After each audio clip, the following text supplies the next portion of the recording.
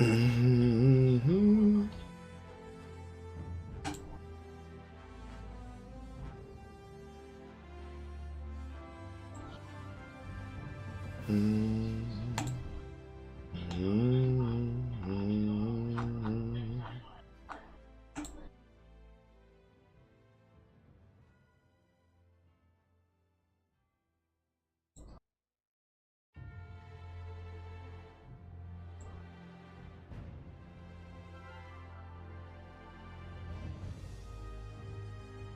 What are these automatic settings being made?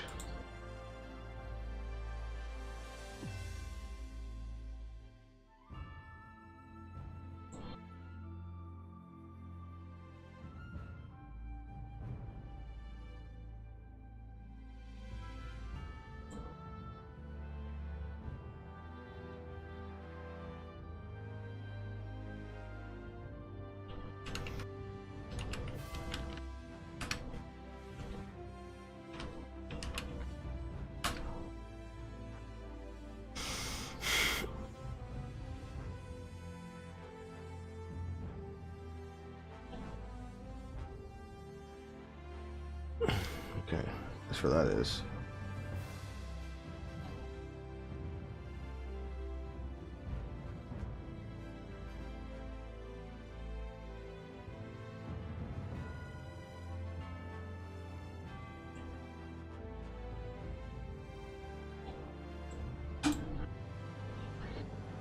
I probably have to reselect that every time.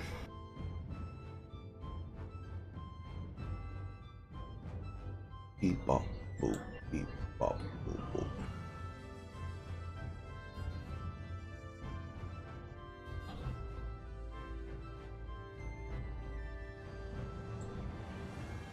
Okay.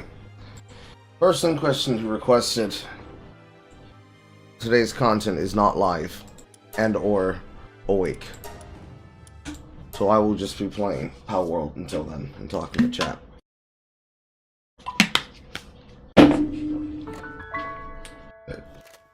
One of the biggest concerns about people asking me to do content is when they ask for content and they are not there.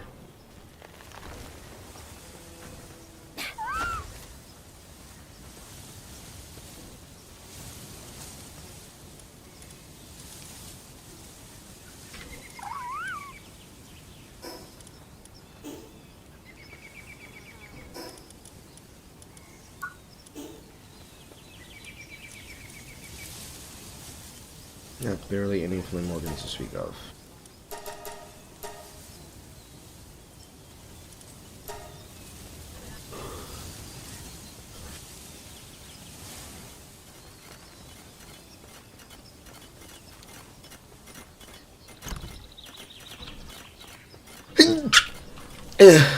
Bless me.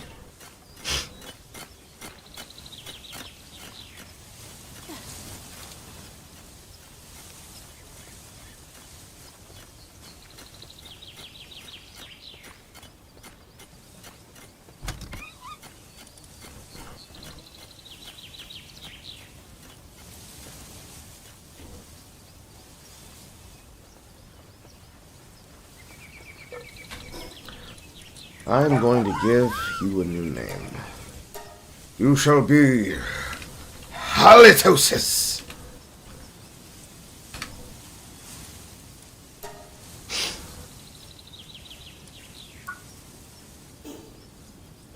Yes, keep breathing fire on my shit.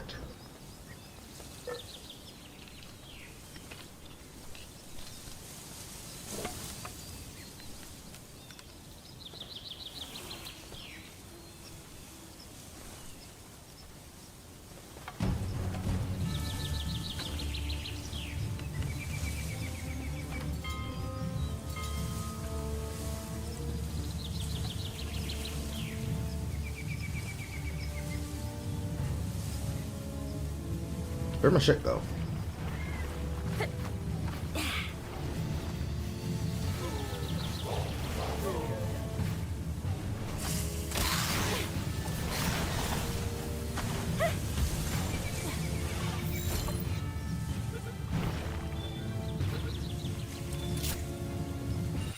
Got one.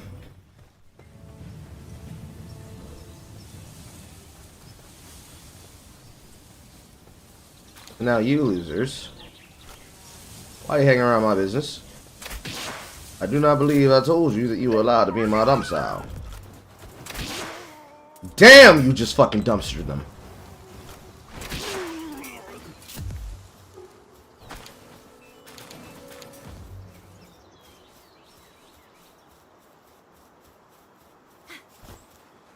He shot on them.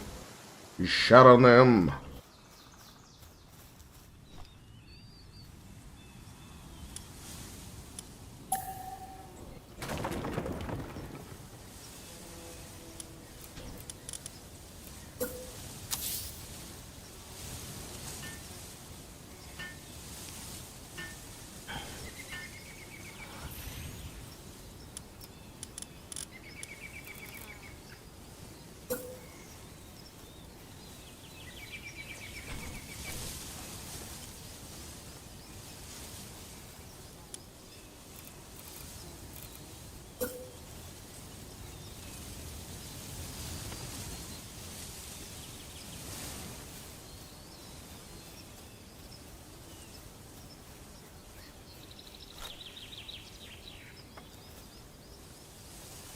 Don't see anything wrong.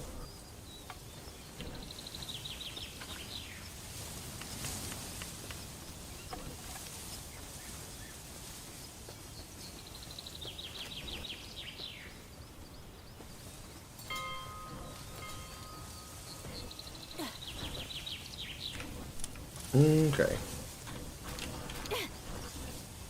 Cool. Hello, Summoner.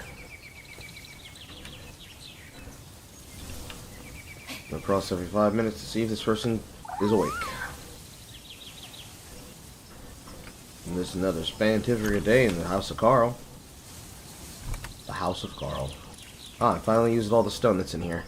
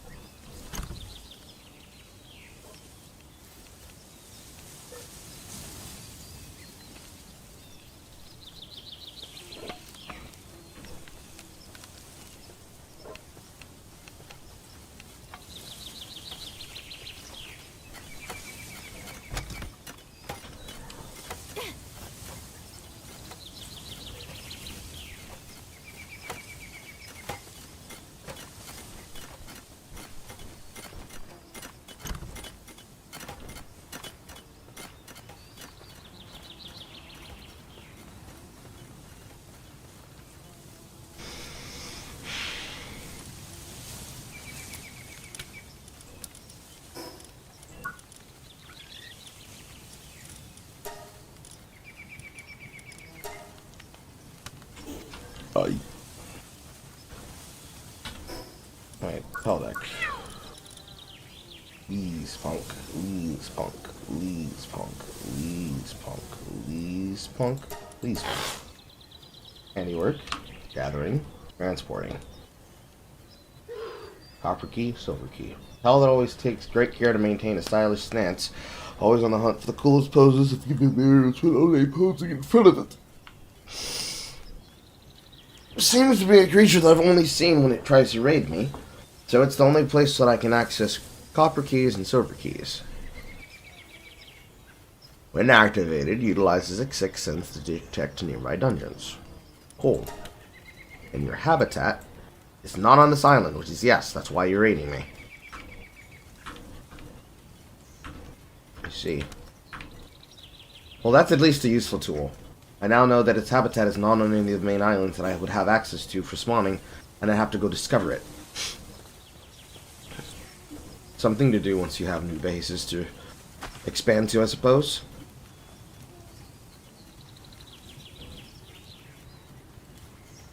Don't know when that number is going to go up. Maybe it'll go up at 10? Oh no.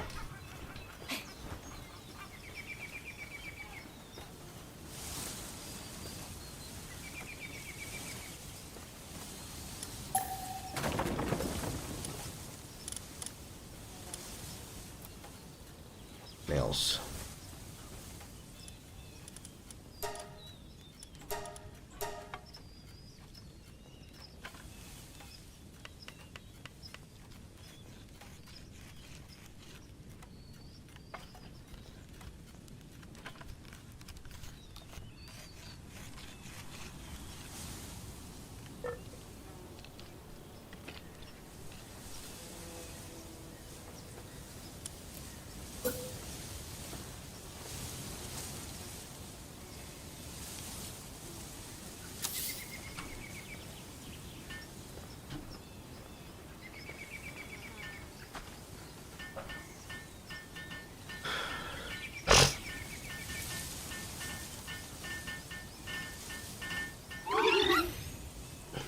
80. Now you need people with medicine production.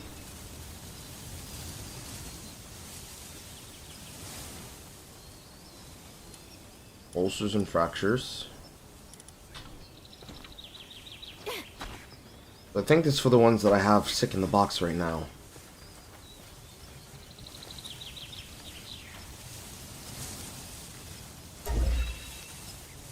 Okay, yep, it goes out at 10. I was right. Litter box, spear workbench. Carl is good at planning. Carl is good at planning. Carl is good at planning. Now, we have 2. We can have 10. So now I need to bring out the ones that were sick. If I can find them.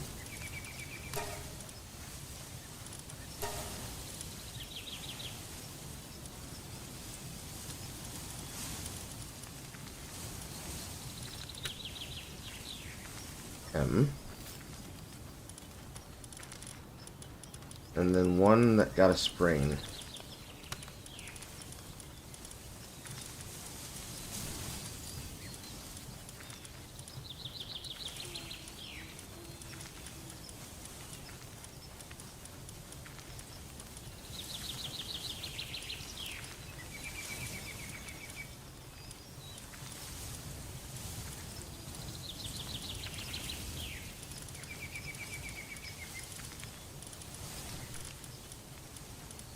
There it is.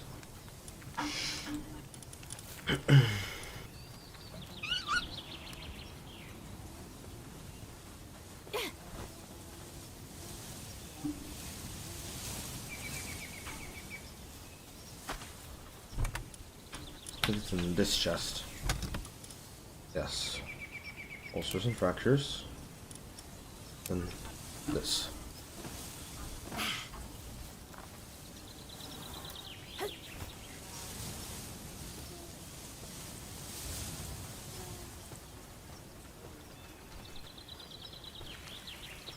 Where is he?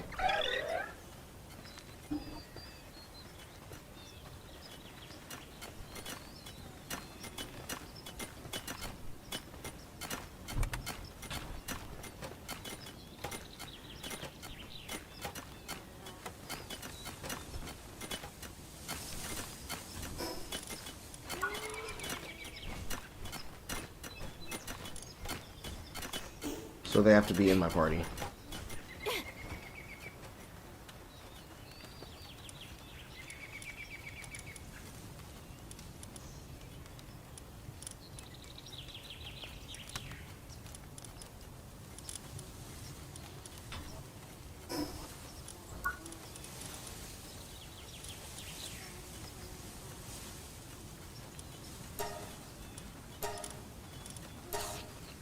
Correct.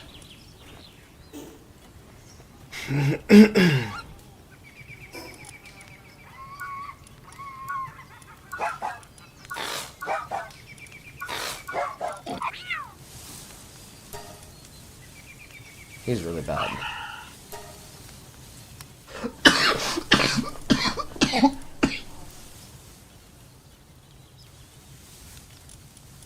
I'm gonna give you a name. Motivo.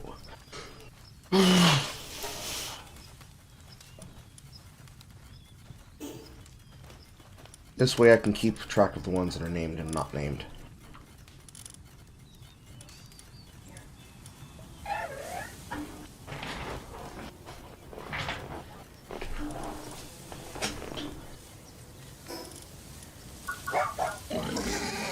Shoot, same thing for you.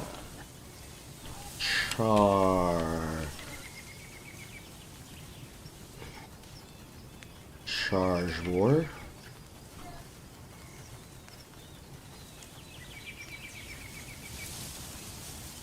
Chargor. Yes.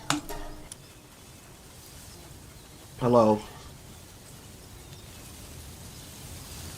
It's not that Fire Emblem was invoked. Fire Emblem was requested, but the person who requested it is either not awake or is not at their computer. I have the files. I have the document ready to go. I'm not starting into it until this person is in my chat room.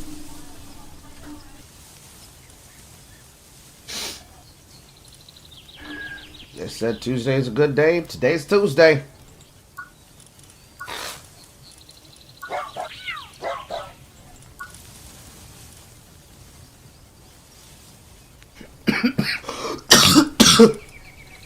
Yeah.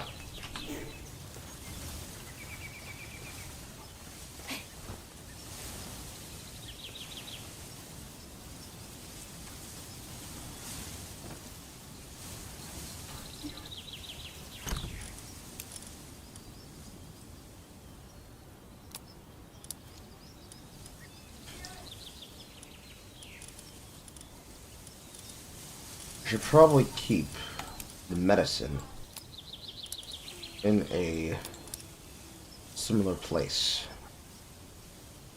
That'd probably be intelligent.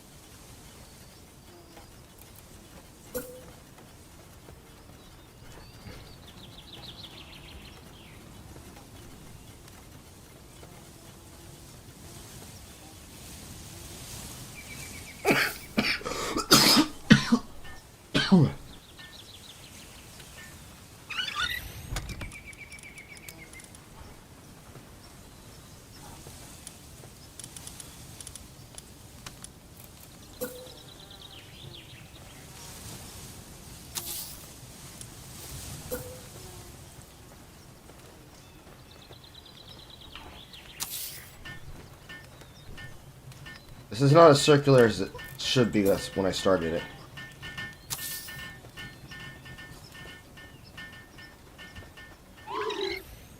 It's not as pretty as I envisioned.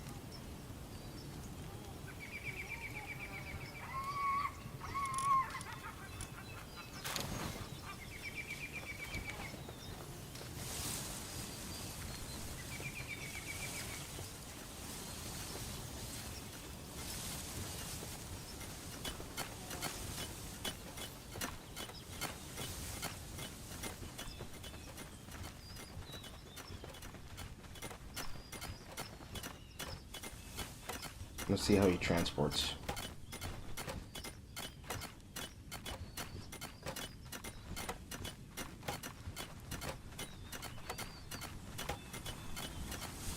They just see it, they pick it up, and they put it away. Got it. I want to remake this. Hey Carl, how long have people outside of Twitter known of Palworld? A while? It's a teardrop save, that's all. Stuff.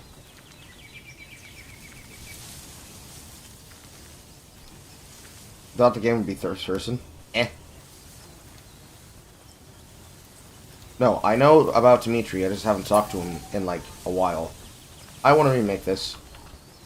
I don't like that it's not purplely circular.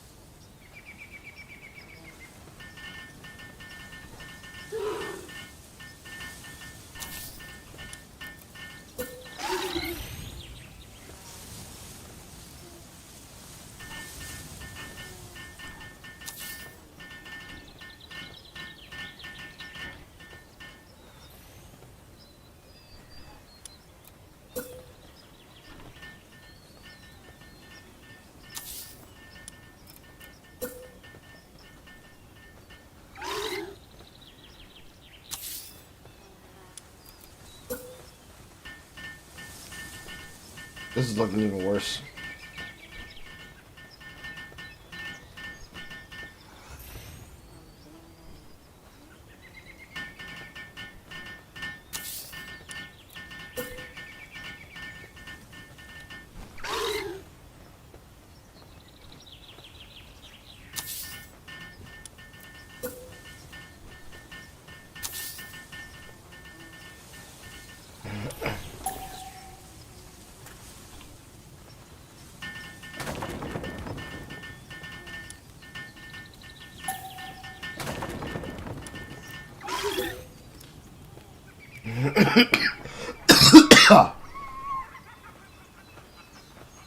I'd be happy with a horseshoe.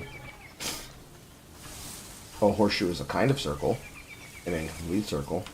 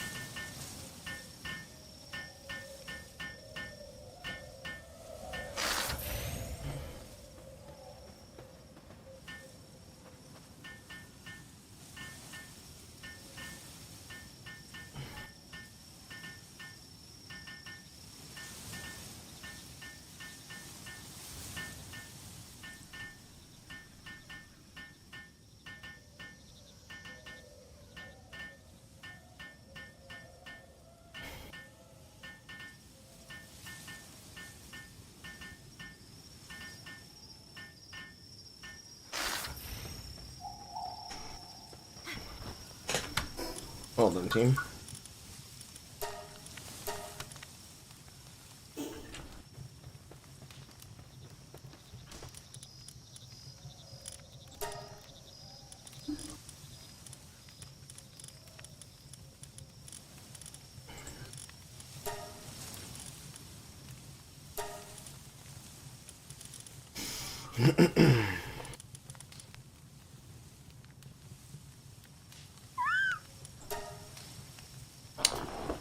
Your flock sports with a high artisan level. Wolfgang.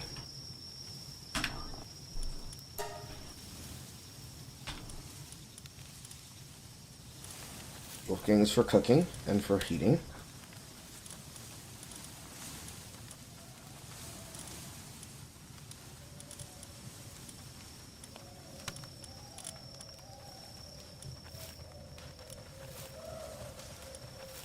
miners.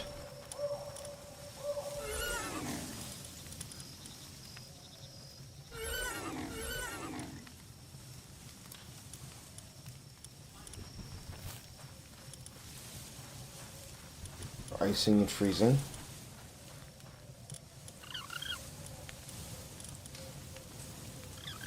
Loggers.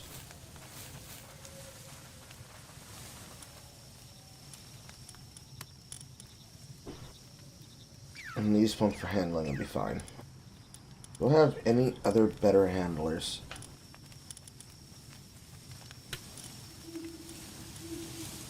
Pull him out, put him on logging.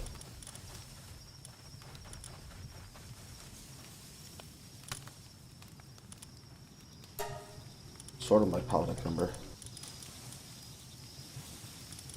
Handling's bad. One handling, one handling. One handling, one handling.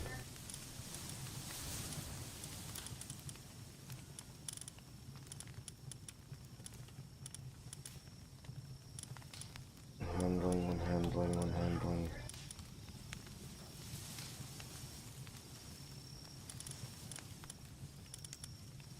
Handling. Tools. Transporting.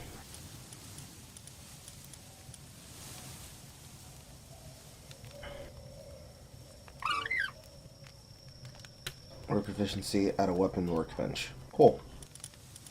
Guess you'll be the handler? Look like you want to gather more though.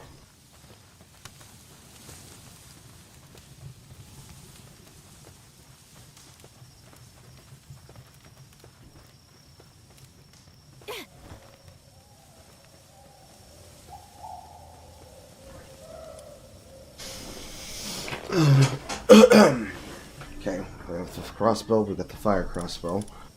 We have our next level of armor.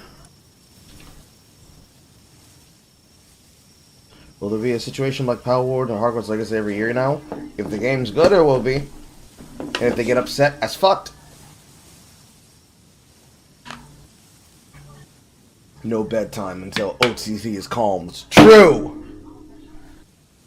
Where's the guy at who specifically asked for it? I don't know. They're somewhere.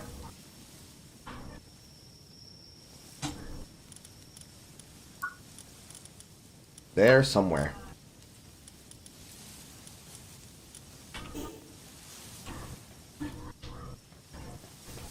Wait, do I have enough for one? Yes, I do. I have several enough for one. Pickaxe.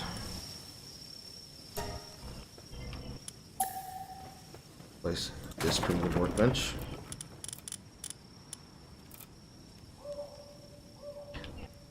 You're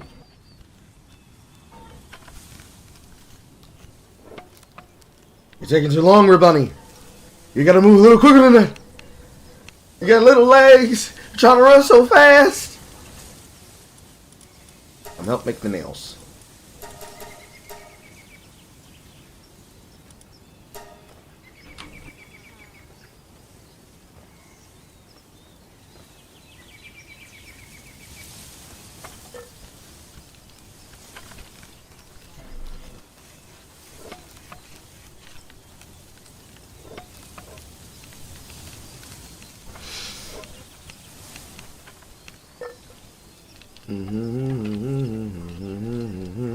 The real shitter is going to be the fact that I don't have anything for medicine production.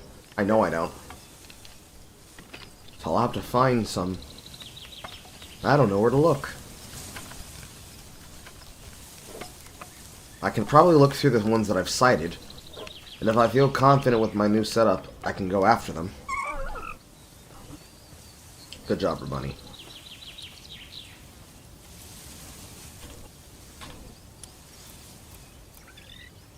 So now I'm missing ingots.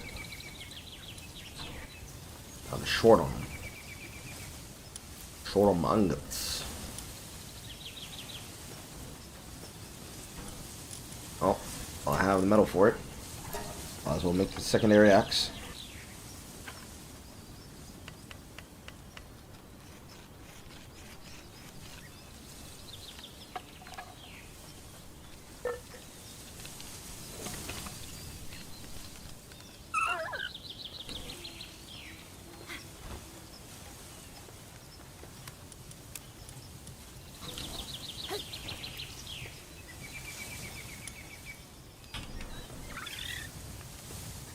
This is off center.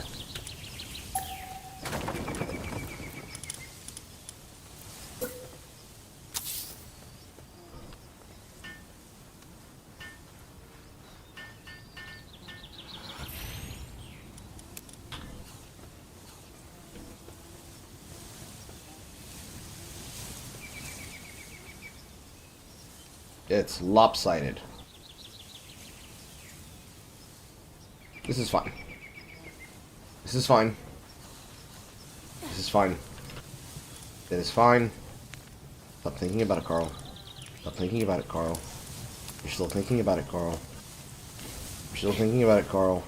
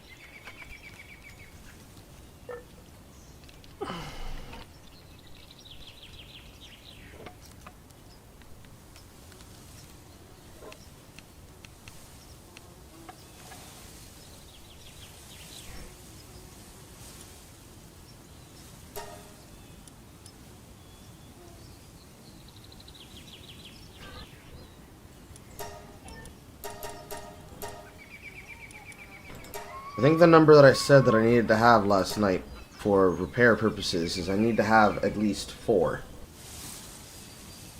Yes, I need to have at least 4.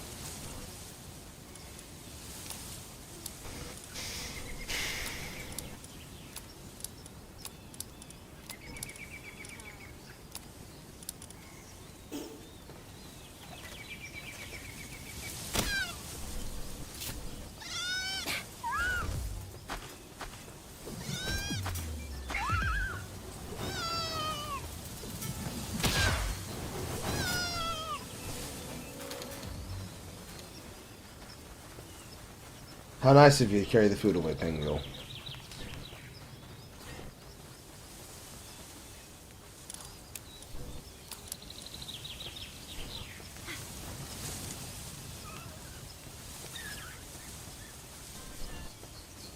Just bounce his body out of the way. How morbid!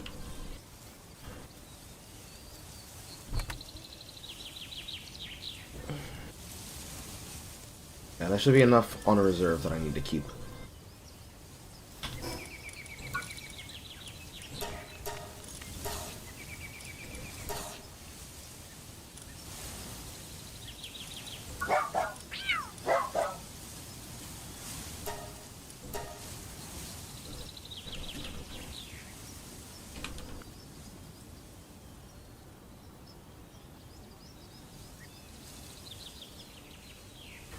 Siege Wolf.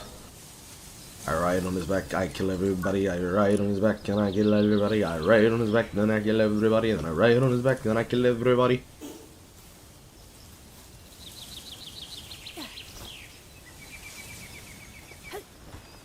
Okay, so it's at least minimum 4 for a tool respec. No, 6.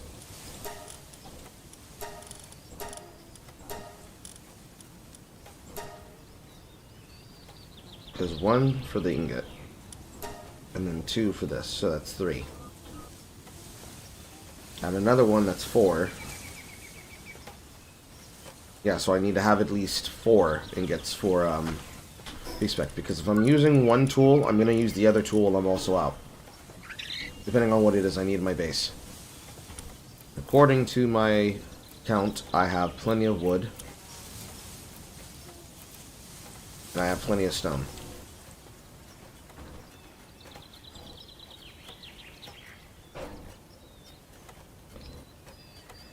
Probably should clarify when the person would be able to participate.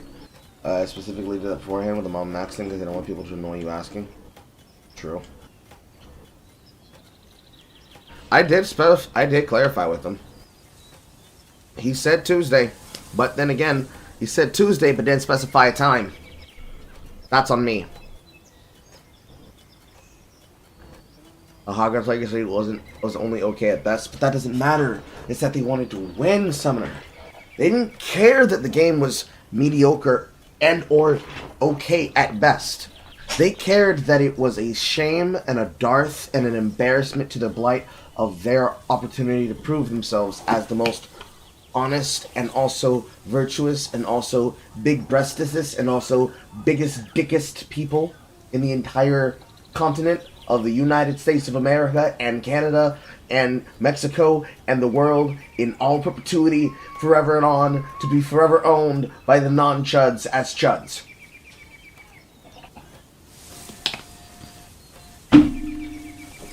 No, I've already done the stream. The stream has already been done, Soupy. It's already done. It's already inside of the Versus Chat playlist.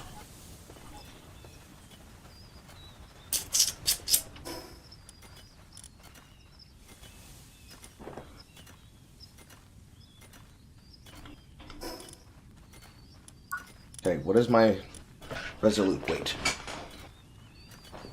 With 2 picks and 2 axes and my roving inventory and my ever-stacking stack of big berries, I'm around about 200 weight. I'm going to keep that weight up.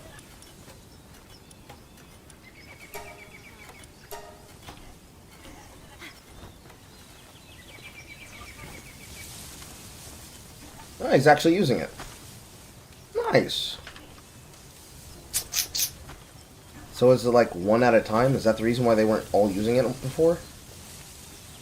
Oh, this one's being used too.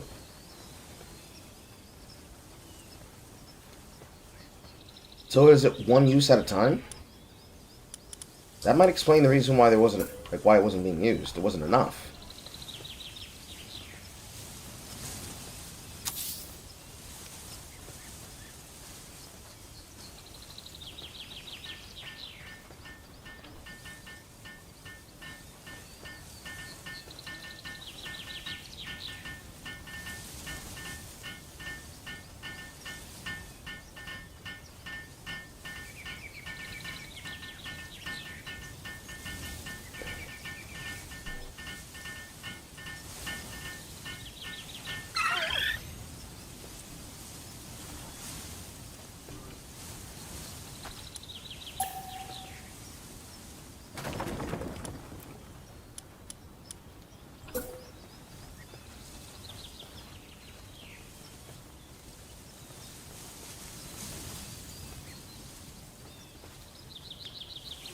Oh, so you're in the way.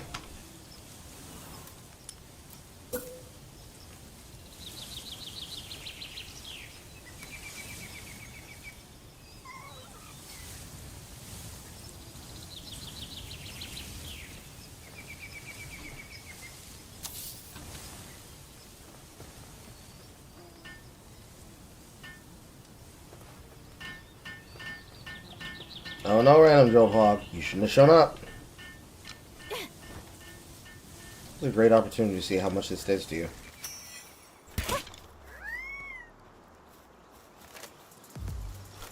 And this.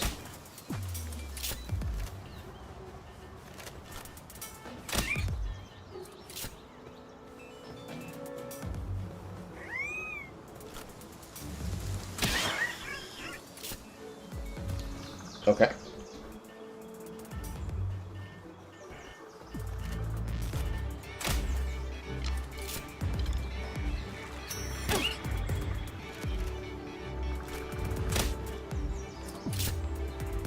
Seems like the answer for whittling them down at a distance.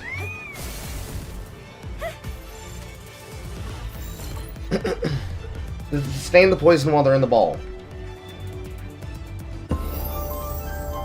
Based.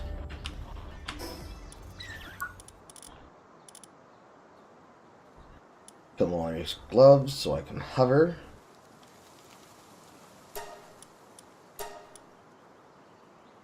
Meat cleaver for butchering. Poison arrow crossbow because I want it.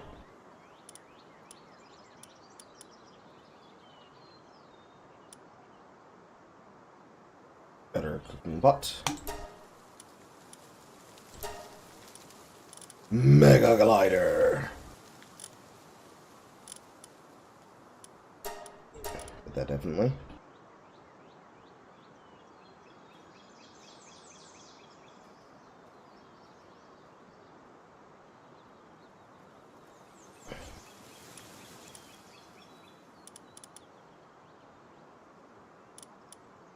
Monitoring stand. Can't make Mega Shield at all because I need Sith parts.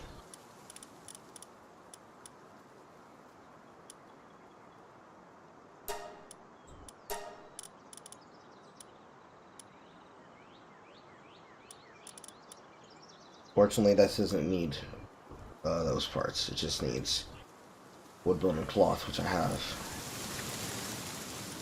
Monitoring stand, training dummy, meat cleaver, wooden gate, monitoring stand, and I'll use this to bring up my weight.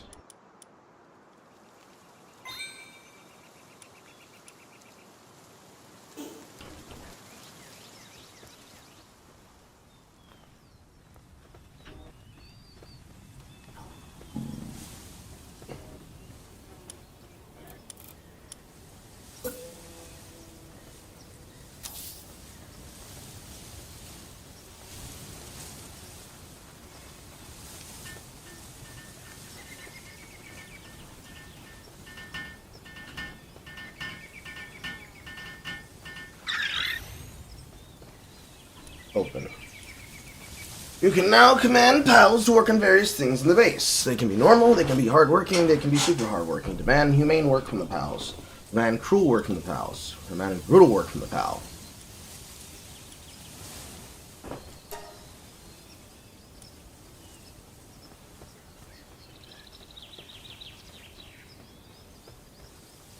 I was hoping it would be more like I can position them where I want, but I guess this kind of works too.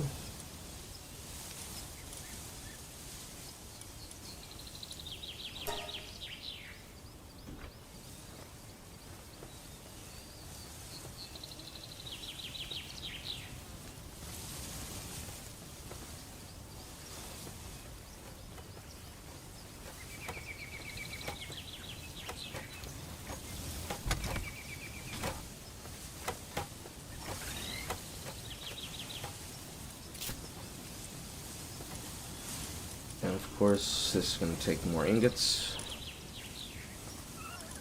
I can make this right now.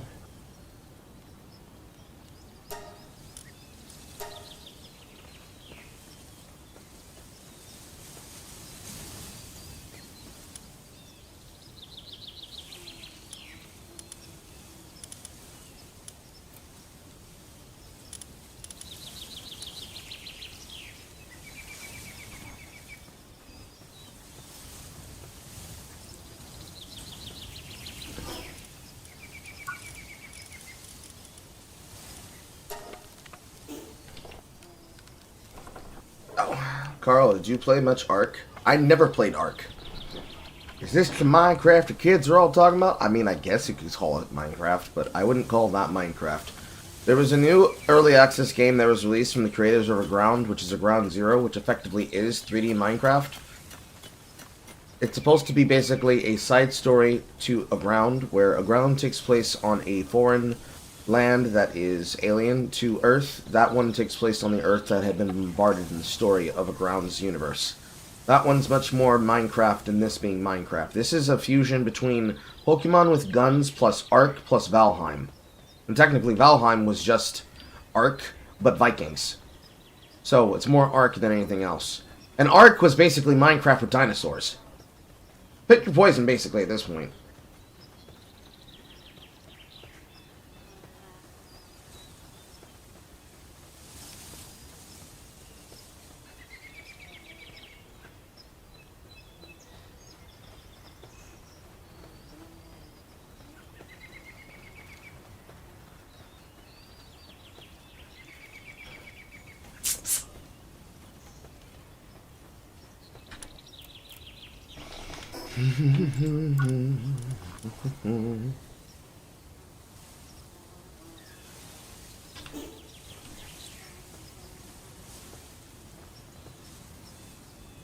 Yeah, hop your little butt over here.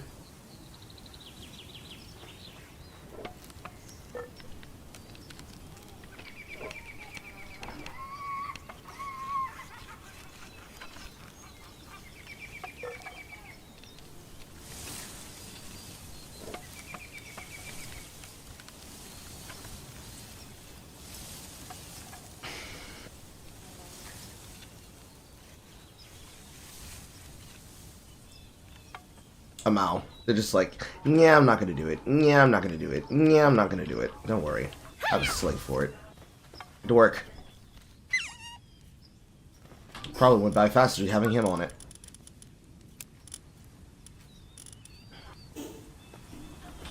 Okay. This is now a speed of 65 with a stamina drain of 16 versus a speed of 50 with a stamina drain of 20. Accidentally threw a foul spear.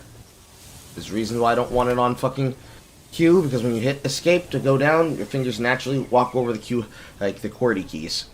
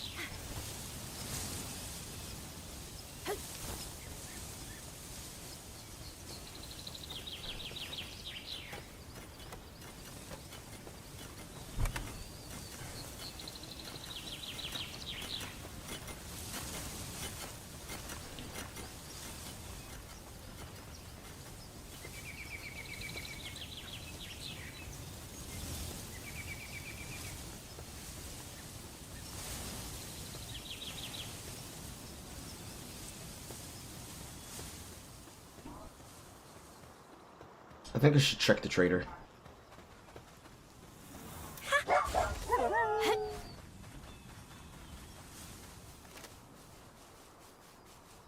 Both because I need to come up there and mine that. But also I want to check the trader.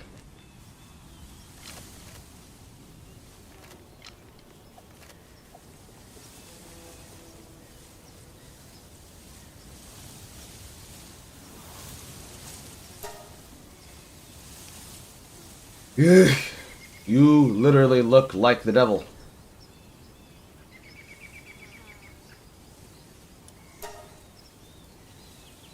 Okay, I have enough for both B regards. I would like to get more for things like Catras, because I know I haven't seen them here on the island. King of Fluff. Also,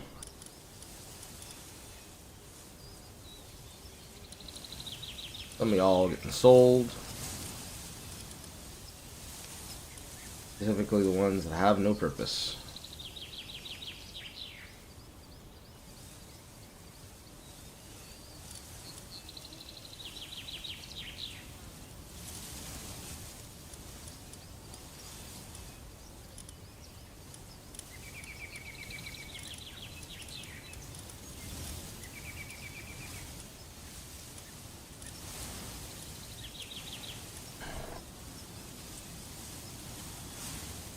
I need to keep a minimum of 3 of them.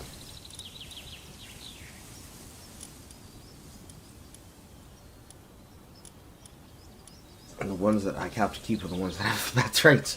Fuck me.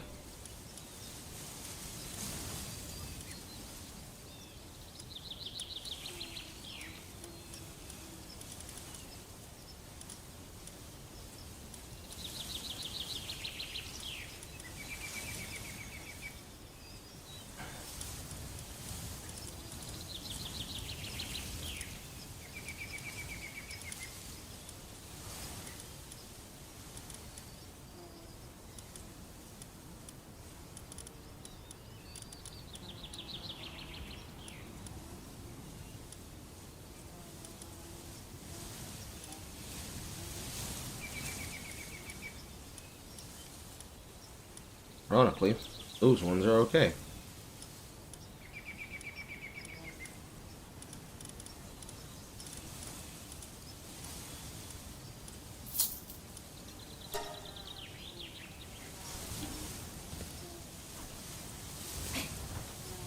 Why do you have these? God.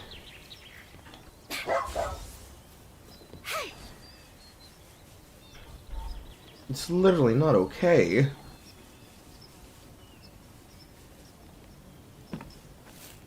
Mining point up here, mining up point up there, and then 1 point right there.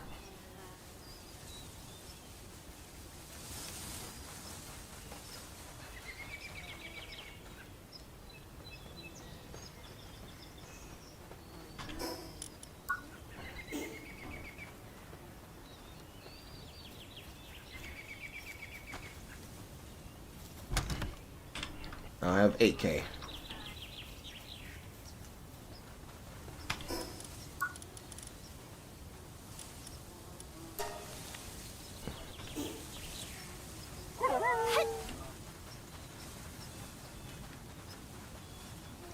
Lazy instincts tell me to go bottom to top. Actual instincts tell me to go top to bottom.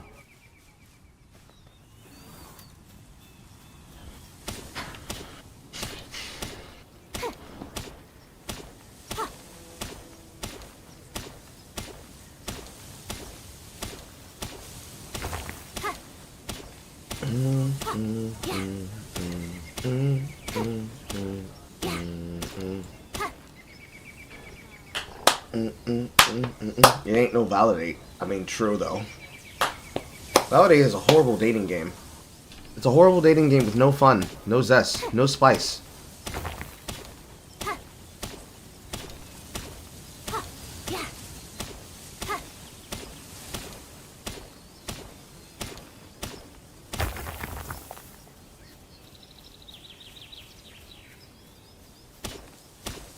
Looks like it's now at least a minimum of a full stamina bar and a half to mine a full rock. Which is good, actually.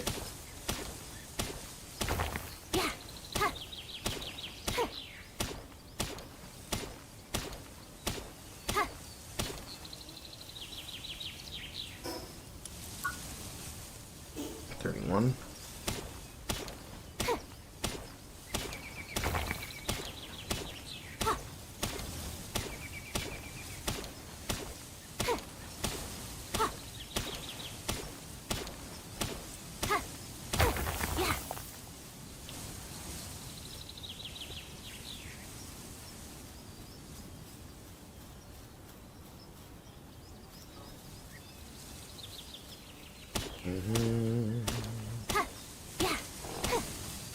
I don't know why it only allows you to identify it when you throw things at things. That's one thing that I don't understand. Like, when I throw it like this, I can identify that this is copper ore. But why specifically can't I identify it by, like, doing a right click or a middle click or something?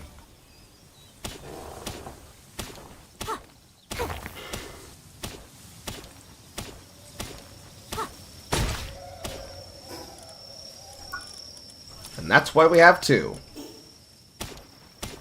Minimum. I suggest having 2 opposite tools minimum.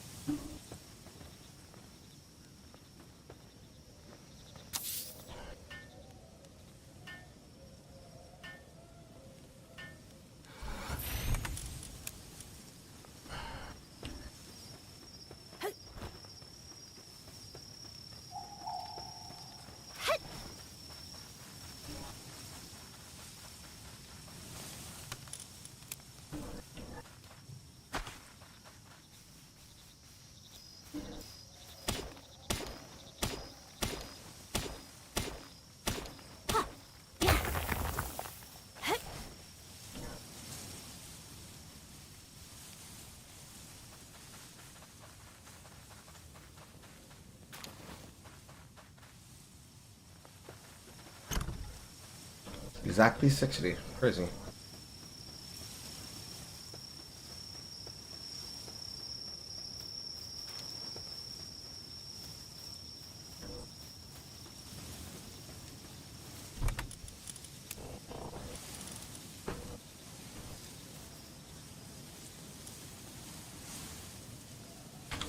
How much Paladin fragment do I actually have? 84. I can find them in caves. I'm not that pressed for them.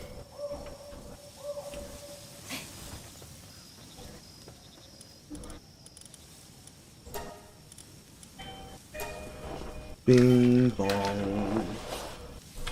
And then remember to put yourself inside of a building in case you get raided within a few seconds that you step away from the computer.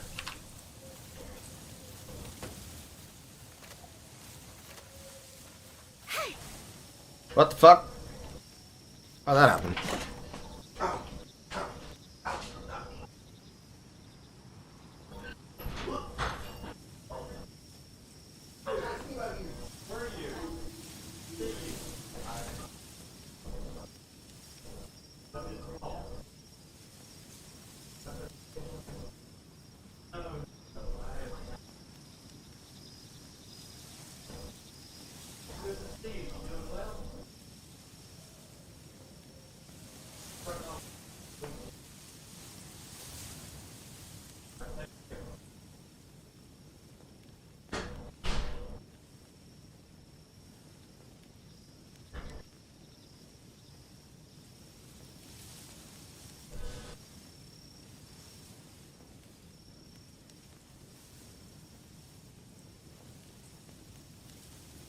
Guy who normally delivers my mother's food is back on the prowl. He had back surgery. Apparently I had him confused with another guy that was confused with another guy. Shit happens.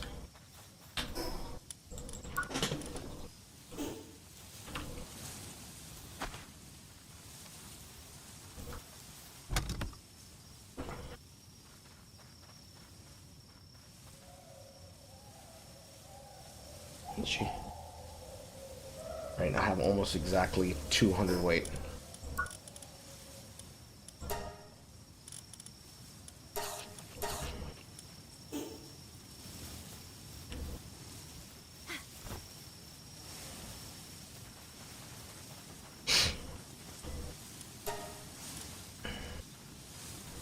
Combine with sulfur to make gunpowder. Okay.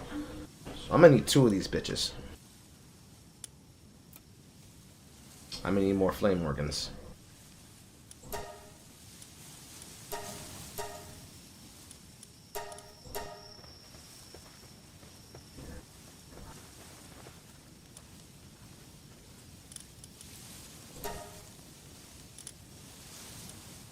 I don't need to repair it yet.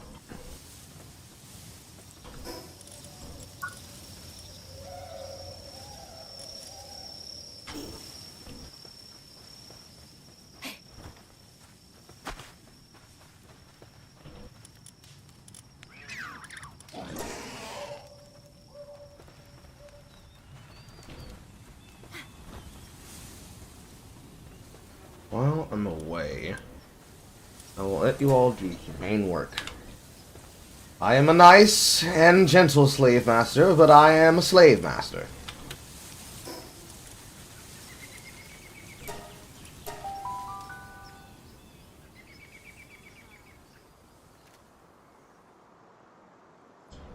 So you posting prospecting but as animal labor? Yes!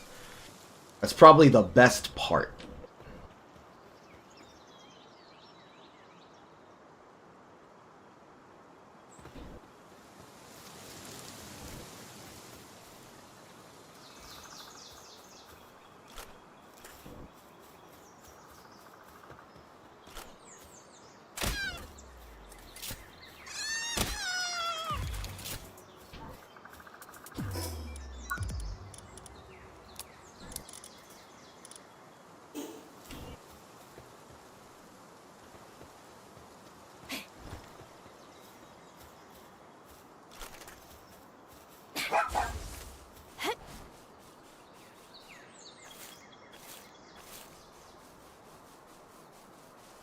I see you, boy.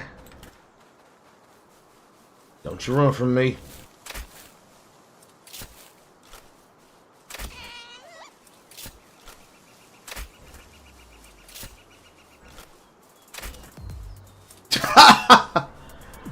God damn.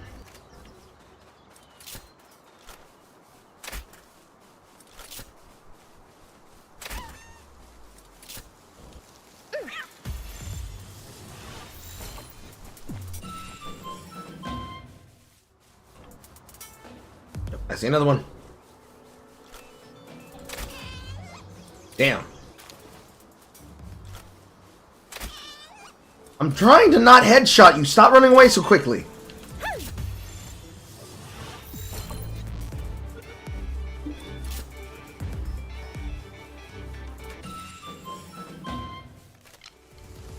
Try the poison arrow on you.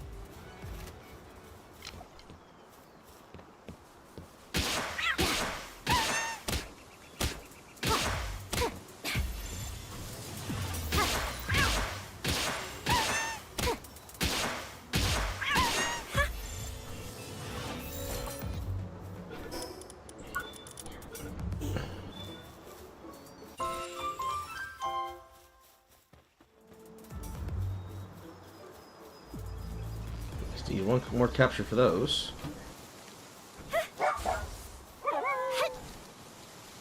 I go back up and I mine that ingot.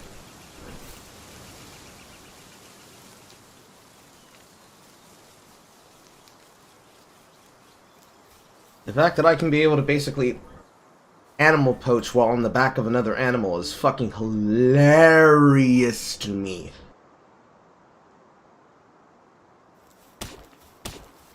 I mean, I would have punched him. I see another one.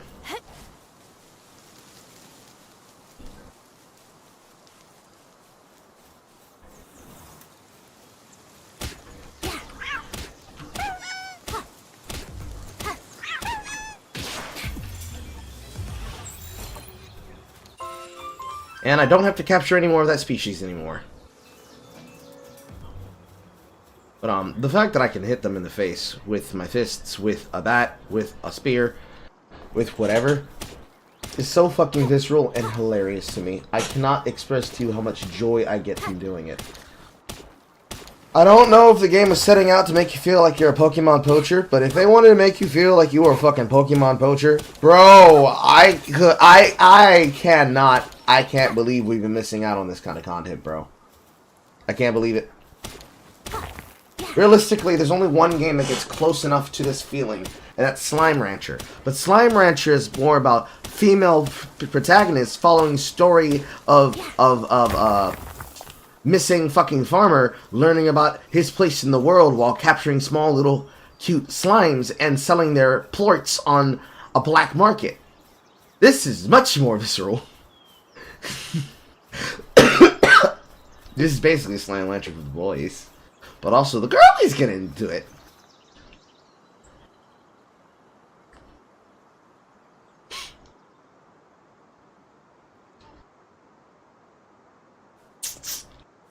Realistically, I'm waiting for a dating game that is, instead of being an actual dating sim, it's more like finding a way, like what he just said, finding a way to ruin the date as quickly as possible.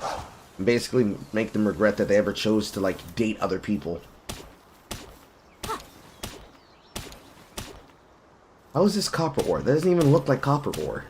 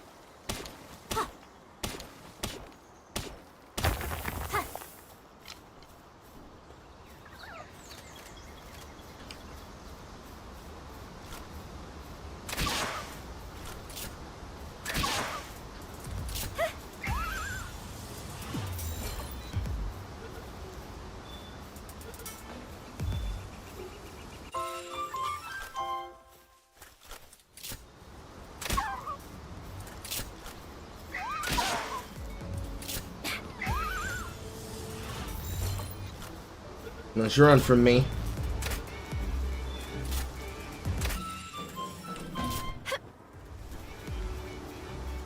Oh, you're not. See, now you're making me chase you. Now you're making me chase you.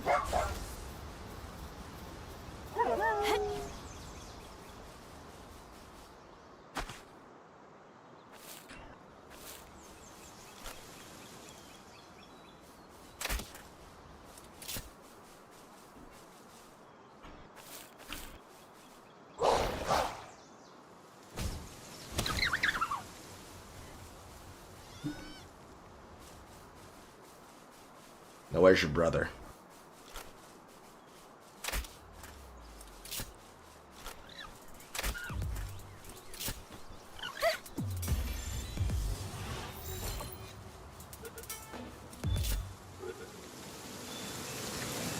That's right.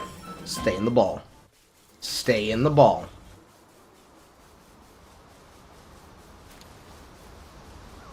Hello, King of the Forest. I respect the fact that you are level 38 and I cannot capture you by staying the fuck away from you. But your day will come soon.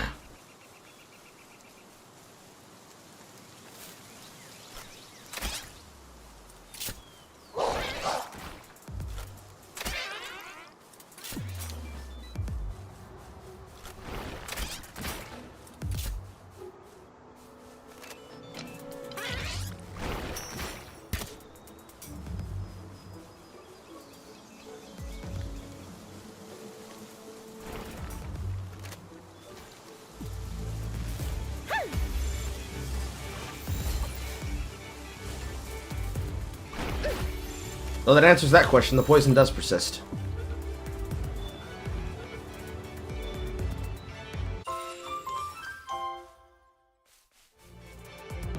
I wish somebody would have asked him for the reason why there is no music for the overworld. I feel like there should be overworld music.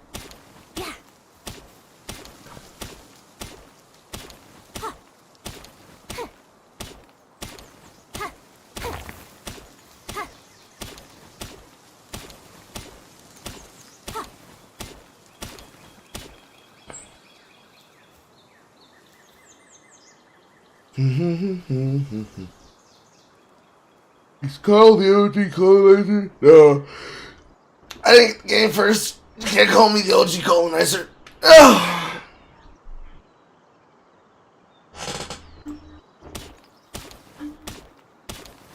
I mean, Team Rocket. To be honest, that's just a guy that's like, you know what? I really want to poke. I really want y'all to hunt down a Pikachu. Me, I'm out here chasing down creatures for the sheer fact of the joy of seeing them in fear of me. That's worse. That's worse, chat. That's worse.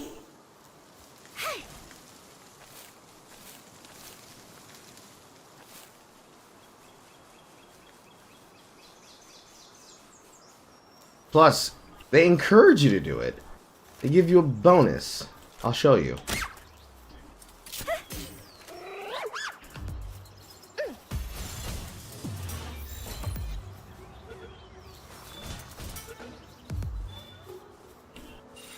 You see that little XP bonus you get for 3 out of 10 captures and shit?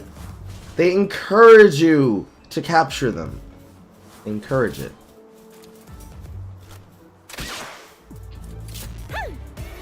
And who am I not to oblige playing the game the way it is intended?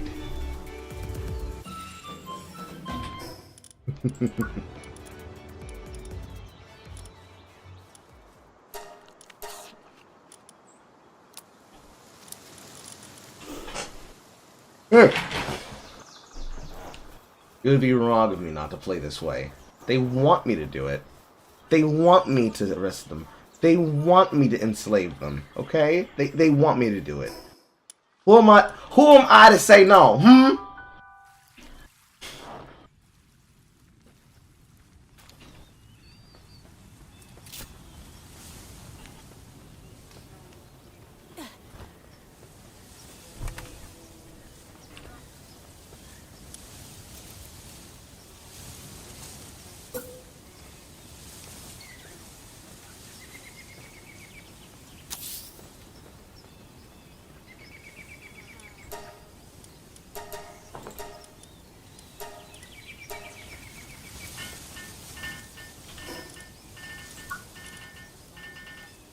Kind of meh.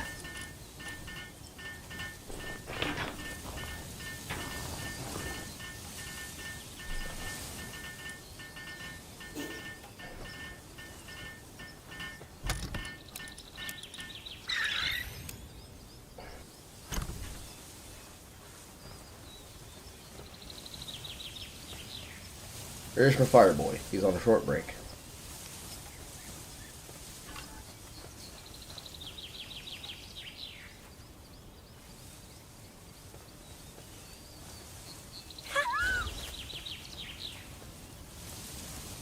Developing and eating in order due to stress. Overfull.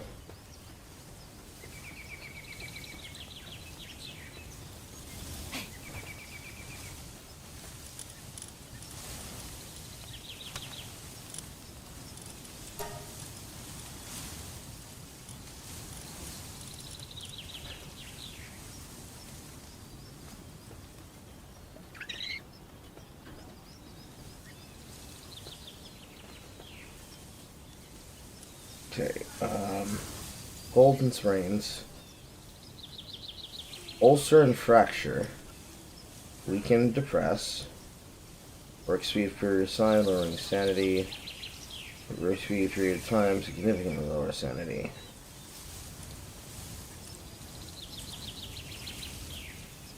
Okay. I guess it's ulcer?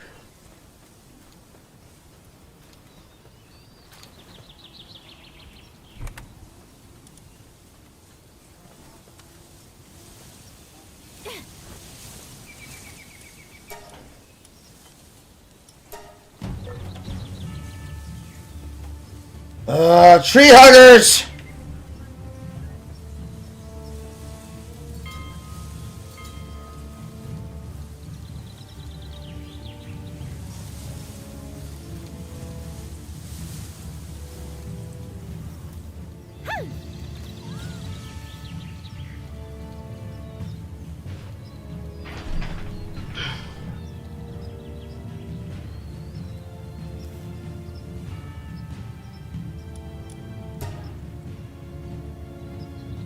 I'm on over the ridge.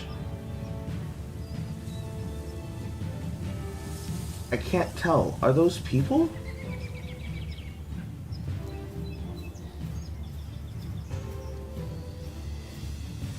Yes, it is.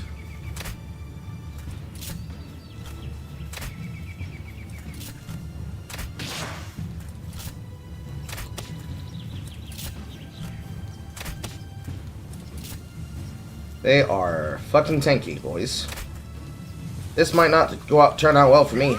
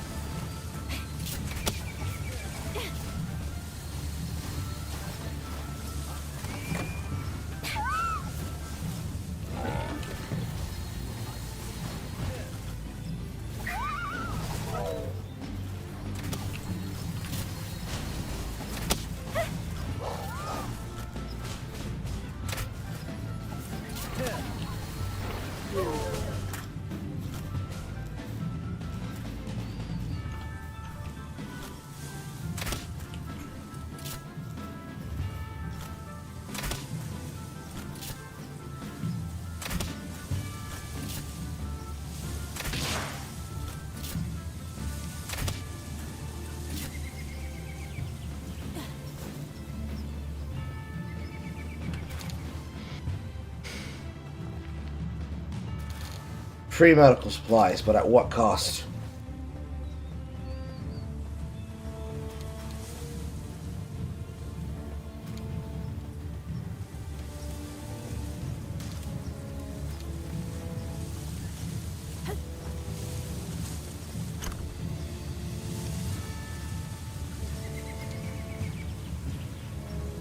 Everyone okay? Everyone alive?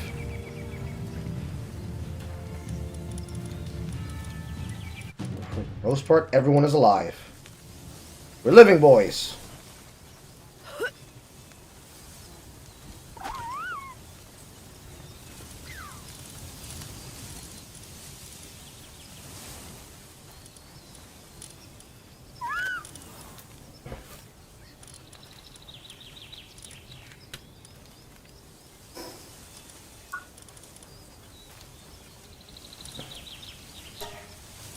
Okay. Overfull is an ulcer.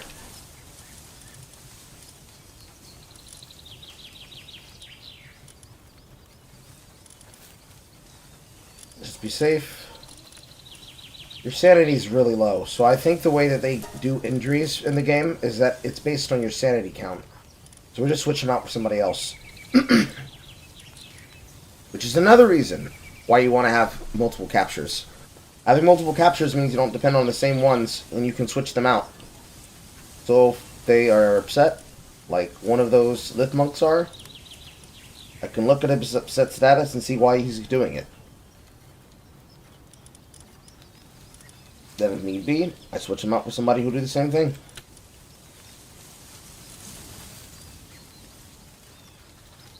It truly is a drag and drop economy.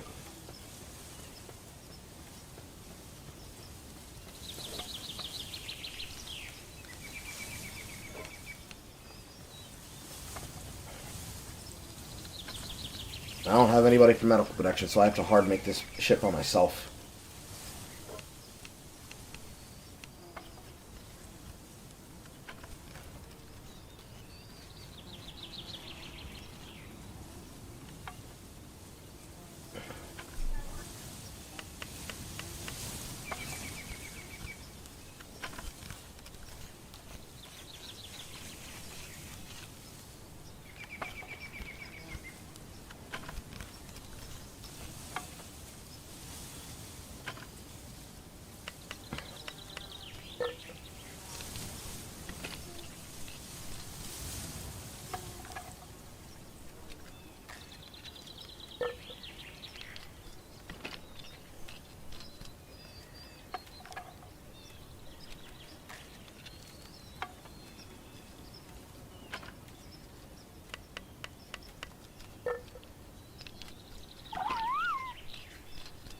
Good job, Wolfgang.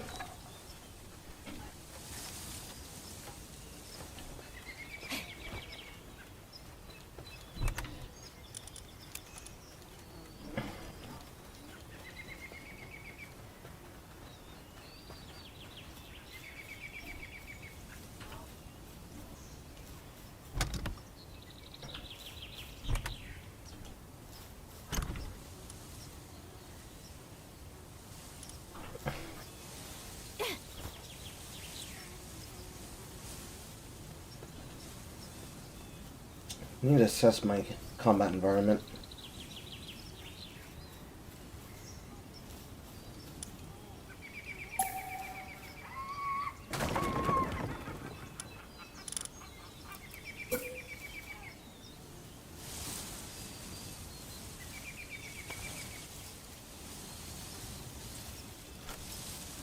For combat purposes, this is better.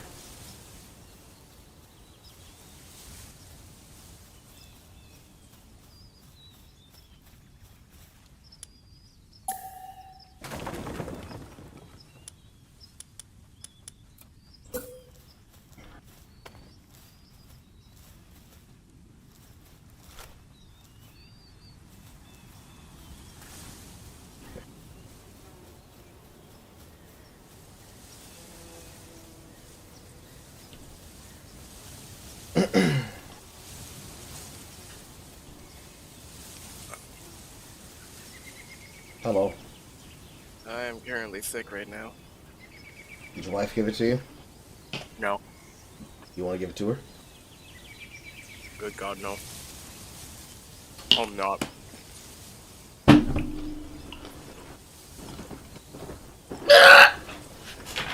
How could you not want to give it to your wife, bro? Uh-huh. Either way. Palworld, $30. Invest. Game. Good. It's actually good. It Pokemon Poacher, but you also get to actually have fun being a poacher. I remember last time that they made like an avant-garde game. When it comes to Pokemon, it was Arceus, and everybody fucking loved Arceus. This is not so much like Arceus in anything. Basically, do away with any concept. Oh, good, I did make it in U-shape. Do away with any concept of what you would have expected in terms of Pokemon. They're Pokemon-like. Some of them can wield guns. Some of them can be grenades and rocket launchers and flamethrowers.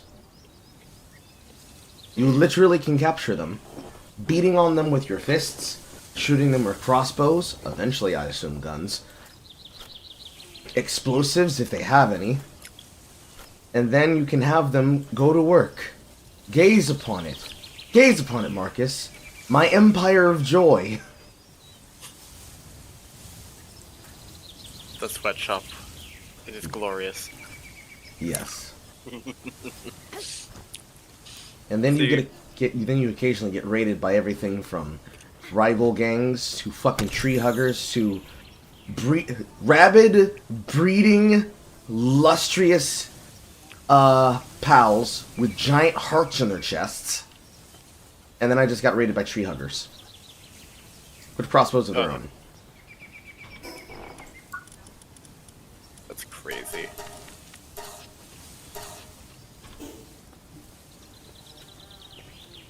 They quite literally incentivize you to become a fucking warlord. But yeah, the game's good. Well, I'll consider it when I have the money and the time. I have exactly $30 saved for buying it for one person, but I want that person to be Jay. But I can only imagine she's probably going to say no. But then again, I haven't gotten her to sit down and actually look at it. Because she can play it. It's just a matter of getting her to sit down, because I know she just finished doing the editing on 365 Days Part 2. There are a couple hiccups in the game here and there, but it's like miniature problems and like quality of life issues. Fair enough. Besides that, I don't know why people aren't playing this other than people being upset about the fact that it's almost like Pokemon. They should sue them because they're infringing their copyright. Listen, bro, I didn't know that Pokemon had a fucking copyright over the wilderness, over animals. That's crazy. How did they get that copyright? Who gave it to them? Navajo Indians? I'd love to see them fight that in court. It'd be hilarious if they tried.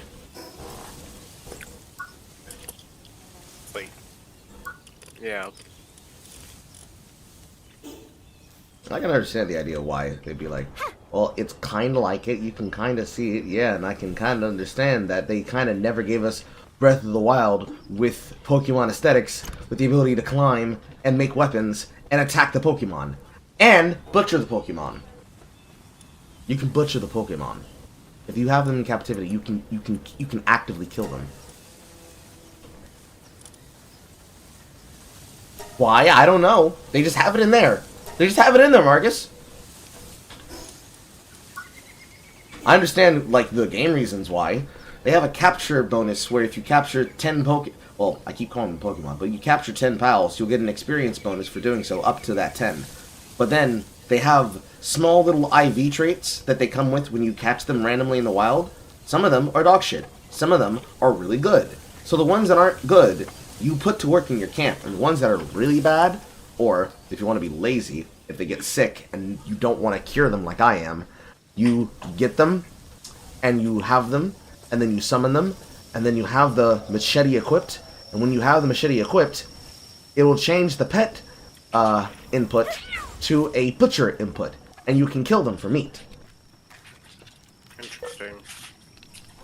Because when you capture... I haven't tried it yet, but I have the feeling that it's a way to get double the drops from them if you happen to have the benefit of capturing them in the wild. Because if you incapacitate them in the wild, they'll drop their drops. But if you capture them, you get a chance at their drops, and then maybe you'll probably get a chance at their drop types again.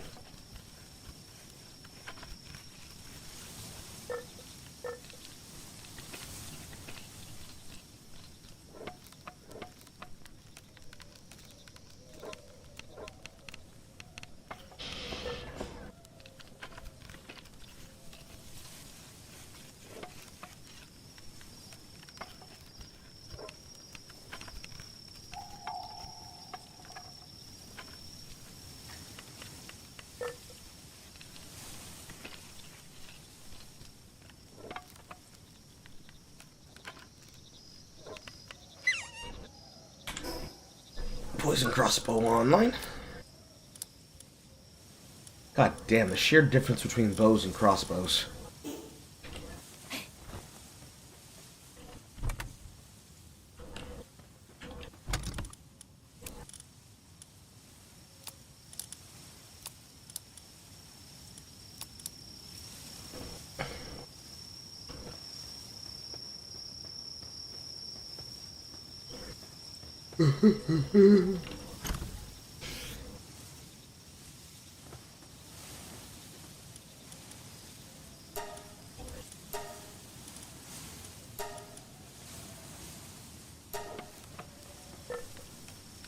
Now we make the poison arrows, boys.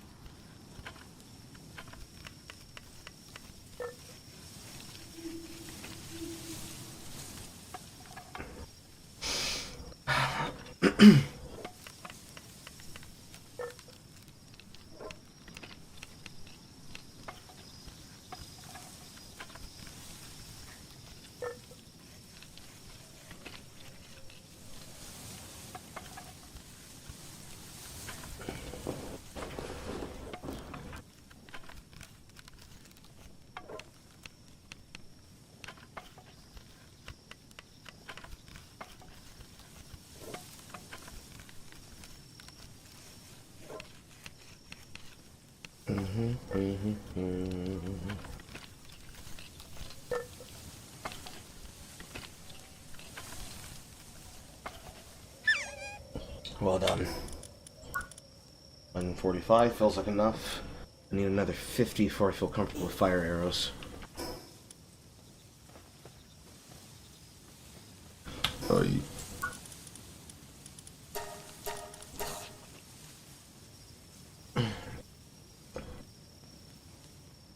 paving over the forest. It's at least one thing that you can't do in this game. You can't mow over everything.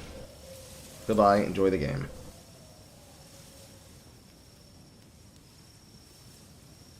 The first time I've seen Goth King say something in my chat room? Yes, it is. I don't know who that is.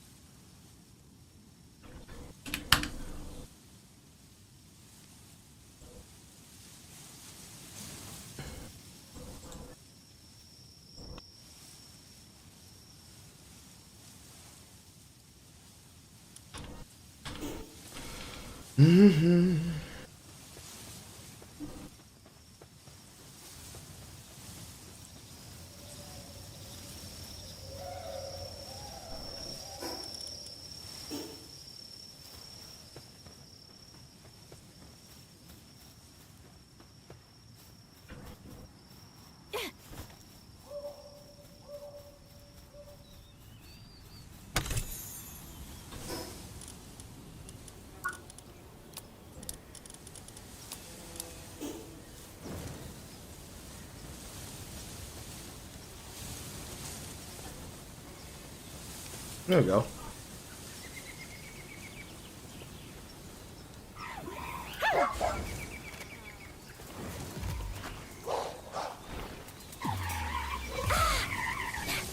Fuck.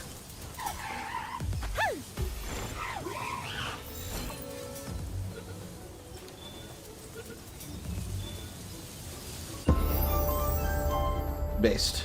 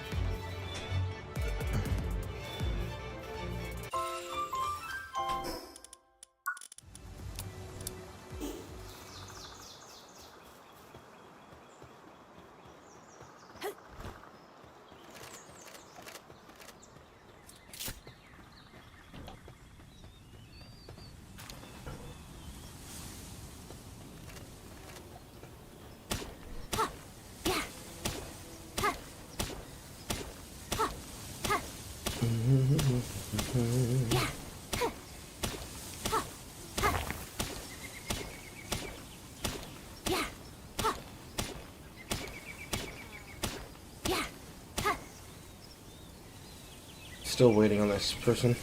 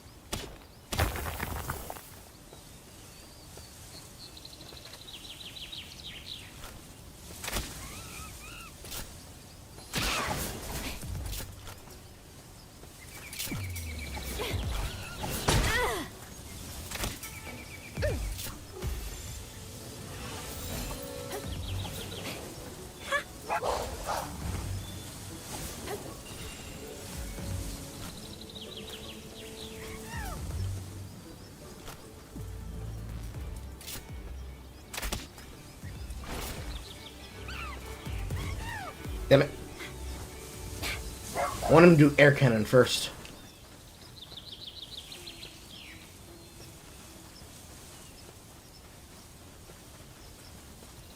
Hello, free Mega Ball.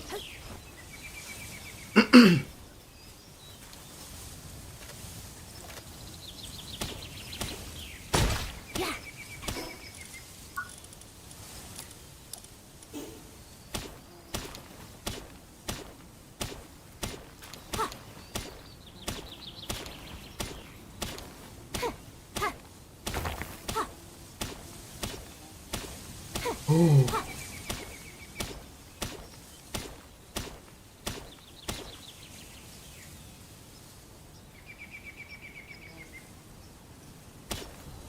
wonder where Marcus went.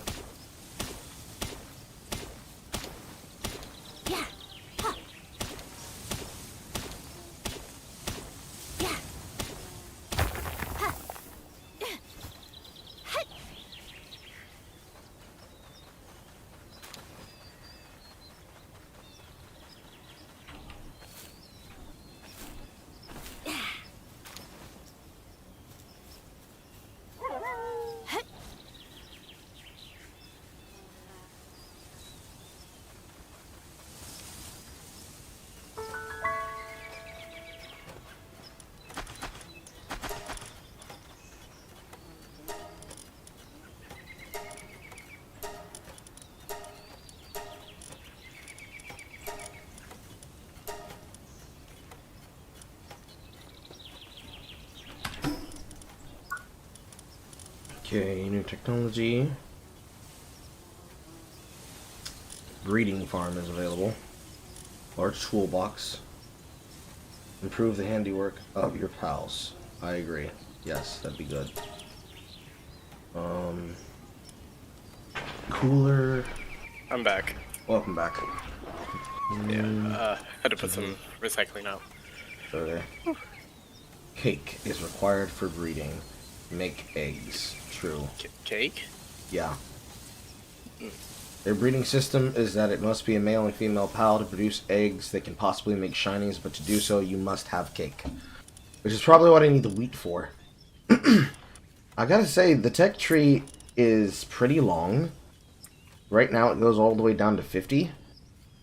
And then, like, at that point, you're deep in the territory of, like, rocket launchers, weapon assembly line .2, PAL metal armor. But it's very obvious.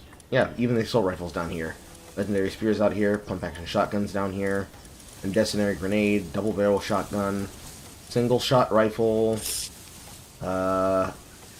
It doesn't seem like you get to use weapon. Well, no, handgun. Handgun's here. Handgun, makeshift handgun, stun baton, metal armor.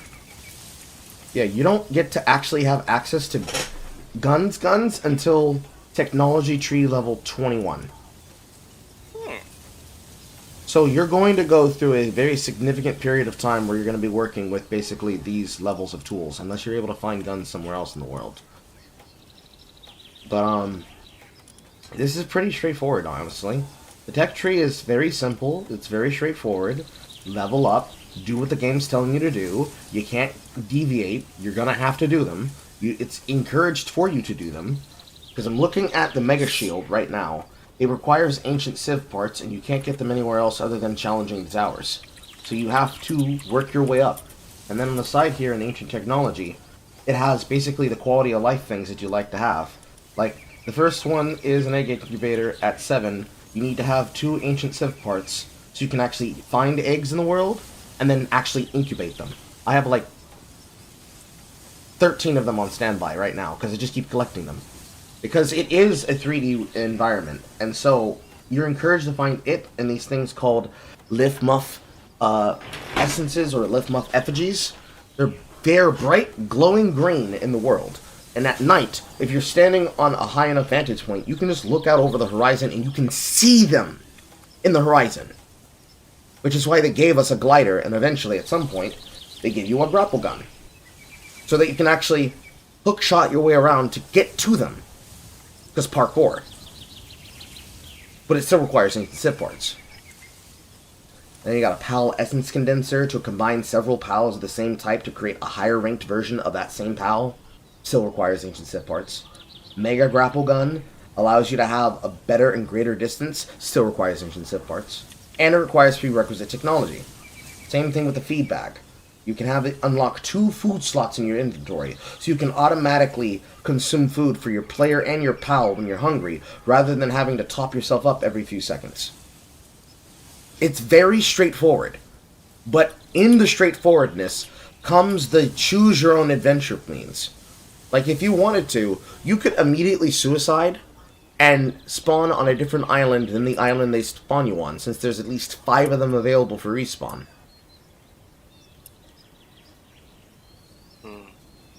Adventure is an option. I suppose I should unlock the Mega Shield just to be safe. I don't need any of the other things here.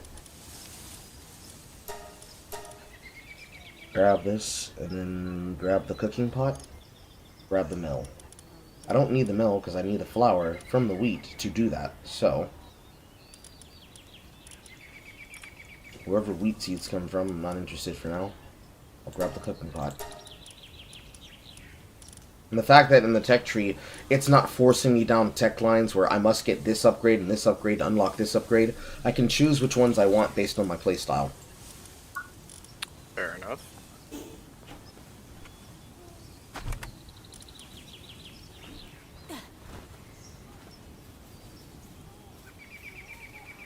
The one system that I think I don't particularly like is the stat system. The numbers on investment for what you get for putting points into it are very, very skewed in favor of health, stamina, weight, and work speed. Because attack and defense, you can't even upgrade your defense outright. You have to put on items to do that. So you're going to be weak to almost everything until you get a decent amount of defense from having a shield to cover your health pool, and then having actual body and head armor to reduce the amount of damage you're taking. But HP, for every 1 point, you get 100 points. For stamina, for every 1 point, you get 10 points. For attack, for every 1 point, you get 2 additional points of attack. For work speed, you get 50 per point, and for weight, you get 50 per point. There are some pals that will increase your health and will increase your defense, your work speed, and your weight if they're equipped, if they have a special benefit to them. But it comes with the downside that that's basically locking up a slot in your party. So it encourages you to increase your health pool so that you don't get one-tapped by pals once your shield drops down if you take a hit in combat. It encourages you to learn how to actually do combat, because you can't be safe if you're up in front of them using melee weapons, so ranged weapons are superior. Work speed is going to matter in camp so that you can have less downtime crafting your items, which the pals are meant to help you do this. In fact, some of the pals can only do certain things, and some of them are specifically designed to do those things, like fire pals to smelt your ingots, and if they have the artisan effect like one of my fire pals do, they will do it faster than you will do it, even if you could do it yourself. Some of them handicraft specifically designed with tools in mind to help you do the job, because you can help them craft it, but their work speed is going to be based on their level and the benefits that come with it, as well as the artisan buff. And then, of course, weight's just obvious. You need to bring more shit back to your base. Because some things like ore, the ores that I've been mining, they are so fucking heavy.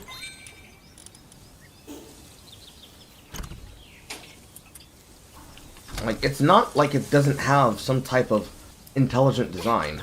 It's just in the places where it matters, it's like, well, why would I ever put points into this when I can actually just get a thing for this? But then, even then, it still doesn't feel all that well good. Maybe that's just me, though, but I feel like it's not just me, though.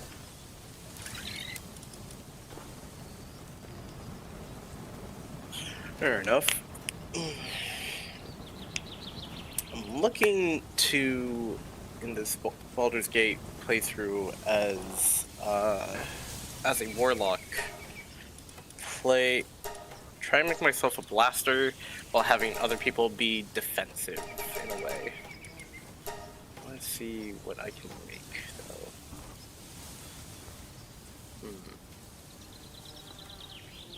I could make Gale Abjuration or Necromancy. But yeah, no, with Palworld it seems pretty interesting. Just truthfully right now, my mind is elsewhere. True. I mean, I'm worried about a wife right now, because I just want to make sure that helping out and all that, as well as right now we got some inspection coming up. Okay. Aside from that, I'm just sick. Your thoughts linger on your wife often. I never understood that line from Star Wars. I don't know why he just put that fucking in there. It's like, of course he's thinking about his mom. Who could forget Shmi Skywalker? God.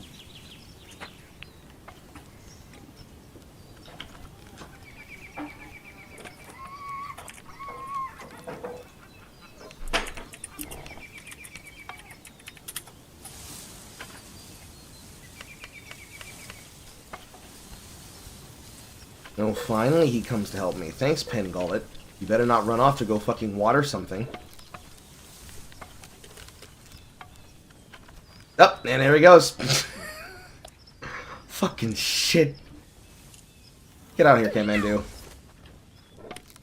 It's one of the few things I dislike about the fucking PAL system, about how they craft inside the base. This, I think, needs to get some kind of patch or some type of way of manipulating it through the monitoring station, which you still get late in the...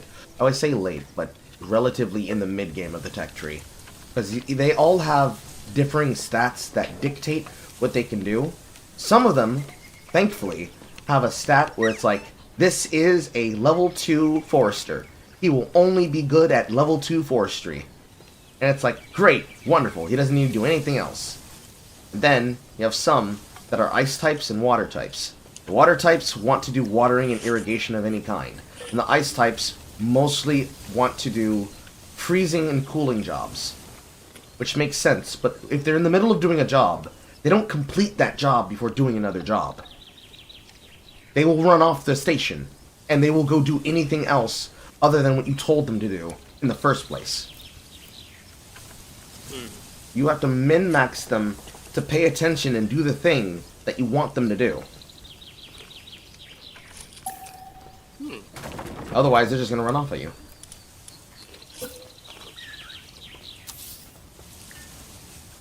Like, for example, this fucking Rabunny was making my spears. But because I put down a valid station for her to be able to work on, she'll get off of the station and she'll try to come help build what I just placed down, and then she'll run back to the station. The only way to get around this is to have a creature inside of your party that can do the task that you want them to do on hand, and that they won't walk off on it.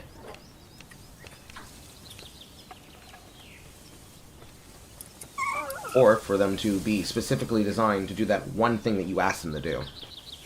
So like the fire pal that is currently making my ingots, they can only do fire tasks. So they'll stay focused on the fire task. But the fucking bunny, if I can get on top of her. The Rabunny has gathering tasks. Stay still, goddammit. Has gathering tasks, transport tasks, and crafting tasks. So whenever there's a handling task, a transport task, or a gathering task, she will stop whatever task she was doing, and she will go do that task if it comes immediately available. Instead of queuing herself to do one task, finishing the task, then doing another task.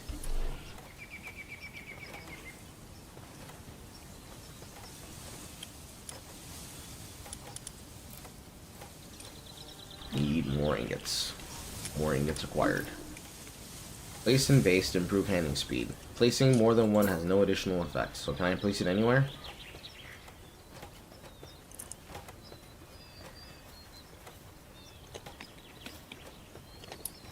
I think so.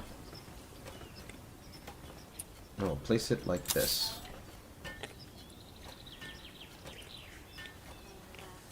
The worst time to see this in effect is whenever you place any new craft for you to build. Every single thing that's valid that can come help you build it will run off of whatever they were doing and come do it with you. Which I prefer. I would prefer them immediately coming to help me with an immediate build rather than continue doing whatever it is they were doing last. But it's when they don't have a clear directive that they'll do anything else that pisses me off.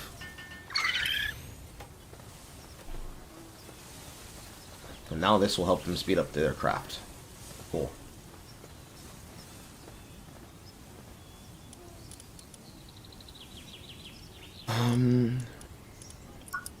What else did I unlock in the tech tree that I can immediately do? Unlock the toolbox so that it can help increase handiwork efficiency. Got the cooking pot, which requires more flame organs.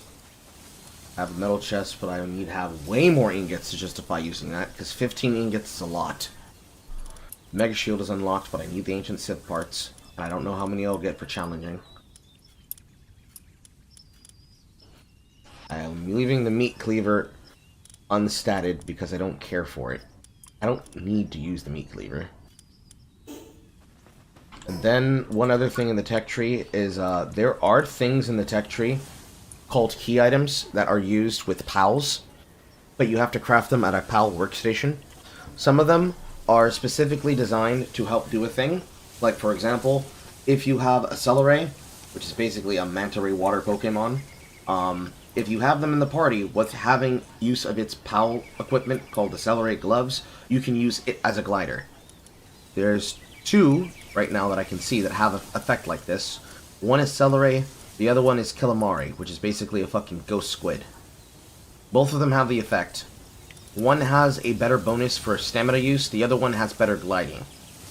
But you have to unlock them in the tech tree so that you can craft them in the bench, and then once you have the item crafted, the key item, unlike other items which can drop on your corpse on death, along with your entire PAL rotation, which I don't think I like that, but it's their game, so whatever. You lose your equipment and you lose all of your current pals. Better not die in a very hard location, like Chudbuds. You will always keep the key items once you craft them. You just gotta make sure you don't craft an extra one, because extra ones don't have static effects.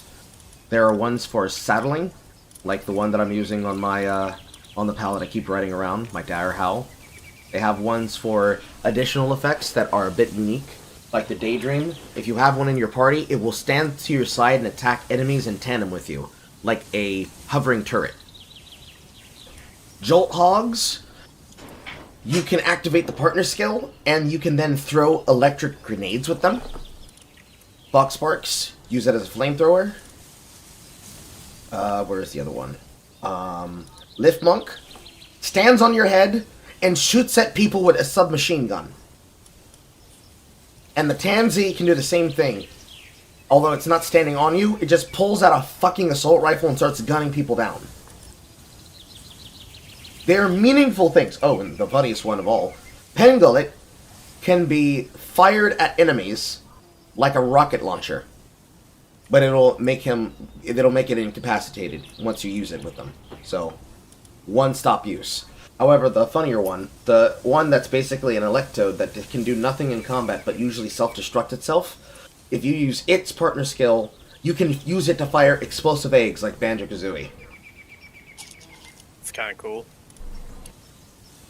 I don't think all of them have them, and in the PAL deck there's like 111 entries. I'm pretty sure they don't all have a key skill, but for the ones that do, they make them matter. I think the best ones, in my experience of experimentation with them, is the ones for anything that happens to do with mounting.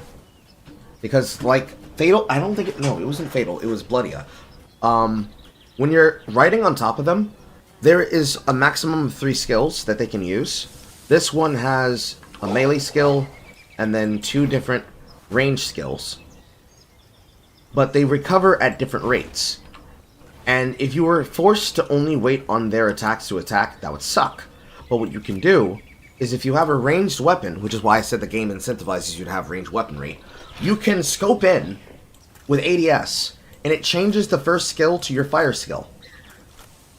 This works with melee, this works with ranged, but it doesn't work with melee tools because their efficiency of damage basically gets turned off.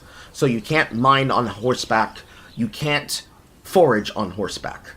But if you have a crossbow, for example, or any type of bow, you could sandblast, shoot, use another skill, reload, shoot again, shoot their additional skill, shoot their other range skill, use the melee attack again, use the air cannon again, shoot your crossbow again, reload, use the melee attack again, use their range attacks again, and shoot and reload.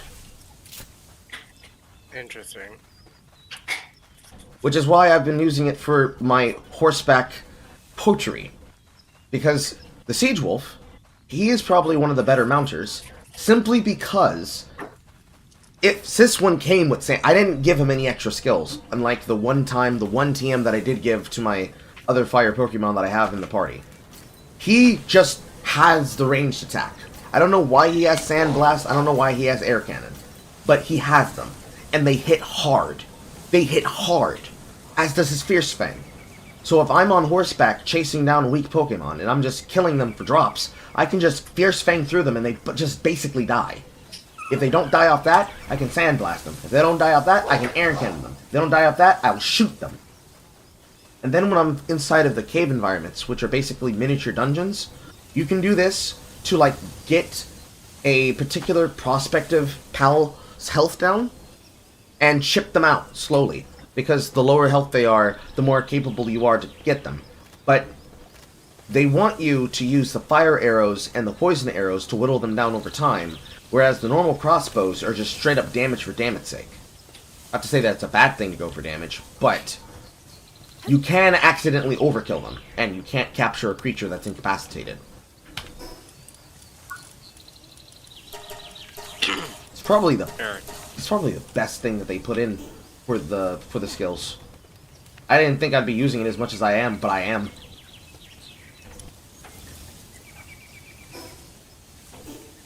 I wouldn't say you have to have it, otherwise you don't do anything, period. It's just, you get... Walking is a long way to go.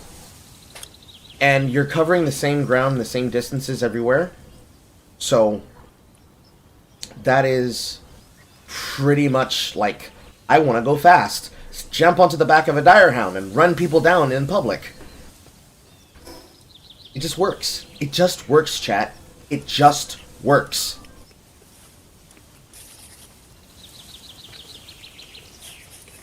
Speaking of just working, more poison arrows.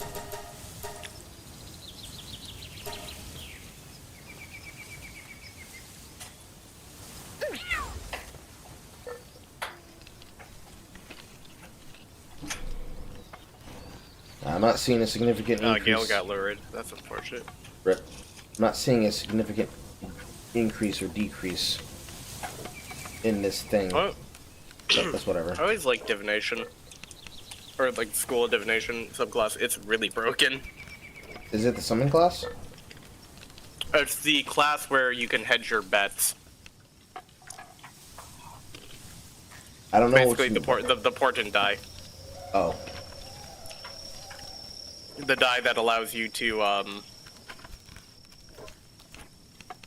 what's it called?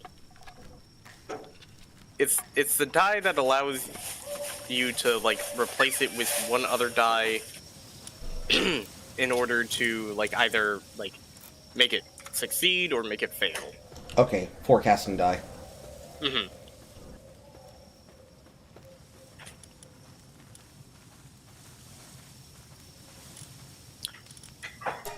And I love doing that because I love, quote, cheating.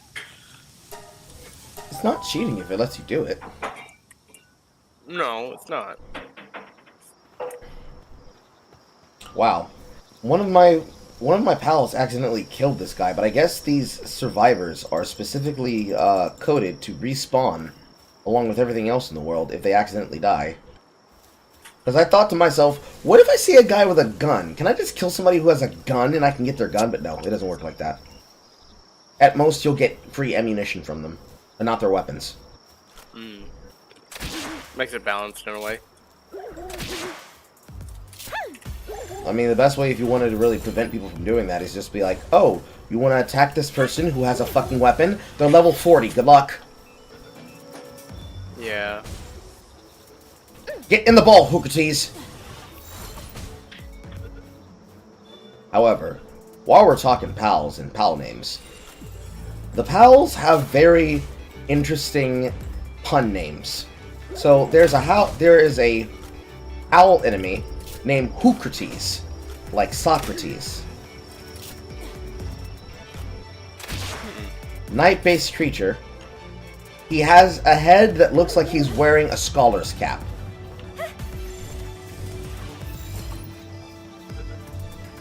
Alright. Get in the ball! Get in the ball! I'm gonna start beating on you with a pickaxe! Get in the fucking ball, hook cheese! Get in the ball! The capture system, while straightforward, sometimes they're just like, nah, he's not low enough health. He's almost about to die, but he's not low enough health.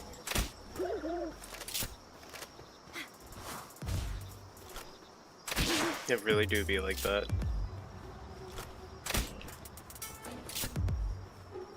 There we go.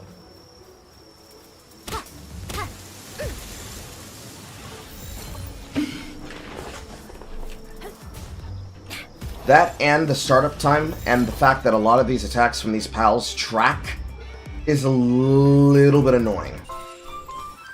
Like, I can deal with the fact that they track, but at the same time, do you need to track me with attacks and skills when I have almost literally nothing? Although the game does try to help you learn that you can dodge, it's much more an intuitive thing. Like, for example, Hookrates has a air cannon attack, like some of my pals do, that he'll do it immediately on wake up. So if you try to trap him, and then you try to ball him, technically it's spear him, but you try to ball him, and he breaks the ball, as soon as he comes out, he's gonna cannon you in the face. So you have to be ready to dodge as soon as he does it. There are several enemies that have that, and some of theirs are fire-based, some are poison-based. The poison dot, and in terms of health, there is no direct healing. There are no potions. Out for players, at least. And even for the pals, it doesn't recover health directly. They have to recover stamina, and then after recovering stamina, they will recover their stuff. If you get poisoned and you have no health to work with, you will watch yourself chipped to death. So you have to be smart. Have I captured all my daydreams? I have not. 4 of you are about to get in my box. Hi, squirrel. What you doing outside? Huh, going to the robin's nest and, you know, trying to steal their shit? Good to know.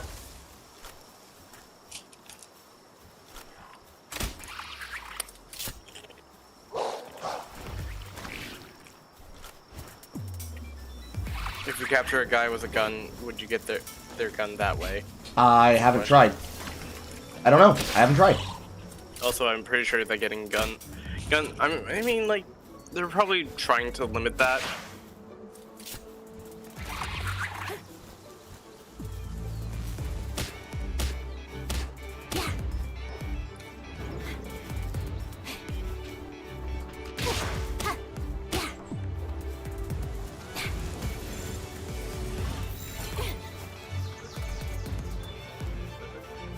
Now, it is possible to make base defenses that allow you to pseudo-capture a human, but it's not capturing them. It's more like snaring them so that you can beat on them.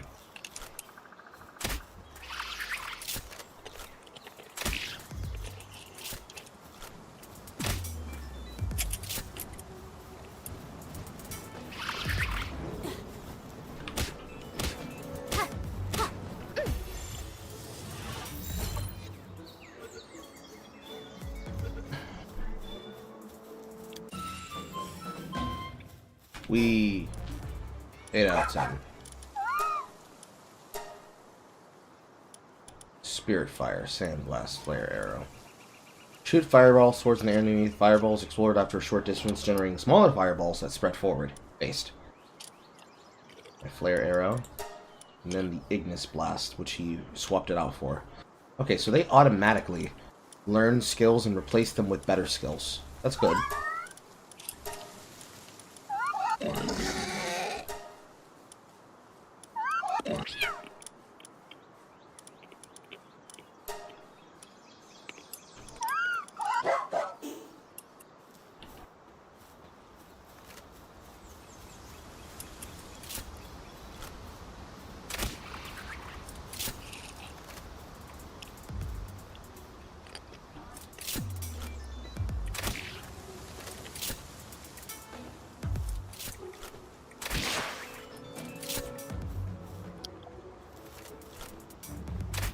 Damn it.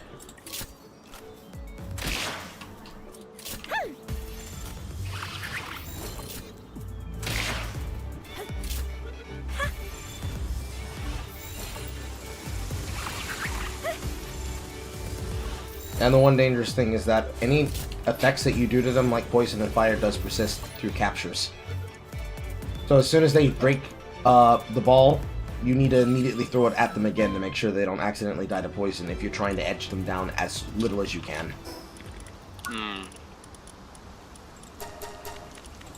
I learned that the hard way. Both in capturing and getting my ass beat.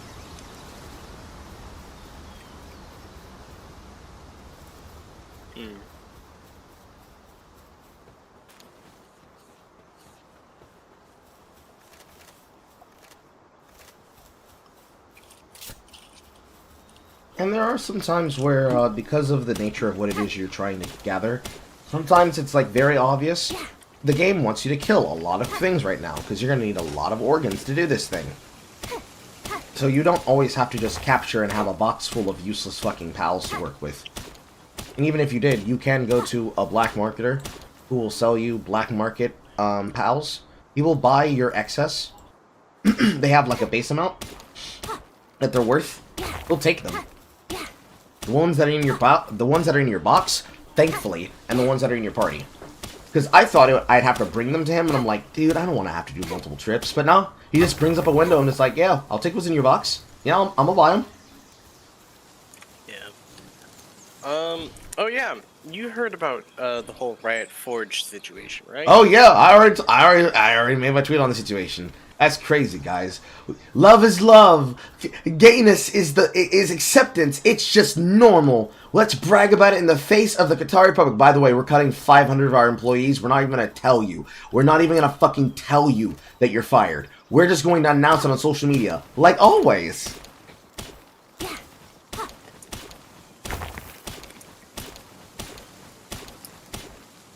Richard Lewis was right. The fucking place is a cult. Riot Games, yeah. Takes a certain level of what the fuck in your system to allow yourself to work at a place that can't even give you the respect to fire you to your face. And in the same breath that they say I can't believe those nasty, toxic players would want something like actual, genuine feedback and responses to their fucking requests. Like, what the fuck is wrong with you? I can't imagine watching yourself have people make fun of you, and all of that gentle and calm and sincerity that you beg for goes right out the fucking window. Because your company can't even respect you. So how am I supposed to respect you? Hey bro, you called me a chud on the internet. Good luck finding a new job in the tech industry. It's not funny, but it's funny. And not in a ha-ha sort of way.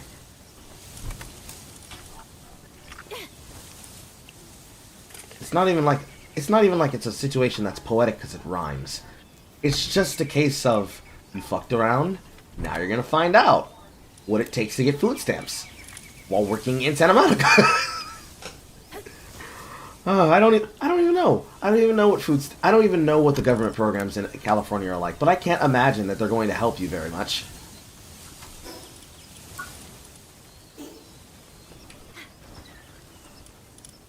Ooh.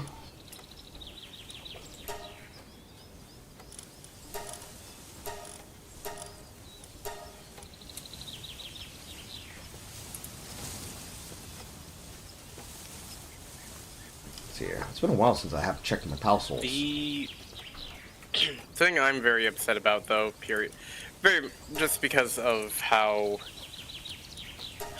the situation arose, was not only the termination of 530 employees, but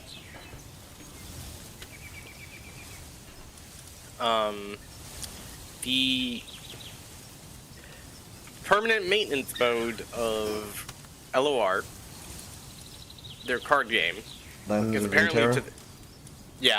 apparently it's not making them money. Ah, what a shocker. I made a Hearthstone clone and I expected it to just print money overnight. I have to actually balance my card systems? What the fuck? I thought I could just make it and it'd work. Yeah. Now it can join its brother from another developer. Heroes of the Storm. Yeah. I remember when I played that game professionally. I remember when I played that game competitively. How the mighty have fallen. It was a pretty good game, too. Yeah. Probably the only MOBA in the marketplace that has actually demonstrated the concept of what a battle arena should be. A battle arena is not one game mode. It's multiple maps across a game mode of competitive challenge. Granted, I shouldn't give that to them because Smite actually did it first. But Smite wasn't as popular back then, and it looked less specific and less built up than it does now. And even after Season 13, entering into the era where they're updating to a new tech system in the form of Smite 2, because that's had controversy. Meaningless controversy in the sense that all those people who paid for the fucking NFTs in the form of skins, they're going to have their gems refunded to the sense that they're going to get the ability to buy skins at half price. But then the amount of that gem to value will eventually get down to 0, and then they'll have to pay full price for skins again. They're basically being said that they're being scammed. I paid for this skin in this game. I should get it in the second version too. I'm not as hard stuck on that. It's a whole thing. Bro, you paid money for a skin in the game. You literally paid your fucking free develop money on it. I understand. You wanted a product. You got a product. You got the product in the original game. I can only imagine the first game will stay up. It's not like they're abandoning all development and they're shutting down Smite outright to start working on Smite 2. But, bro, you paid for a skin. If they wanted to make it right, if your account has the skin in Smite 1, it should get the skin in Smite 2. But any unlocks around the skin, like chromas, you still get the ability to pay half off for it. I think that'll solve the problem outright. Mm-hmm. But the competitive problems between them is that Riot Games built itself on the singular Riot game. And then they saw the industry do what the industry does, and they said to themselves, we'll make a game like that, and we'll make it competitive, and we'll make it have fucking tournaments, because we already have teams that are signed on with tournaments, and we'll get them involved in the pro scene. The biggest problem is that they wanted the game to be a fucking big blockbuster sell. They need it to be a big blockbuster sell. They require it to be a big blockbuster sell. Fuck, they didn't dodge fast enough. Because if they don't... Damn it. Because if they don't... They feel like they're not getting big enough of investment to return on the market value, or choosing to jump in late as fuck to the environment that the game's being developed in. MOBAs, technically, weren't always a big deal. So they had to have the ability to work time up for them. 1 headshot. 2 headshot. And the fact that they've been able to make League successful is because people are lazy and they want a free-to-play game. Not because League is good. Everything that is bad in League has been solved for years in Smite. But it takes people getting into the game. But they don't want to also pay the $30 to get the account to unlock all your champions. Technically in that game called Gods. They just don't want to switch over. It's super easy to do. Yeah. They just don't want to switch over. So, people who are lazy and want to pay a game that they feel the investment in because they put a lot of time and money into it, keep using the sunken cost fallacy to keep that company afloat. And I should say that I'm responsible for that as well, because I choose to play it. I don't pay money into it at all. I am freebasing that content, and I am going to ride that content for all it's fucking worth. I'm never signing for the LPP, because I see no value for it, because they don't even value the opinion of the people who are in the LPP, so I know they're not going to value my opinion. I was told directly by fucking Riot himself. Big boy Riot, I'm gonna harass everybody in the industry himself. Riot Freak, that somebody calling me the worst thing you can call an African American in a game was something I was supposed to laugh at and not be treated like the serious thing they claim to treat it as. I can't, in good consciousness and faith, put my money into a game where I have been shown they don't give a shit about my opinion. Can't do it. Just can't do it. I'm not supposed to do it either. Stay in the ball. Stay in the ball, Pinglet. Also, all the lore people who wrote all the lore, gone. They're all gone. So basically, all we have to rely on now is Arcane, and that's really it. I mean, like, what lore was supposed to go off of? The original lore of the geopolitical condition of Runeterra, of Valoran itself, for which Valorant is named. Very clever, guys, by the way. Calling it Valorant when it has nothing to do with the universe of Riot's game of League of Legends. That's such a cool thing you have did with your Counter-Strike clone. Anyways, do they go off of the original lore, where basically at any one point in time, LeBlanc is doubling for like 3 to 4 different important political figures across the territories? Do we go with the version that has runes and rune stones and rune glyphs as the most dangerous thing, while Sean Schimmel Rise is doing everything he can to contain them? Do we go with the lore of, oh, actually, even though those are important things that are happening, we also want you to behave and think that this is like the worst situation that you could possibly have, and also it's so bad that things are gonna get really, really fucked up, but also it's not that big of a deal, because even though these things are happening, and these events are going on, real-world events like the harrowing happening every year, even though those are things that we're worried about, I pressed the wrong button there. I accidentally killed him. I was supposed to press the ball button. But these serious things that are happening in the world, we're treating them like they're events. Also, these events don't matter, because there are multiple universes of Riot's entire lore system. So, at any point in time you see something happening in the actual game world overall, something like it has probably happened in an opposite universe, like that of Soul Fighters, and those events are basically ways for us to pump things for shit that doesn't matter. They super don't fucking matter, and we want you to treat them like they're serious, even though they're not serious, but they are serious, but they're not serious. Have I really not captured all of those? I guess I gotta go capture chickens.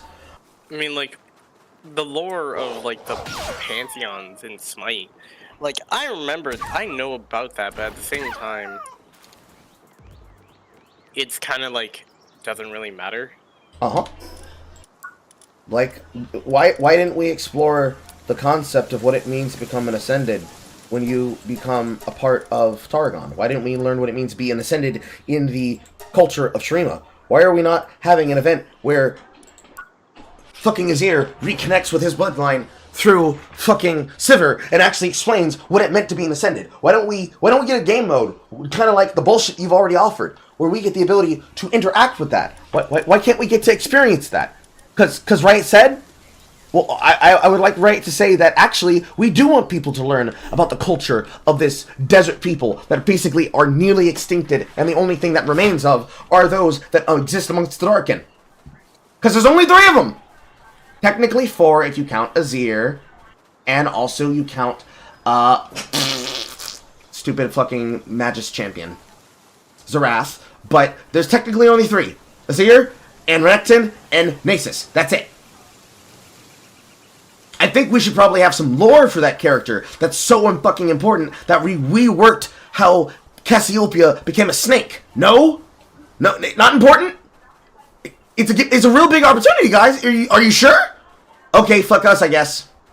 We don't get to have those things. This cave was closed the last time I came here. Okay, it's open now. There's so many missed opportunities. In not just the lore that's been used before, but the lore that exists now. Like, what's the purpose of just reclassifying where a person's from? Oh, this person used to be from a different region? Well, they're from Ixtal now! You know why? Because they can't come up with any ideas for Ixtal champions. So we decided we're gonna make you one. And then redesign an entirely different concept for everywhere else. Because reasons, I need to be. It just doesn't make fucking sense. There's no consistency. There's no through line, and there's obviously no person whose job it is to keep lore on hand. So why work for the company that wants to have lore when they don't give a fuck about lore? We're not doing things for reasons. We're doing things because we want to have interesting ideas. We're creating characters and bringing them in from these different places because we want concepts, and we're listening to a group of people, and we're also listening to content creators like TV and Sky with his fucking voiceovers explaining how characters' designs are good or bad, so we can talk about how we have so much representation, but they're dog shit on the Rift. God, don't you start on TV and Sky and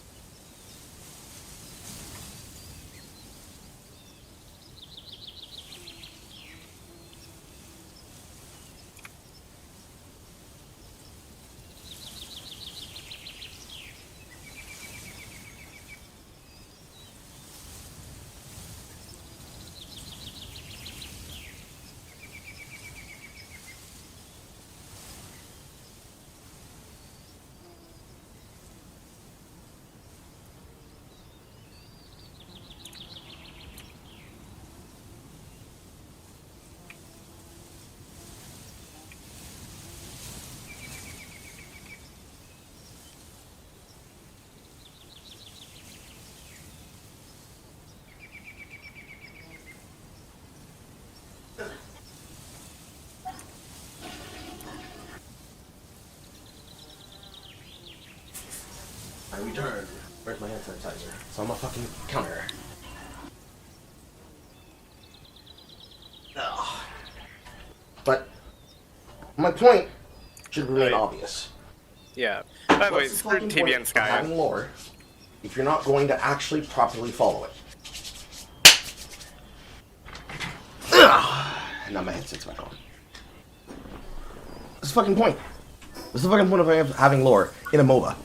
What purpose does it serve to enhancing the game? Because I would argue, if I'm gonna have lore in a game, it's gonna be because that lore is important. Who's tagging me in body politic? Also, but don't get me started on TVN Sky, and this is... The guy's he is fucking TikTok and fucking YouTube short fodder. He does not actually understand what he's talking about. He's just saying shit that people will agree with. And it's not necessarily that it doesn't make sense. It's that it's fucking boring. His entire view is very much fucking well, not even conservative. It's not conservative in the sense that we usually hear people say. It's specifically an individual who has an outlook that's it pretty icky. That's not exactly what I would call fashion forward, but it's very much with a political head slant of somebody with a leftist view. The fun, the joy, it's not there. It's non-existent. He just says it because he feels it. And he doesn't feel it because it's an opinion piece that's correct or right. He just says it because he wants it to be felt like it's something that matters like that. Like, should we really be judging the actual skin design of a bikini hero or a bikini champion when they can't even wear bikinis at Riot Games? Do we really want to make a call out about a swimsuit Misfortune skin when the women that Misfortune are based on can't even wear the same swimsuit? Do we really want to say it's not a good look, Riot, when Riot is giving multiple not a good looks in the company? I would say no. I would say that would be dumb. He also has, like, the biggest pseudo-intellectual, like, freaking mind I've ever seen before. True. It's like, oh, yes, I understand why this happens and why this happens. You should, look into this more and more. And it's like, the issue is that what you're saying. It's like, yeah, some skins in this game look like trash. They kind of do. But, like, some of them are just, like... How do I explain it? Some of the skins look like dog shit. They look like skins that were made 10 to 12 years ago. Because they were made 10 to 12 years ago. With champions that were made 10 to 12 years ago. That haven't gotten an update to their skill system. But only a couple of tweaks. Because they were made 10 to 12 years ago! Of course things like Tryndamere are going to look ugly and dog shit. Because his skins don't have the graphical update designs that champions like Jax have recently gotten. And even before then, we didn't need to have a graphical update given to Jax. If we're going to graphically update him, we need to change his skills entirely. Not just do a small visual update and then a small kit rework, in the sense that we've given him ratios on skills that did not need those ratios. Because if we're going to do it to a suite of champions, it needs to be done to a full suite of champions. Example, when they chose to change Poppy's visuals, because they wanted to make Poppy interesting, different than what she was before. Okay, that's cool, and they did that, and that's great. It's great that they gave work not just to the voice actress for that. I'm trying to remember her name off the top of my head right now. It's not coming to mind. I need to look at my feed in order to remember her name. Where is she? Where is she? Where is she? She's in here somewhere. Show more. Where is her name? It's not Gothix. It's not her. It's not her. Probably just need to look up the fucking name of the work from Crypt of the Necrodancer.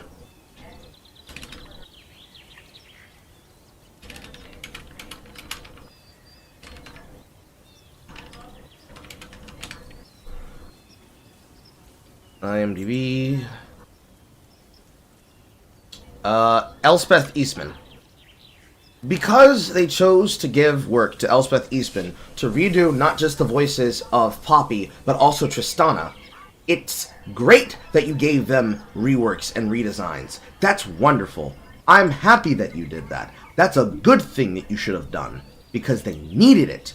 However, at the end of the day, why did you do that only then for those champions? Why didn't you just have a rework in mind for all of these champions and didn't do them all at once? Because every single time they do a rework for these things, they do them with people who basically came out of nowhere and became known to them, and they basically feel like they have to do it with them because they'd be missing an opportunity. For example, PJ Haywood and the other guy from Five Nights at Freddy's sister location, the one that they scouted specifically to do Fiddlestick's voice rework. Did you specifically need to find him? Like, you specifically needed him. If you knew he existed before, why didn't you get him before? Oh, it's because he became viral because of his voice work in that you pulled him. Oh, I see. It's that. Whenever they do something, it's not because, yeah, we were trying to do this for like years on end. Finally, things worked. We shifted on it. We were able to collapse on the idea. We found the person in question, and we did it. It's that, whoa, no, we had no interest in doing it. But then we heard him, and we're like, who can we try to get him in for within the next patch cycle? I don't know. Let me talk to my fucking contacts, my LPP people. When we used to actually use LPP as a way to contact people for that. Which is the only way you can get feedback from Riot Games. It's very much a system of favoritism. It's very much a system of favoritism. And selective knowledge. Call me Coper, call me crazy, but it feels like it, so I'm calling it as what I feel like it feels like. It should be a lot harder, and it should be a lot more hands-on. What do I want? I want to get the weapons workbench, because the next level is musket and gunpowder. Another... It's 2, it's 3, it's 5. Well, like, majority of the time, I'm just like, seeing this, and just, it's so cool that we get to witness, you know, this stupidity. Mm-hmm.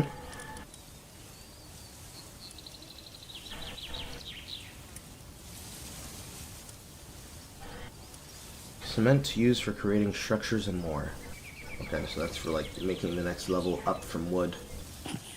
It's just boring listening to his videos because I don't feel like I'm learning anything on a particular level of insight that I wouldn't have already learned before.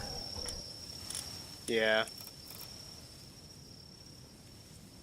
Assembling line for producing weapons and ammunition. A small workspace prevents production of high quality weapons.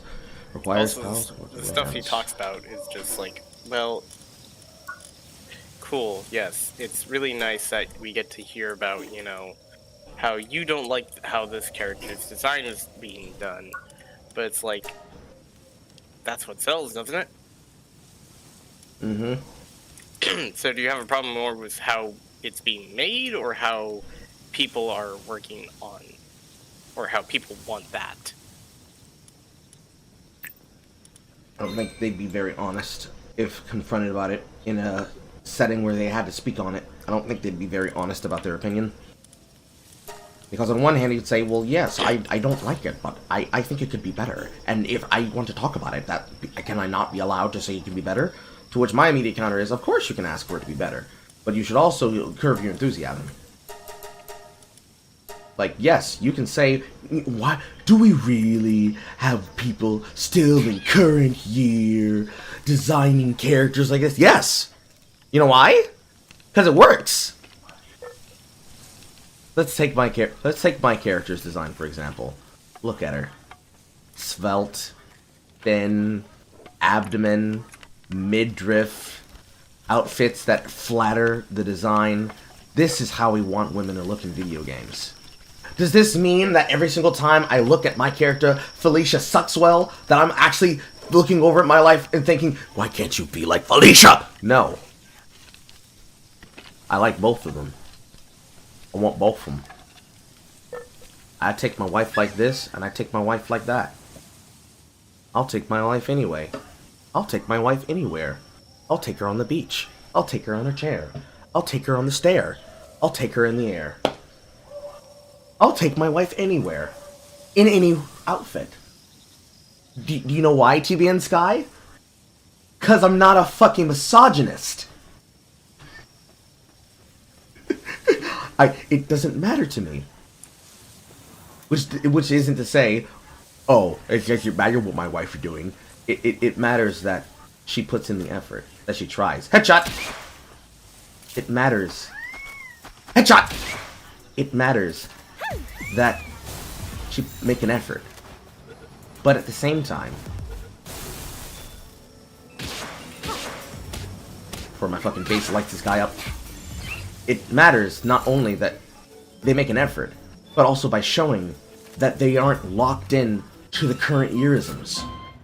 I can have both. I'm allowed to have both. Because if I can't have my sexy game designs next to my big-skinned designs, what you end up with is Overwatch. Ah, man. A game where the entirety of what it is carrying on the trumpet that was kept alive by Bioshock Infinite. But now, even for the one thing that it was good for, it's not good for it anymore. Unless you're a person who's making hentai. Otherwise, your system is so shit, and your lore is so fucked, because you don't have anybody working on it, because nobody's keeping their job on it, because the game is more or less dead. Bless you. Pardon me. Bless you twice.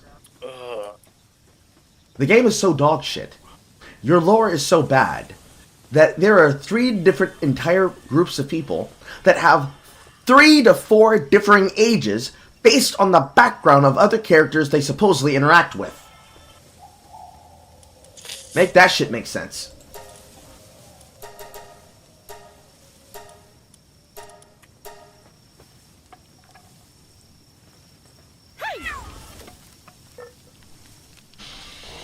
It just becomes an issue of, do we actually care about our game? Why did you make me let go of my button? Do we actually care about the game? Because to my viewpoint, they don't. Not at Blizzard, Activision, Blizzard, King, Microsoft. Because they are more focused on how do we get my customers back instead of how do we make our game good. And they're going to be eternally chasing the tail on that dragon until they do everything possible to undo what Golden Parachute Bobby Kotick has done. Because even though he's not at the company anymore, the attitude that he inculcated at that company, treating it like its personal Gordon Gekko fantasy, has been burned permanently into the retina of every single person. Like, fuck Pirate Software when it comes to him telling about his horror story about working there at Blizzard. You have to show people that you can make shit again. You need to show people what you got cooking in the kitchen. And it needs to be good. And it has to start with making the game better, or just canceling the game, refunding everybody their money, and saying, listen guys, you get a free hoodie on us. We fucked up. We're going to put it back in the fucking kitchen for 2 years. And this time, when we make a new game, we're not going to immediately destroy its prospects by trying to make the game have an esport out the window. Let's start there.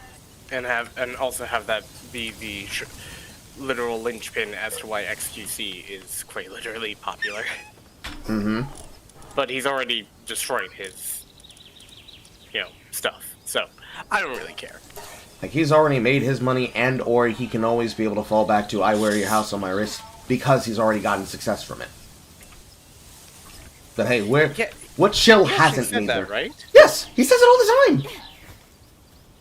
In fact, speaking of, did you see the other day, last night, he was able to finally catch clips of Hassan being so fucking lazy that now when he goes AFK, he puts up a fucking pre-react screen of him just basically sitting in a chair? Like a fucking foolproof boss screen?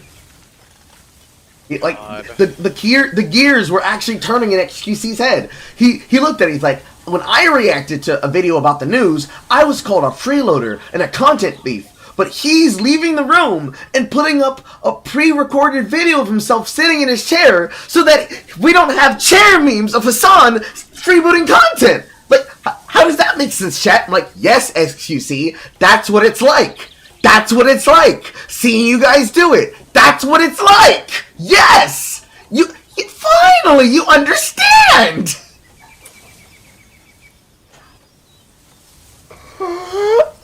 Man alive. It was such a great moment.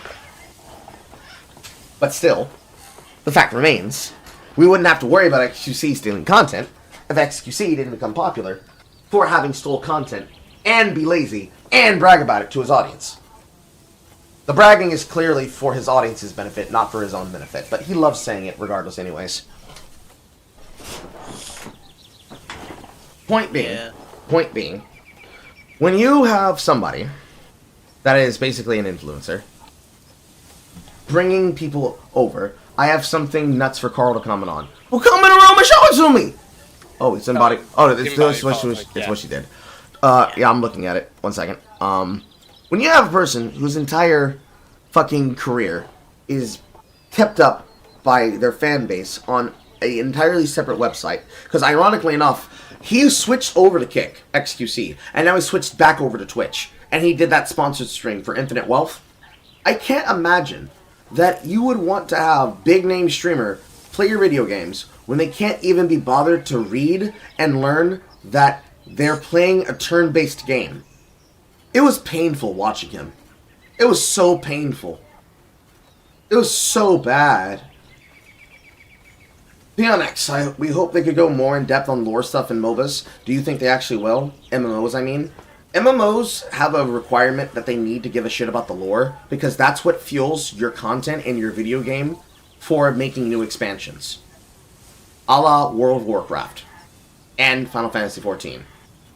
However, in MOBAs, it's hard for you to have lore, because if you have lore, all that really means is you have the opportunity to make new items and new champions. But if you don't expand upon and add new shit, you are basically going to lock yourself into a predetermined box. Let's say, for example, I make a MOBA, and that MOBA has 5 factions with 5 champions each. 5 times 5, that's 25 champions. Eventually, I open up another pantheon, and they have 5 champions. Now there's 30. Let me do that another 5 times. That's 25 champions adding to the pool of the now existing 30. Every time I want to make a new concept, a new idea, whether it be based on something from another thing, or it be based on something from a competitive rival in the scene, I have to find a way to make it good and make it feel natural. A good example of this happened with Smite, because Smite is this example, where every single time they wanted to start expanding not just through old pantheons of like modern religions and old religions, but also of the very idea of storytelling with something like that of Arthurian legends. It's a great idea for you to bring in characters like Merlin and King Arthur as characters in Smite, because legitimately, in the concept of it, they are actually gods. In their own viewpoints. Avalon, etc., etc. Yet at the same time, having them do battle with characters like Sun Wukong, probably one of the most common, basic, eminent domain use characters imaginable, but then with actual people like Ao Kuang, Ao Shilang Mi, renamed as something entirely different, Shangting, fucking Shanga, Hu Yi, etc., etc., etc., etc., amongst Chinese pantheons, Japanese pantheons for characters like Amaterasu, the Hindu pantheons for characters like Bakasor. All of these things have to blend together and work well. And, of course, when you choose to do something like Mauled and say, I don't like that these characters are missing character designs and they're naked in skin, like how they whined about champions like that of Kali. Yeah, eventually, if you decide to redesign them and give them a more appropriate traditional garb for their pantheon, where instead of wearing her actual lore-accurate leotard and near-string bikini combo, you give her, like, a traditional Indian garb. Okay, cool, whatever. You had your wine. She still plays the exact same. Although, technically, no, she doesn't. A couple of things in her kit has changed. Instead of having a fan kunai spread, she now has a skill shot line where she has to sling them up all together in a circle. Other than that, she didn't really change all that much. It's kind of like the changes that were made with Riot, changing some champions that had what they considered to be unfair skill shots, and then, or an unfair giant block of damage being changed into skill shots, kind of like that. When you make lore for a MOBA, they have to expand on it in some way to give opportunity for that thing to be made better, not worse.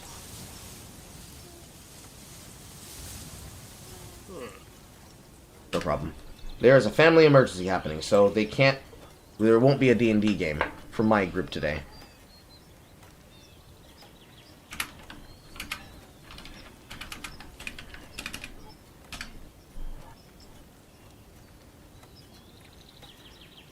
That just means I get to play more Palworld. Anyways, let's look at this thing. Texas superintendent defends suspending black student over lock hairstyle in full-page ad. Being American requires conformity. Daryl George's family has filed suit claiming the hair policy violates state law. Okay, I'm looking at this, and this is not only one of the worst-case examples of a thing, but this is a story that has the potential to potentially destroy an entire viewpoint when it comes to people talking about what it means to be American, as well as black diasporates, using it as an example to talk shit about people, and say they hate black people because look at how they won't let us have natural hairstyles. That's wow. I'm gonna keep an eye on that.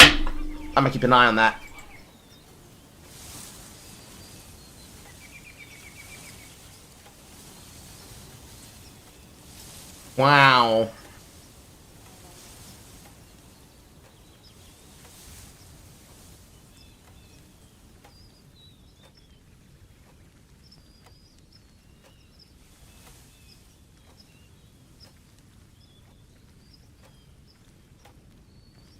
Here is Hassan saying it's okay of women in rich families to be assaulted.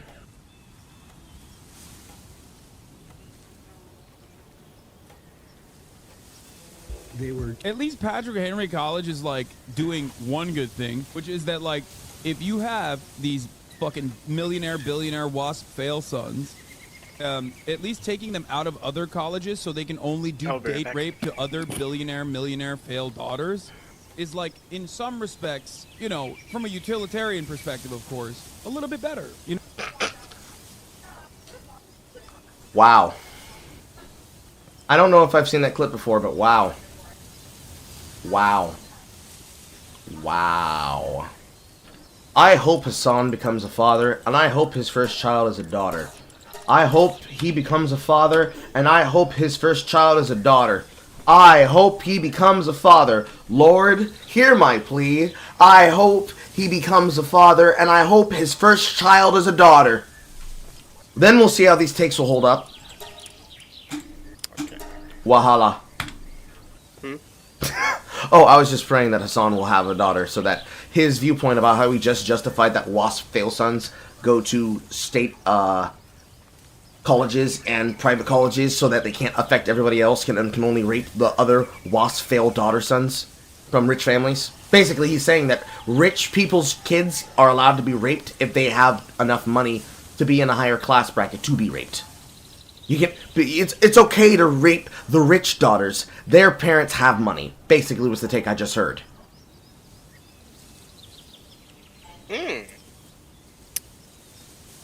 So fun. So cool. So fun. Besides that, I looked at the thing that she dropped. I saw the thing. I'm going to put a reminder for myself inside of the moderator room. Reminder to self. People requesting content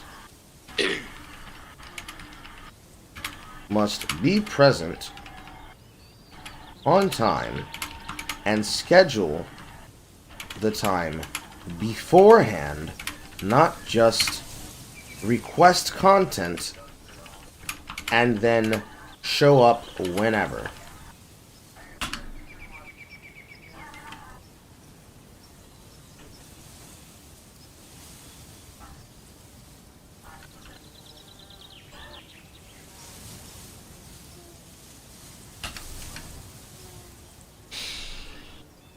Because the requester for today's content has been non-communicative since when I started stream at 8:43.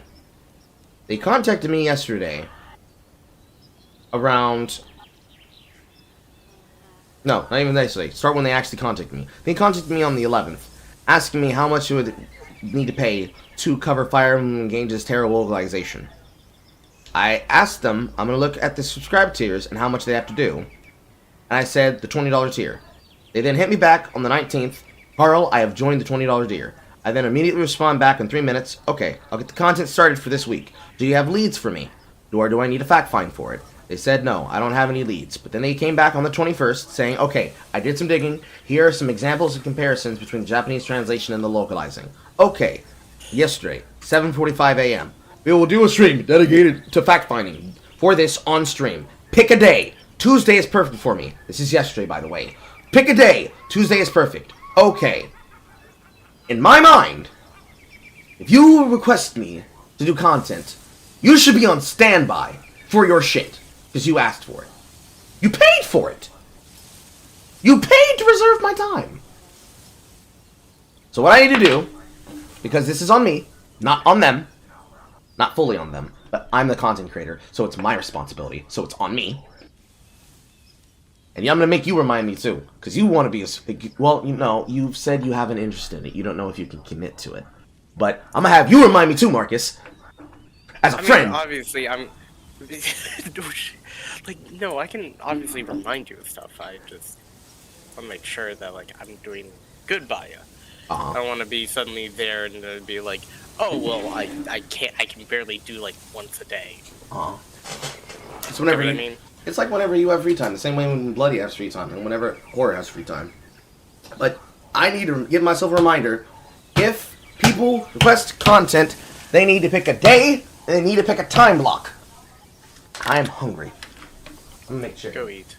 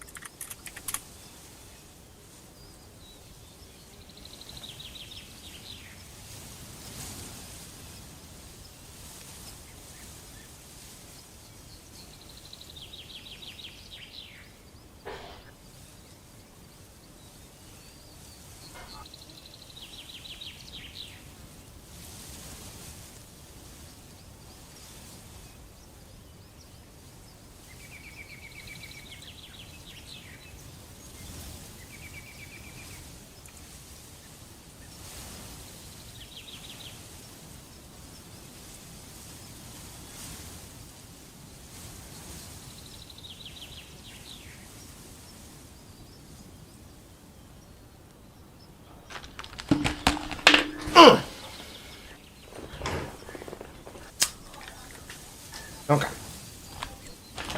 Because it's not fair to the audience, it's not fair to the person, and it's also not fair to me.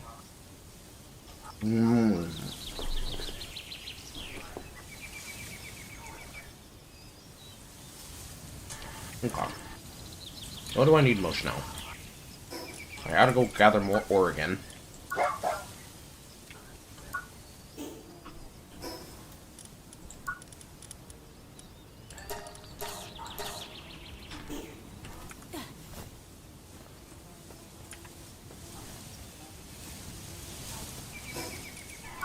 I said I need to have another reload of fire arrows before I feel safe going to the boss.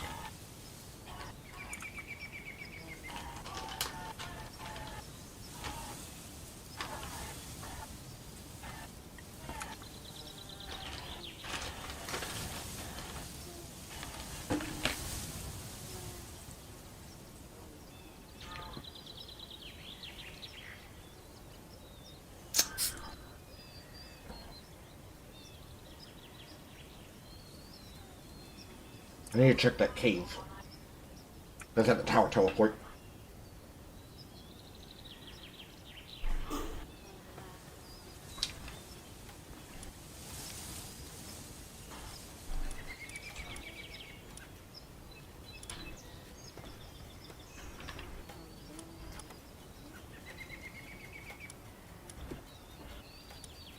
This requires 1 ingot. This requires 2 ingots. So I definitely need more ingots, and I need to go to caves to get palladium fragments at the same time.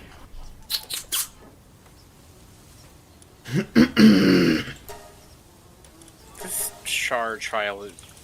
I'm just using the walls as a frame of reference as much as I can. Is it the shadow floor? Yep. Yeah. You can actually use create water to make a path, I think. But the way that I did it is I just made them... I think you can actually fly in there. But I think I was doing trial and error, but then also using the walking points of the different places to just use a high jump speed to just jump around. Worked for me. That, and I was also using MS Paint to take screenshots of the floor, so I could also remember where the floor was.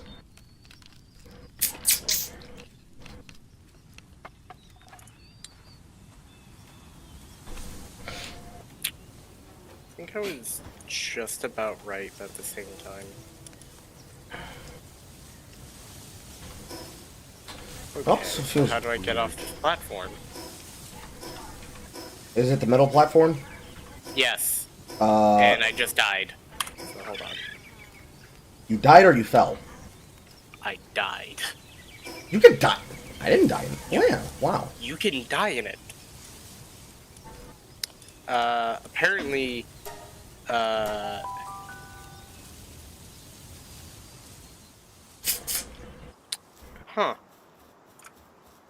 Cool. That's great. Didn't know that you could die in it.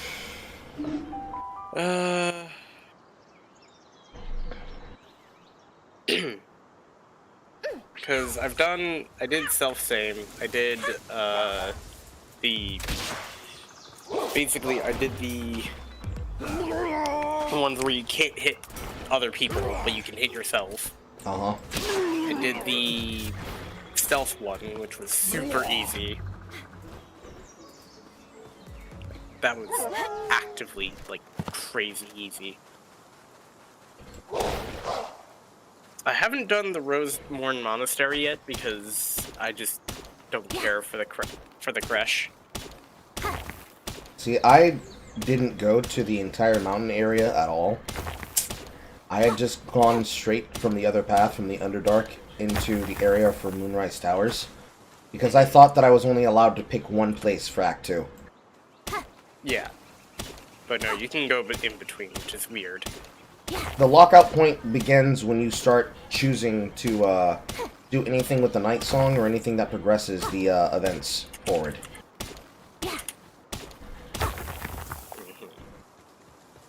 Okay, so there's...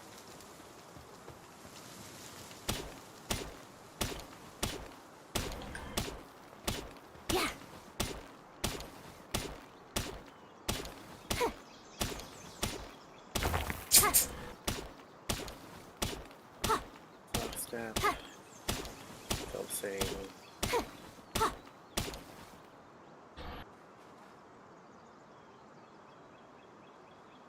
I'll be right back. Oh.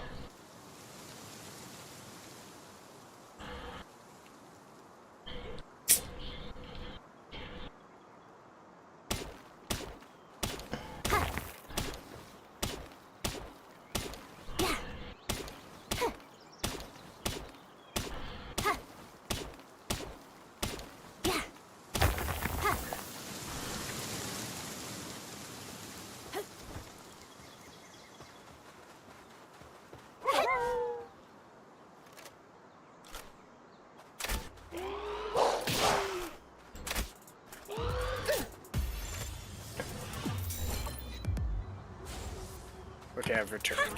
Also, I actually was kind of curious about the whole localization issue as well. Mainly just due to the fact that, like, I just find it funny that localizers are getting, you know, slightly shut on. Not slightly, majorly shut on. I knew tangentially some issues, but not enough of the issues in question. I really wanted to dig into it, but I am not going to go live, or not go live, I'm not going to start digging into it without the person in question, because they are the ones that brought me the material, so they should be here to help guide me through it with what they found, so that I can look into it deeper off of their research. That's like I was saying yesterday. I was not joking when I said, take notes, chat. The way that horror presented the Mama Max situation to me is how I want content presented to me if you're going to bring me content that you want me to go through on air. If I'm going to have to do research to do the thing, to look into the thing that you're asking for, it's going to take a while. If you want it to happen quickly, You need to do the research and bring it to me.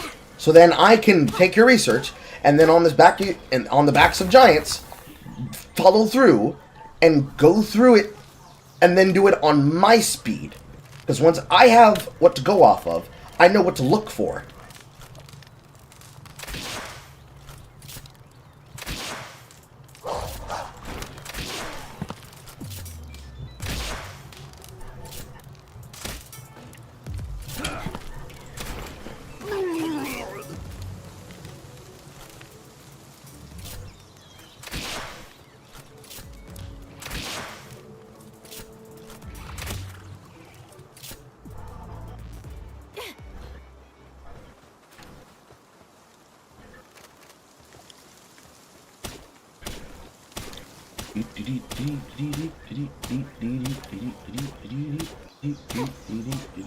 I love Stephen. I love taking things.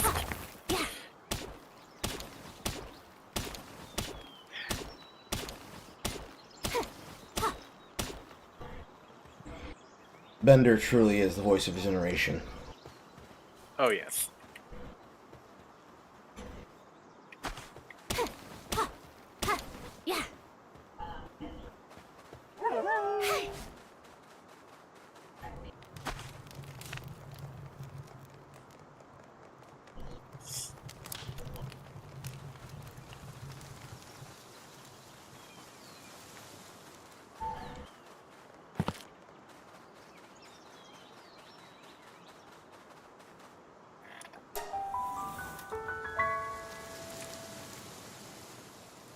Now what happens when this dungeon elapses? It'll be open for another 36 minutes. What happens if it runs out while I'm inside of it?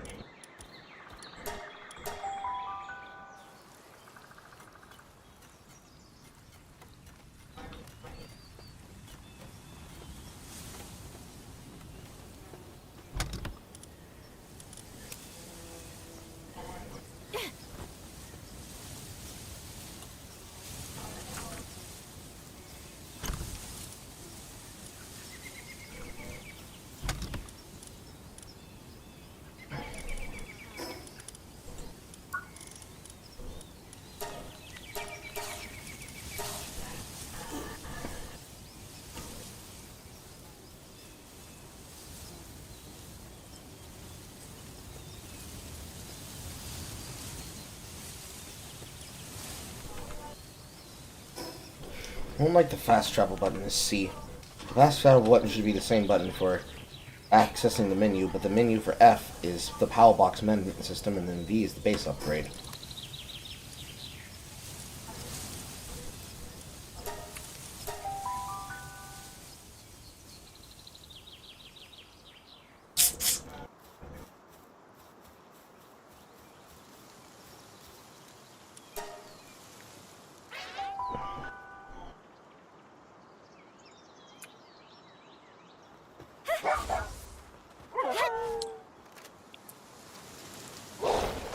The self-same trial is kind of a joke.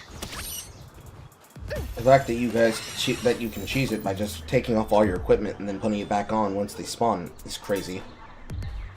It's kind of like the mimic tier. Uh-huh. Ridiculous.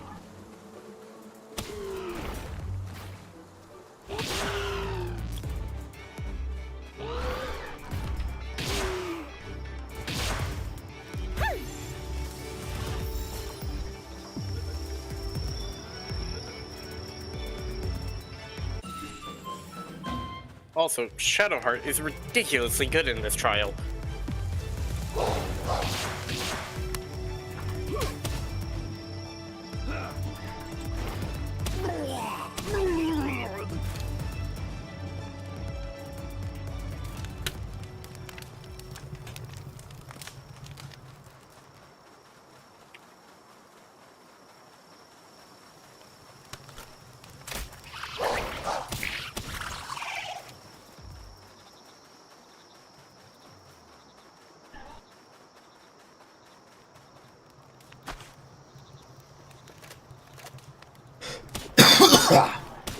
That sucks.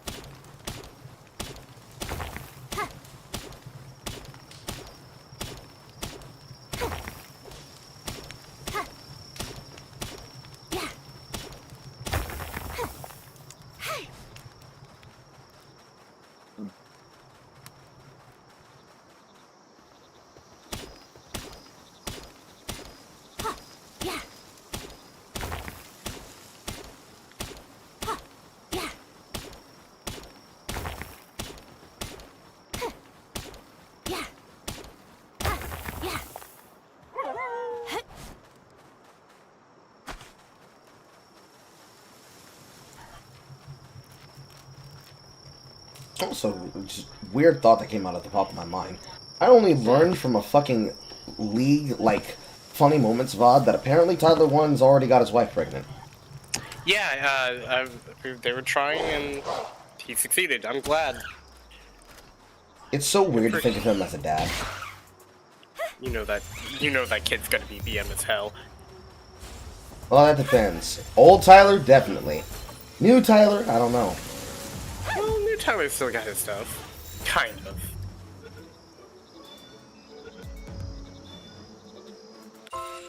Like, even on the clip, it's like, damn, your wife put on weight. It's like, bro, she's pregnant. Why'd you even send that message?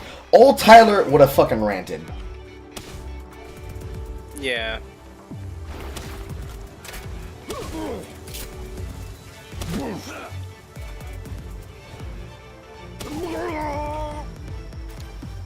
Oh, I love Karlak so much.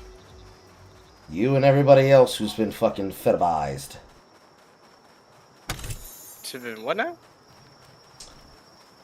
The word that was supposed to come out of my mouth was fetishized. The word that came out was fetibized. However, I'm sticking with it.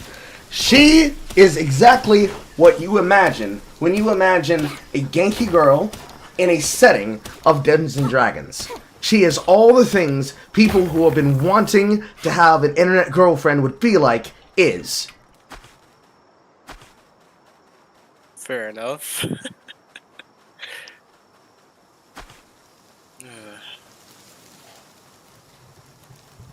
Does Gale have the ability to use fly at all?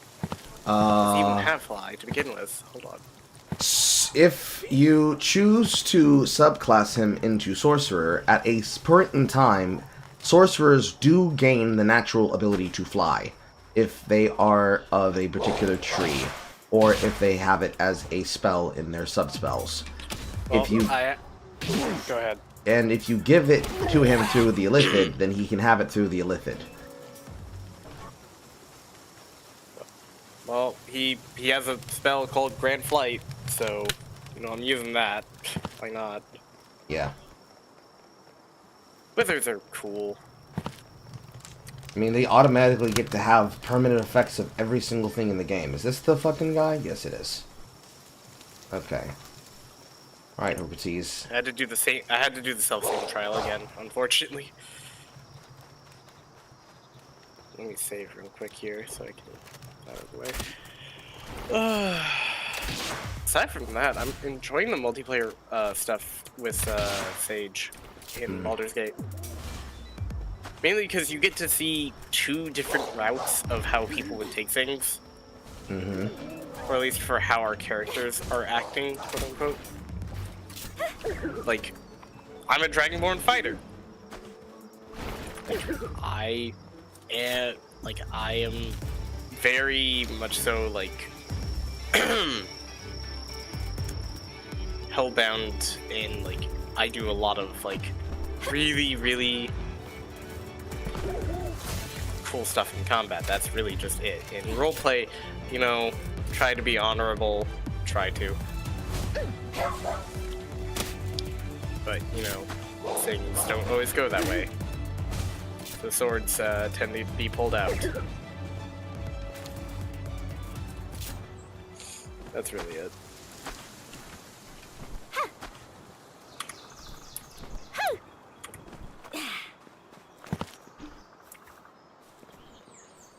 I just like talking people into giving me their stuff.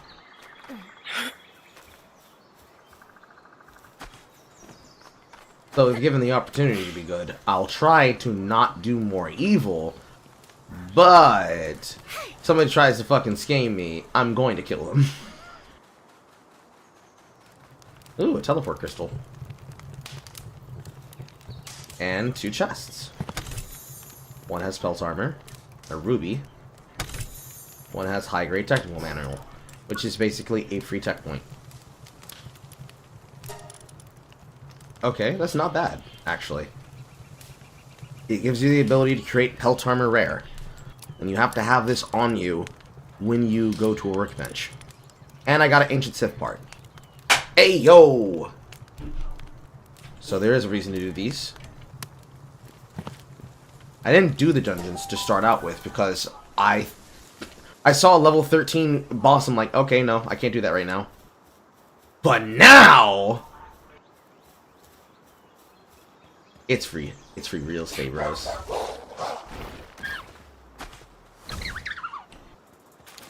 It's just free real estate.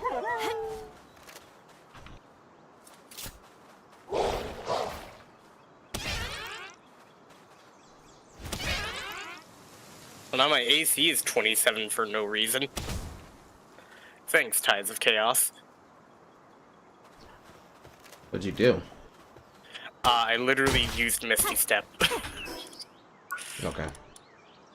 And because I'm playing Sorcerer Paladin, you know, it's that. You know what I actually feel is bad inside the sorcerer trees? Normal invisibility. Normal invisibility sucks. Greater invisibility is the actual way that invisibility is supposed to work. Explain. If you take any action with normal invisibility, it breaks your invisibility. Rather than, with greater invisibility, the way that invisibility has always worked.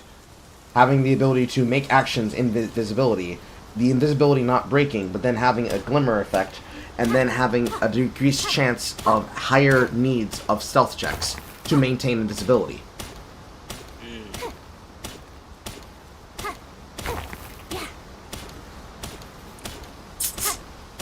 Because in this game, every single fucking encounter has way too much fucking health because they didn't scale the fucking encounters correctly. So you're forced to take damage spells to survive.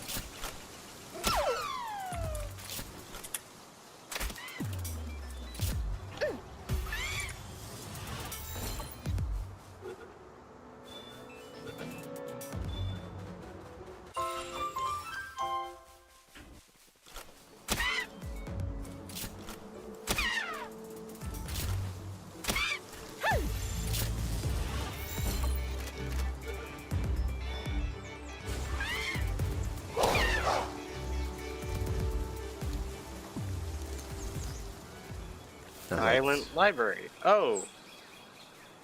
I can't use spells in here. You have to destroy the center thing in the room in order to enable your spell casting. But it's going to summon things as you keep trying to destroy it.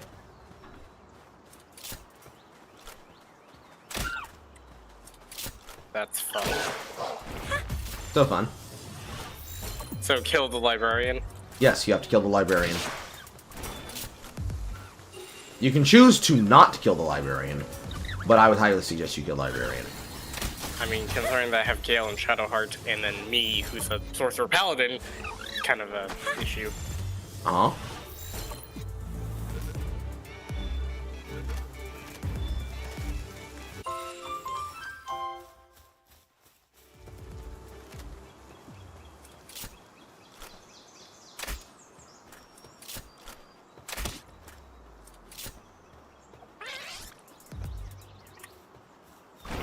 I got a Doja Cat song stuck in my head. God damn it.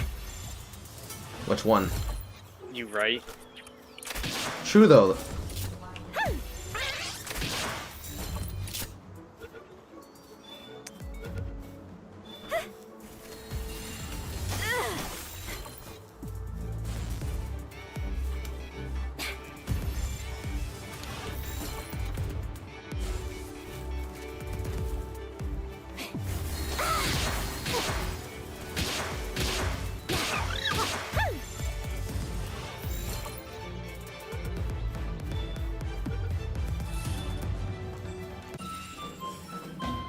That or I have, you know, something stuck in my head. Uh-huh. Like the other day, I had at work, Hotel California stuck in my head the entire time. And my mind was instantly like, ah, yes, Hotel California. Mm-hmm. That's great to have in your head. Mm-hmm.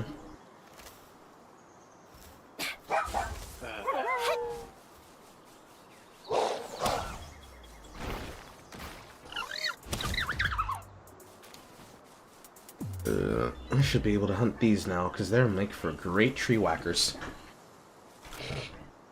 Sounds funny when you say it like that. Tree whackers. Sounds like a derogatory word that a fucking Amish man would use to describe penises inside their culture. Whatever you say, man. I mean, it does kind of sound similar to it now that you give that an image. You just imagine them in the middle of a debate and just yelling at each other.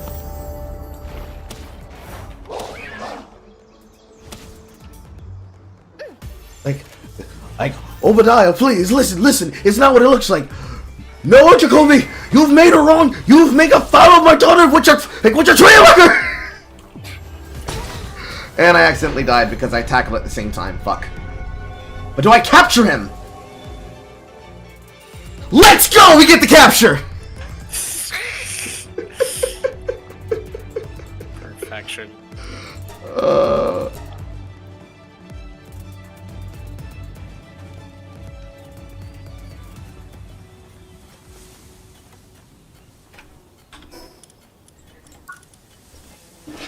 You really kill yourself for humor, Carl? Yes! Always! My life for the content! I think this level has to be... I love the fact that if you're a paladin in Act 2, you just one-shot everything. It's one of the few benefits to the clerics and paladins, which I appreciate them trying to find places for every class to shine. Yeah. It starts sucking when you get inside a Shar, at least when it comes to radiant damage. To the what now? There are units inside of Shar's Shar's trial area that if you hit them with radiant damage, they will do feedback damage to you in necrotic for double the damage. Hmm.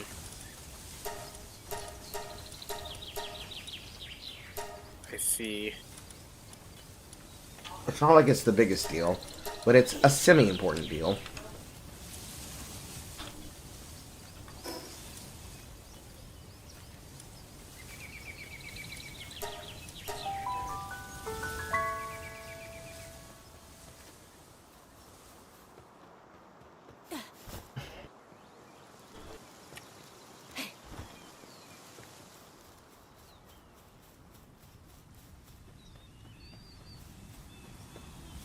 And now comes the important question. Does this game have double death? Because if it has double death, I'm going to be really sad if I die again. You know what I'm talking about, right? I think so. If you die in a game, you have to get back to your thing and or bloodstain. If you don't get back to it before dying... I know what you're talking about. Yeah. I hate double death. I'm okay with it. Like, in Dark Souls, it makes sense, because you're not dropping all your equipment on your death point. It's just your souls. But where it's like, you drop your entire inventory, and because you lost your entire inventory, you're now permanently fucked. Get fucked. That's not fun. Don't destroy my equipment because I dropped it. And then you made me run back through a dangerous territory to go retrieve it. That's not fair. That's not fair at all.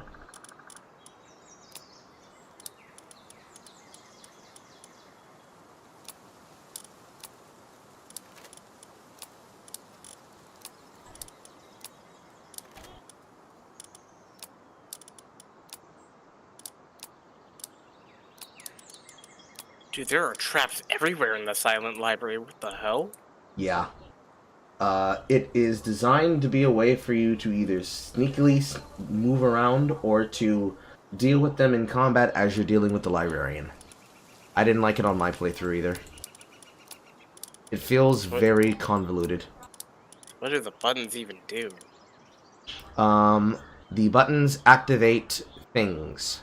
I forgot exactly what. Some of them activate traps, some of them deactivate traps. Rough.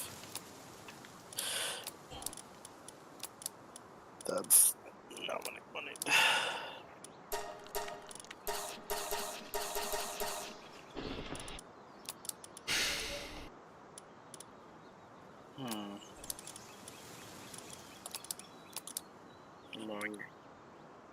Can I get a high roll, please?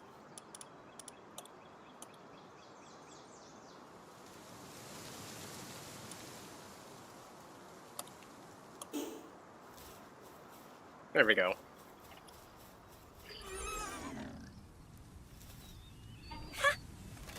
Fuck, I accidentally hit the wrong button. Oh, there goes one of my megaspheres. Oh.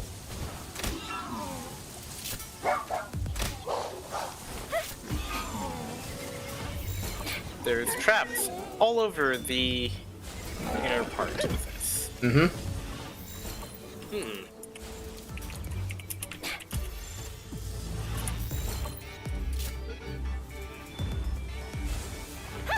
Get in the ball!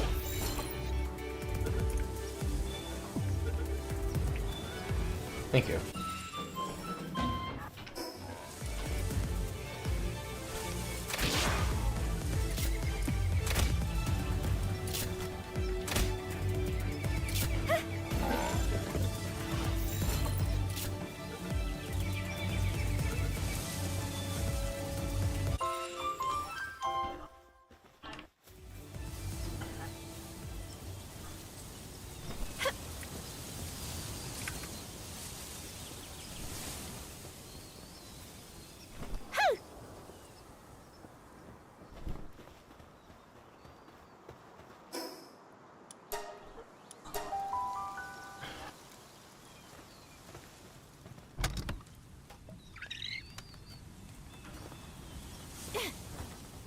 Not that.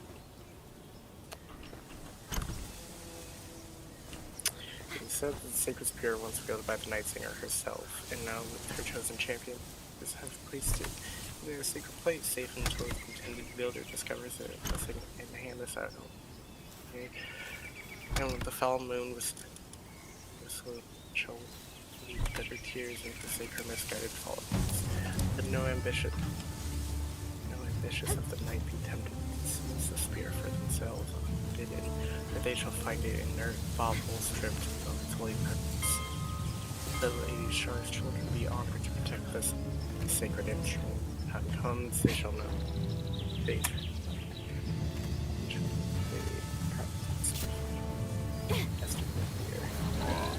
God damn, why are these lyric points so goddamn powerful?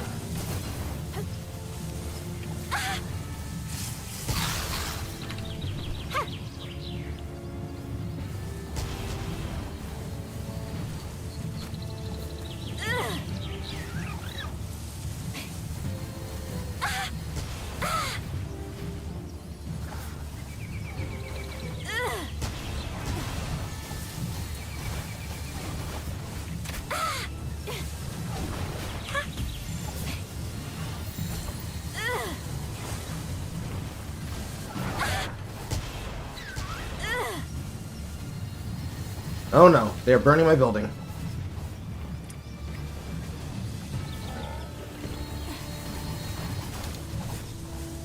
Oh no, they're destroying the building! Wolfgang, what have you done?!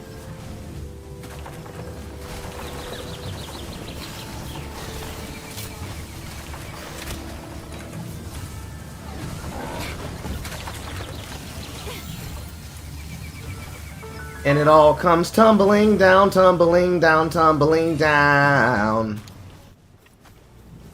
I win the raid. But at what fucking cost, bros?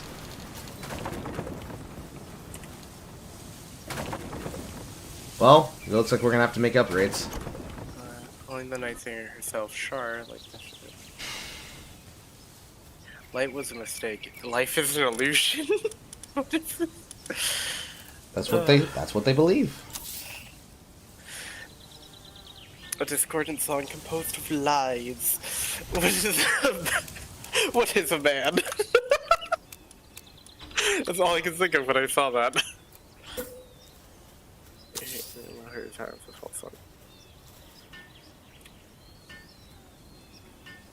The more I hear about Char and like the stuff about Char, the more it just makes me think like everybody who worships Char is just nihilists. Sometimes. Some of them.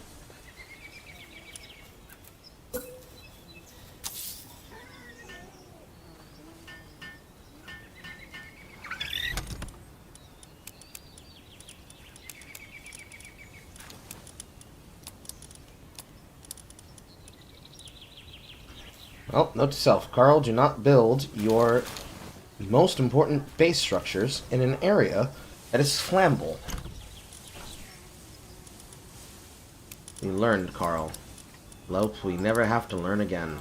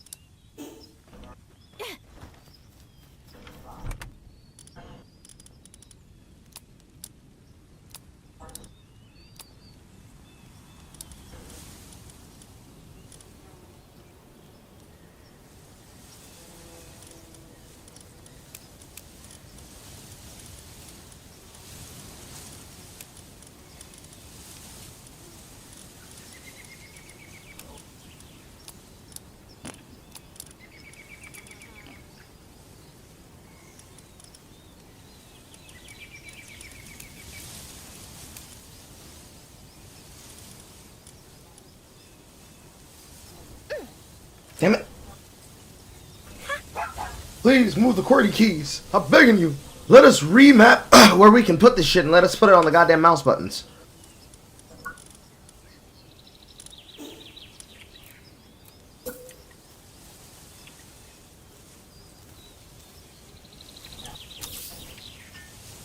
Okay, so I got the stuff from the Silent Library, now what? You have the book to answer the puzzle? Yep, already got that. Okay. What can silence the night song? Only the night singer herself.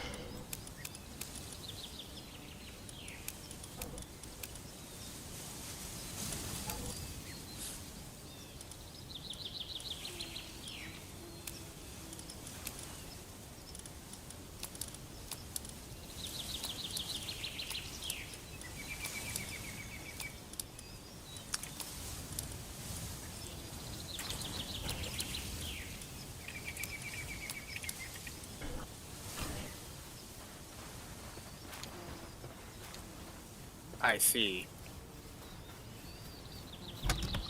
There's... okay.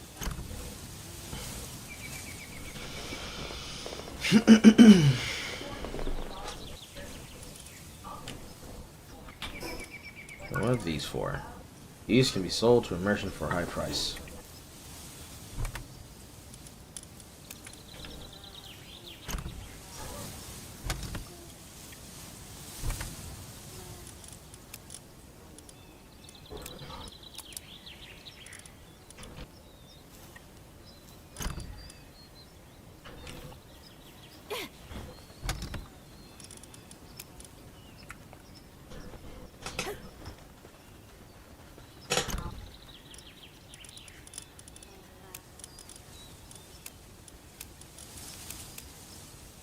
For most people that didn't bother reading, 6 months severance pay, 100% of their annual performance bonus, and access to a company laptop for home. Okay, so you're basically saying like, oh yeah, they're handling this better than most companies. It's like, well, that's maybe true. You do realize that's still a job gone. Who's saying it?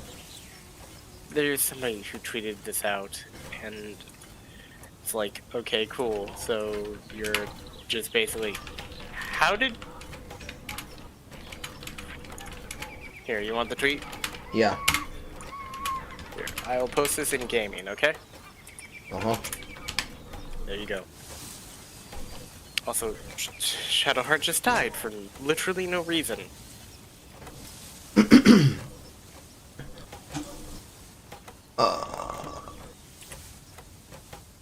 Oh my god, that's horrible. Alright, let's see this bullshit. And let's look at this bullshit together, chat.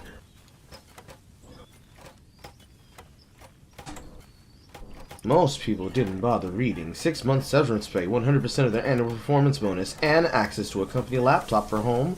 When I was laid off, I had 0-day notice and no severance. It's exceptionally bad news, but they're handling it better than most companies, but they're not most companies, Kelgogi of DeputyAru@gmail.com! They're Riot. They're right. I'm recording this live, by the way. They're Riot Games. They're Riot. We don't stand for bigotry ever. We stand and we protect all our at-risk minorities. But we do business with Saudi Arabia. Riot Games. Riot Games. Mark Merrill, I stole my game concept from corporate espionage from Ice Frog. Riot Games. They don't get to do that. They're not allowed to do that.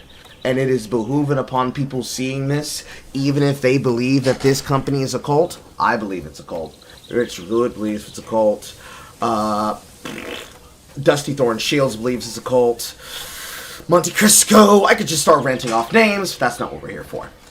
Even if I believe it's a cult, and they treat people like shit because they have cult mentality, they should probably do better than just axing an entire team and making them find out over social media. I don't know. Let me ask you, Golgi. I'm going to tweet it directly at you. Do you think that you should be allowed to know from your employer that you're being let go instead of having to find out over the internet and then it be basically a roulette gamble an hour later through email? Do you think that's fair? You think people have to pay for their jobs, pay for their apartments, pay for their families, pay for their wives, their husbands, immediate life? Do you think they're allowed to at least find out instead of playing random social media job loss? I don't know, bro. Seems grizzy. Seems weird. Anyways.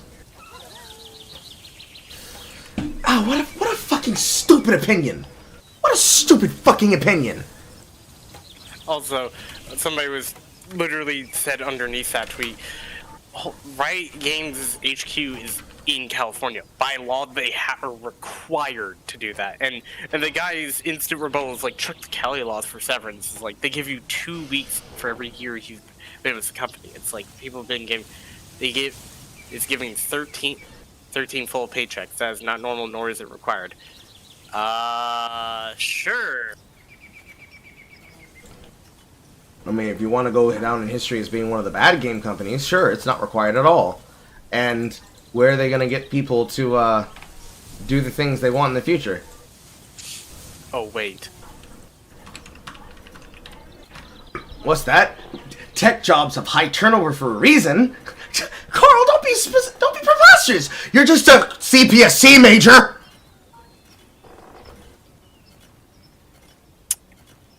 Oh, boy.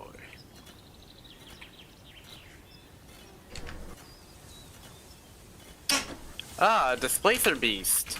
Oh, that's so cool.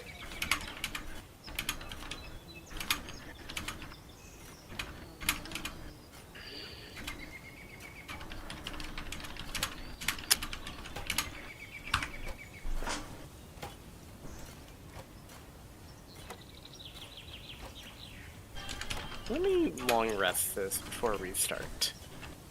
Because I feel like there's something going to ambush me in the next part, because why is there a Displacer Beast in this area of all areas? Displacer Beast inside of the Gauntlet of Shar? That would be Yuger. It's not so much that he ambushes you, he engages a forced conversation with you for the purposes of a quest that involves Raphael. The Displacer Beast, however, can be conversated with in order to get it to turn on him once you talk to him. Interesting. It has to do with the spider carcass, if you found the spider carcass yet. I did not, but I will probably find that spider carcass so I can have a turn. That would be helpful in a fight. It's a 30 check to get it on your side for the fight opportunity, but you can do it. Probably not then. Never mind. I mean, if you want to just skip the potential chance of him fucking you, the best way to do it is to just bombard him with smoke powder barrels. Or just kill him separately and then try to work on all the rest of the Orthons in his employ apart. Yeah, because they're gonna shoot the hell out of me, aren't they? He will. They're melee. Oh, they're all melee? No, Yuger is ranged. The Displacer Beast teleports like all Displacer Beasts do, and I think the rest of them are melee, but they have some type of ranged attack. I can't remember exactly. I just know that it was a fucking struggle because his goddamn crossbow is so fucking good for him.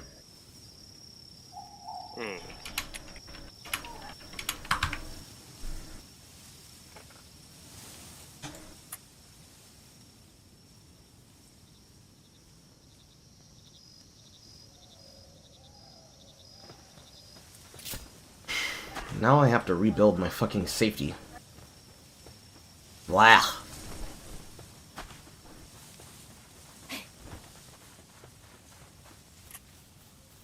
Why the fuck did it go up in flame? Was it just because of him?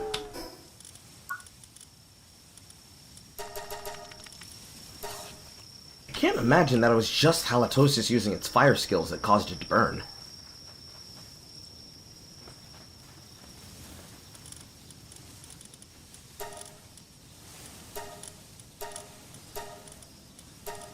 Found the spider meat. You basically have to do an investigation check, and you have to be, I think you have to be successful.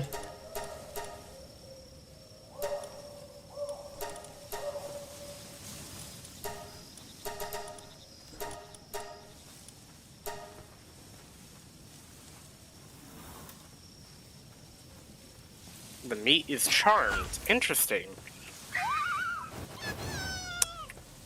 See, this is why you lick random things, people.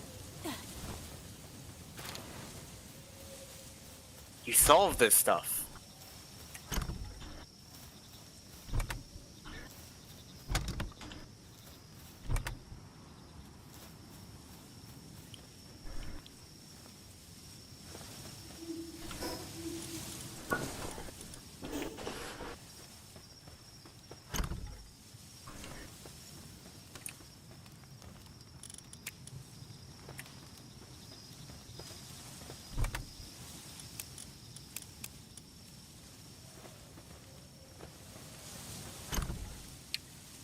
Also, I find it funny that all of them just failed their invisibility checks against me. That's so funny. Do you have the eye? Yep, I have the eye. Yeah. That eye is unironically fucking useful. It is the most useful permanent buff of Act 1. Yes. I mean, Leviatar's love is also really good. Yes, it really is. I had never lost that buff, and it was so fucking clutch on a goddamn caster. But you never really think about situations where you need to have invisibility. And then, the first time it came in useful was dealing with the fucking, multi-phase from, Ethel.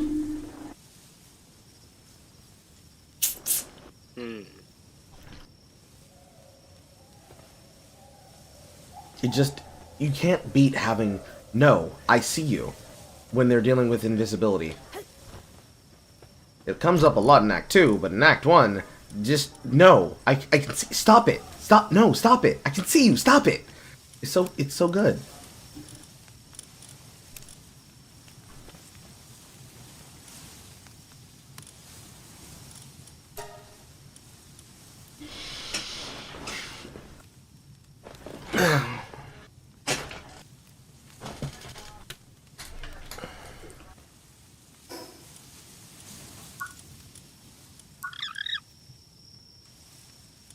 Oh, Yuger.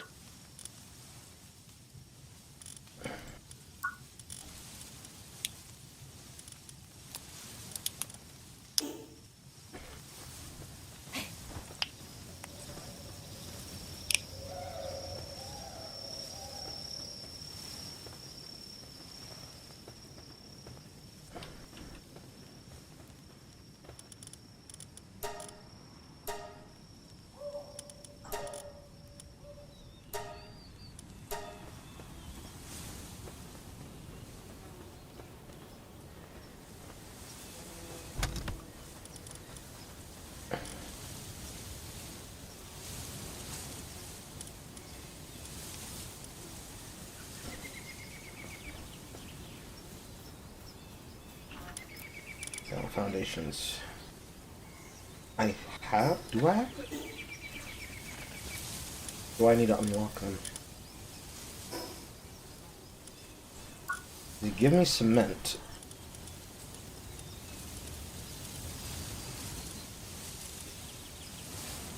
I see. I have to unlock it in the 18 tier, that's why. Stone structures, cement structures. And then where's the cement ones? Or is that just useless?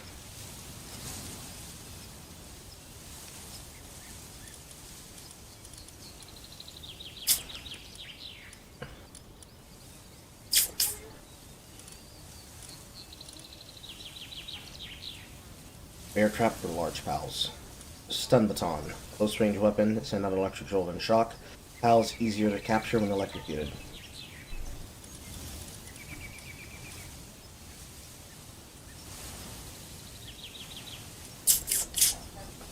Okay, so I need a level and I need to get that. Then I'll be safe. Safer.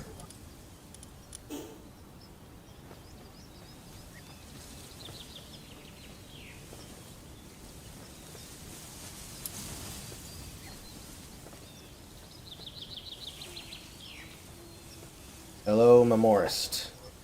I do not want to get my ass beat by you, and I know you'll beat the shit out of my pals, so I will just not engage you.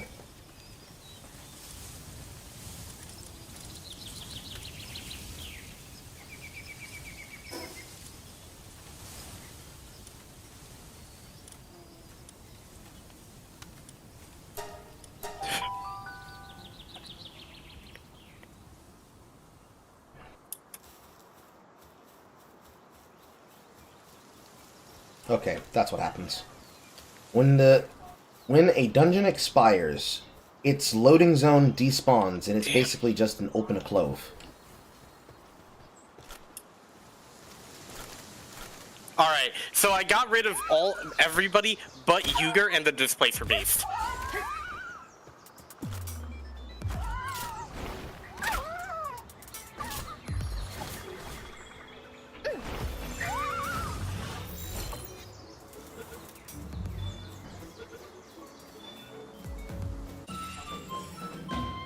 Ooh, I got another fucking artisan. Let's go!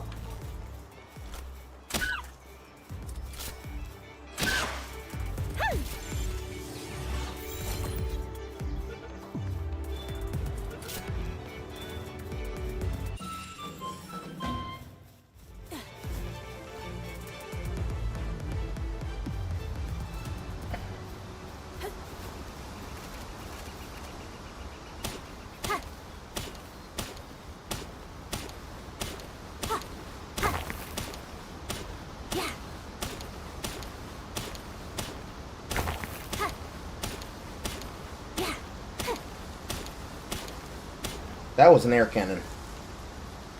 Oh, they fighting over there.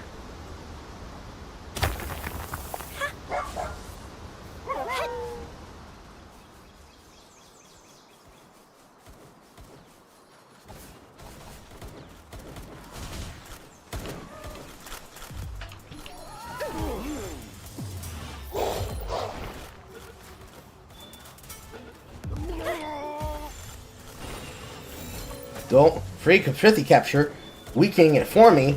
Don't mind if I do while my fucking wolf beats your ass. And I shoot you in the head.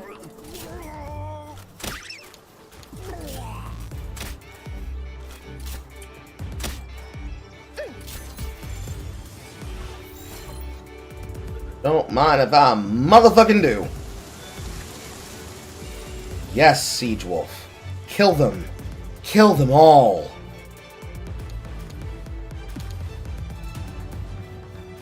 Free ammunition, free gold. Let's go. Peekaboo, I'm right here. Now, let's make sure to absolutely deck the hell out of him. If the camera can actually, you know, work with me here.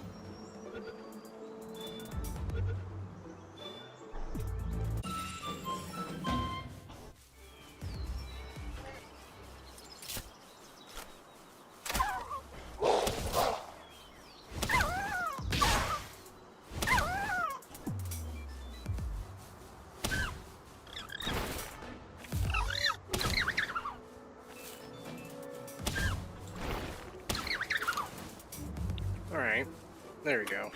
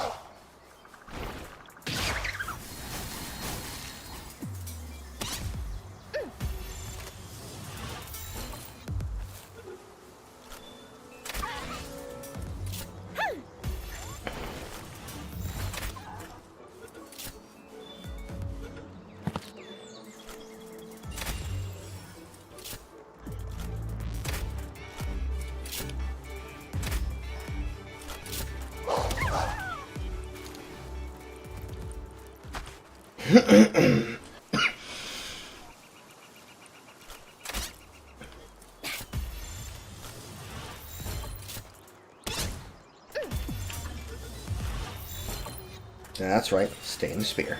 Stay in the spear. It's safer for you in there.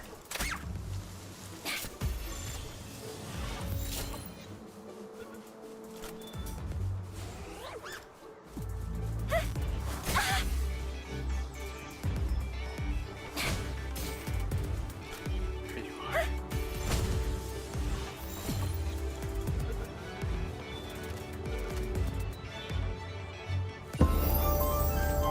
There's that level.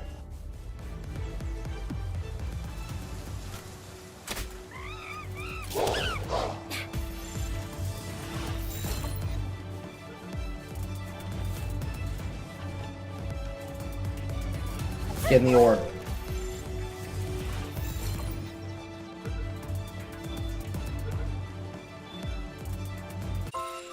You made me leave behind the fucking lift monk, Mr. Tanzi. I'm not a happy camper.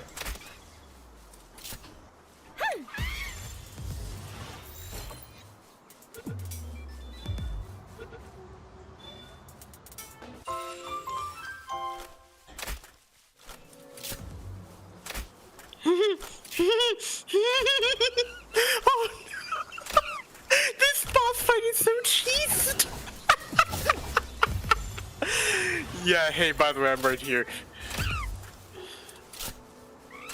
What are you doing? No, we're done. We're done here, my guy. We're done here. What did he throw all over the place? Oh, or sonic hand bombs. Yes. Oh, he was planning to take us with him. Okay, good to know. Let's all get out of here. You can pick those up, by the way. You can? Yep, you can pick them up. Do what with them? Throw them yourself. Orthonic hand bombs are strong. Because he has the ones that have higher fire damage and will actually do permanent burning. There's another grenade type that gets dropped by some turrets in Act 3 near the area, or if the exact room in which you are fighting the, ooh, that's a big boy. Dancer of the Plains, Shalette. I don't have any masters to kill you with, though. Also, I'm being attacked by a Nightwing. How long? Ticking mine. What do they do? Thing ticking on a trap.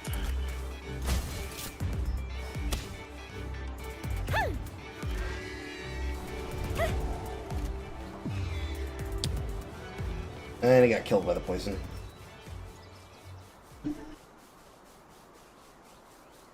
Definitely need to have megas to fight those. But, those particular grenades that I'm thinking of, they do explosive damage with lightning in a very high number. I think it's somewhere between 37 to 78 for one explosion of it, because it's supposed to be a concussion grenade that's used by the sentries inside of the high hall area. Exactly one megasphere.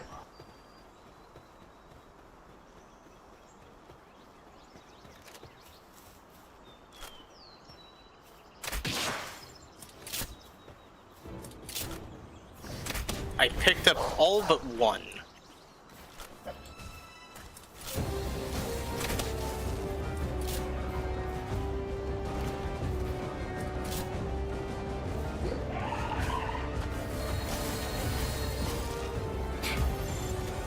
Can I capture it? One go. Nope. Oh, they do a lot of it. Whoa. So I'm telling you. Hold on. Yeah, 4d8? Ooh, Jesus. Alright, well, I know exactly what to do now if I need something. Purple worm toxin. Okay. It's used for a higher thing. First, boss kill. Acquired 1 ancient technology points. Oh, those are counted as bosses. Well, I captured him. He's mine now. And curl up his bunny and roll around. Fuck, I need to read that. Chillette, Chillette, Chillette, Chillette, Chillette, Chillette. Chillette! The frostiest the man can get! Chillette. Dragon, ice. It can curl up its body and roll around at extremely high speeds. Long enough people would tie bags of milk to the domesticated chillettes as they graze to produce the butter using its spinning force. Based. It's kind of cool.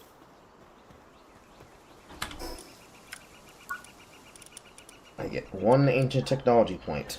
Because I got that 1 ancient technology point, I can use it to uncover any of these 1 things that I need. However, the thing that I want most is actually this hip lantern, but I need 2 points. Is this the only way I can get those ancient technology points? I know as a bard, you can cheeseburgers fight. It's extremely easy, apparently, with him, with playing as a bard, but yeah. Okay, stone structures. I don't need that, I don't need that, I don't need that. I would love a Chillette saddle, thank you. And I guess I'll hold on to the 1 point. Good job, Siege Wolf.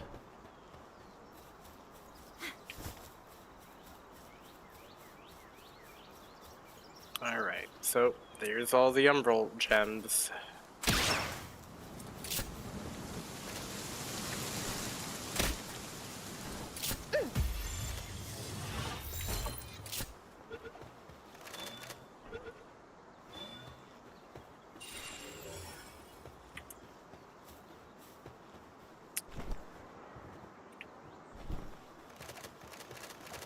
Use little pickaxe, and then in a minute, once I get back to my base, I gotta build my shit so I can be safe from my raids, and then I gotta go check my chicken. Apologies for everybody who came here specifically looking for the fucking content. Yeah. Chaotic neutral Carl. No Asterion. Yeah, it's sorry Hellfire, no Asterion. No Asterion here.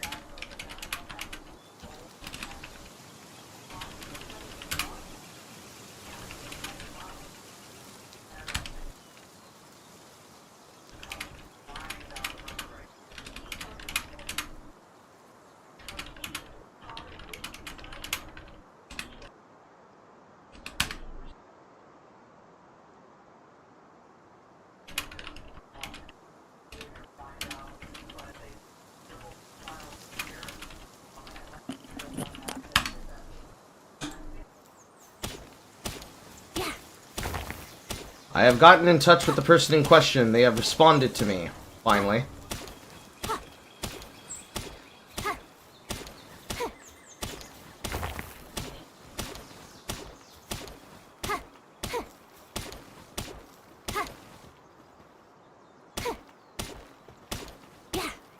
I had Asterion in my party for a while, but unfortunately, because I no longer needed the power of sneak attack because I was a sorcerer, I just rotated him out for another front line.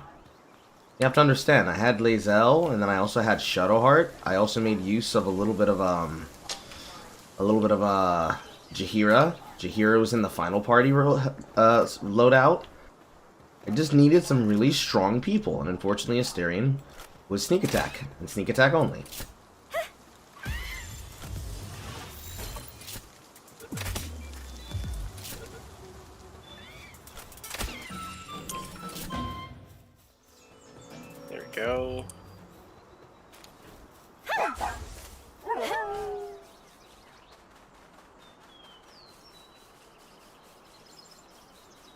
Could have swore I saw an achievement.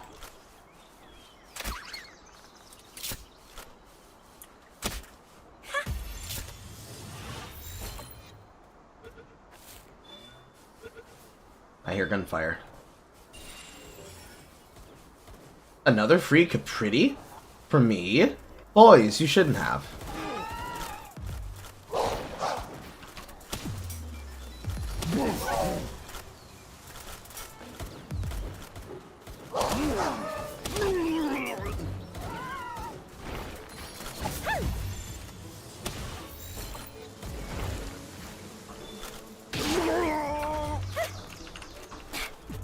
So now I got all the trials done. Got to here. Now I have to give the gift Mercy, Darkness, and Secrets. What do I have to do now for that? I forgot.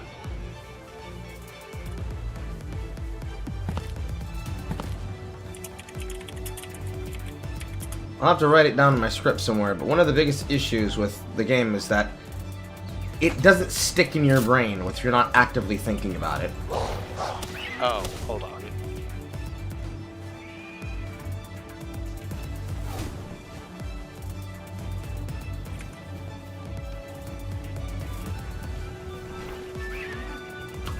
God damn it! Okay. They need a setting. I would prefer them have a setting where you can set them to do enough damage to weaken them for capture.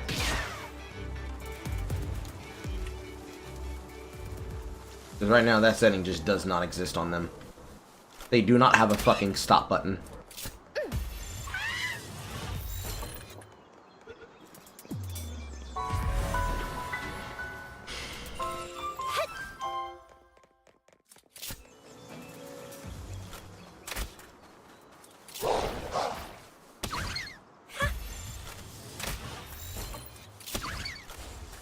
Probably why I prefer doing mounted fucking poaching, because if they try to escape and I can get on top of them, I can be able to control the damage I'm doing so I don't kill them accidentally.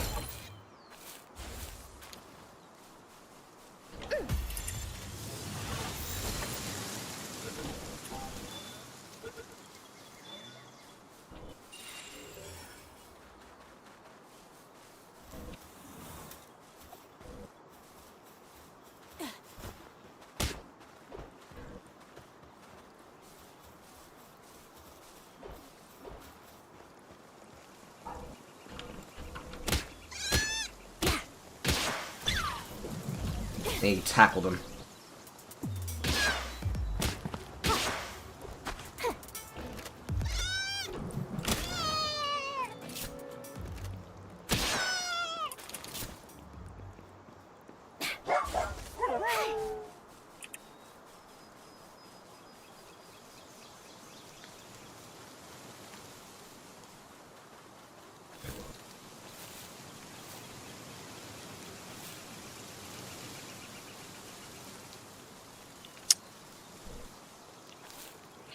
Should I try and rescue the tieflings now before I go to the Shadowfell entrance?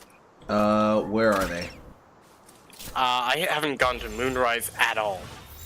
I don't know what happens in the particular quest line if you don't, but I would highly suggest it if you want Zevlor in the final retreat of the battle, or you want any of the particular outcomes that are necessary if you rescue them. I know Alfira's rewards get locked out if you don't. I don't remember what the other lockouts were at all. Let's rescue them first, because I think I know what happens next. Oh, hold on. Inspection's ready. I'll be right back.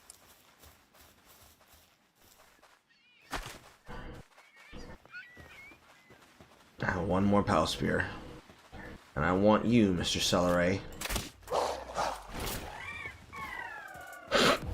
Unfortunately, he did not want you. Let's go ahead and one-tap you for your entire life pool. Another free Mega Sphere.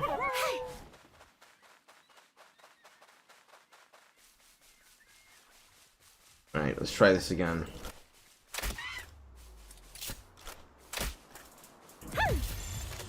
Stay in the orb. If you don't stay in the orb, I'm gonna shoot you in the face. Good boy. Now your turn.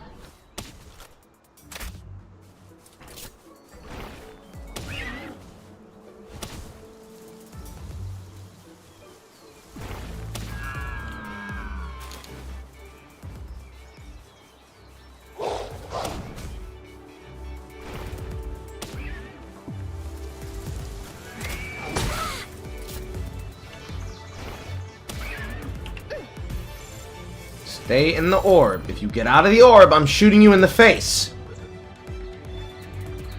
That's all it takes. Just a little bit of some threat. Just a little bit of threat.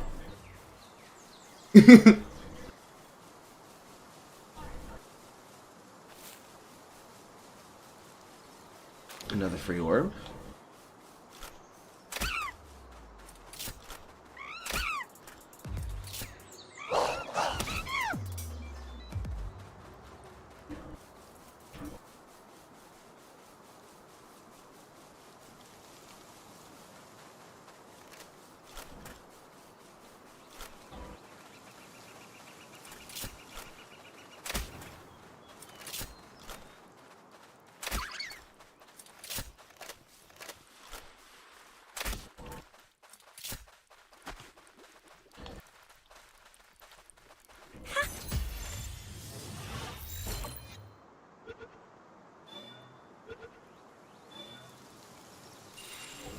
There we go.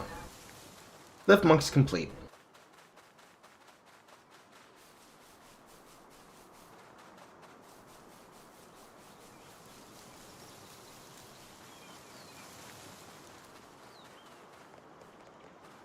So now I can kill you for fun.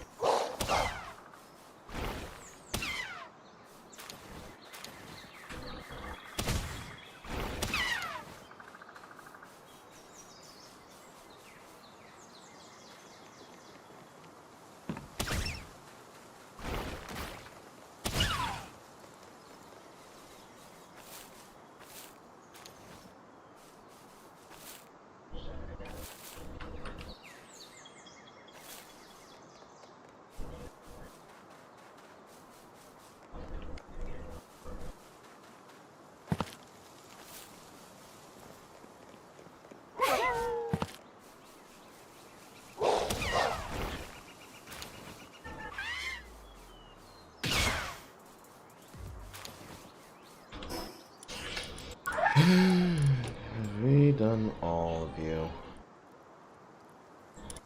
You picked? No.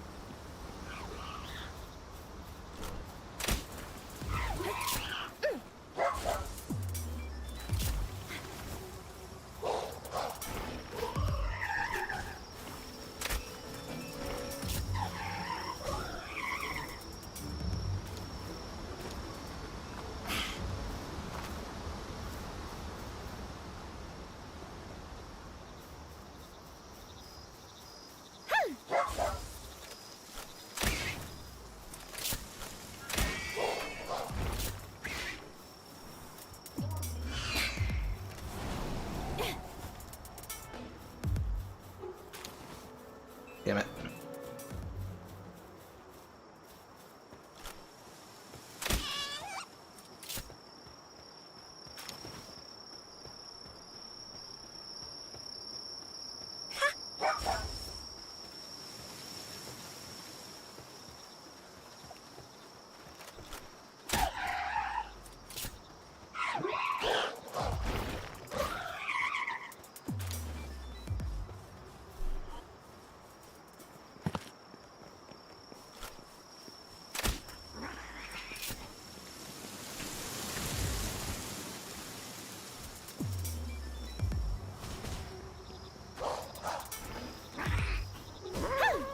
Damn.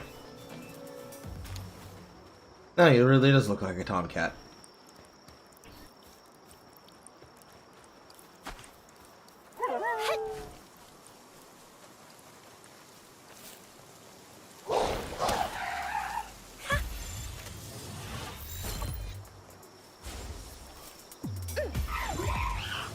Stay in the spear or I'll shoot you in the face. I'm telling you, threatening is the trick.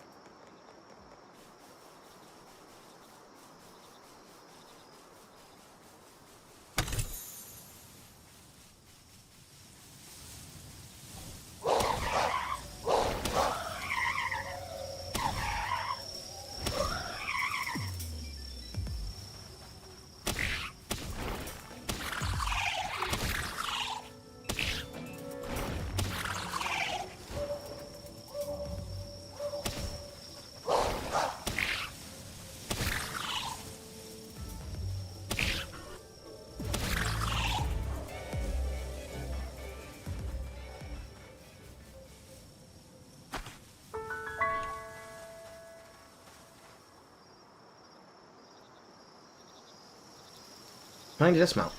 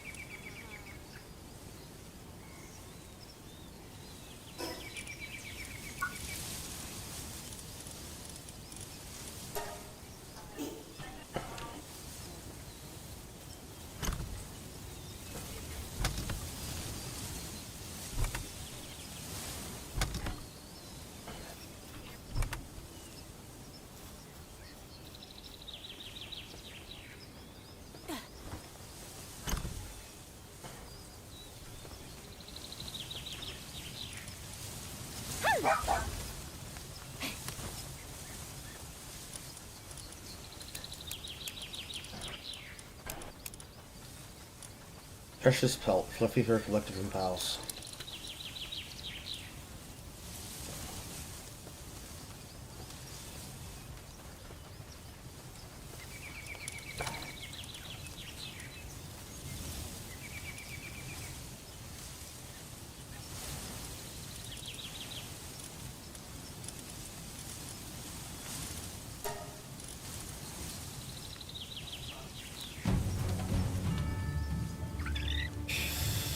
Ooh.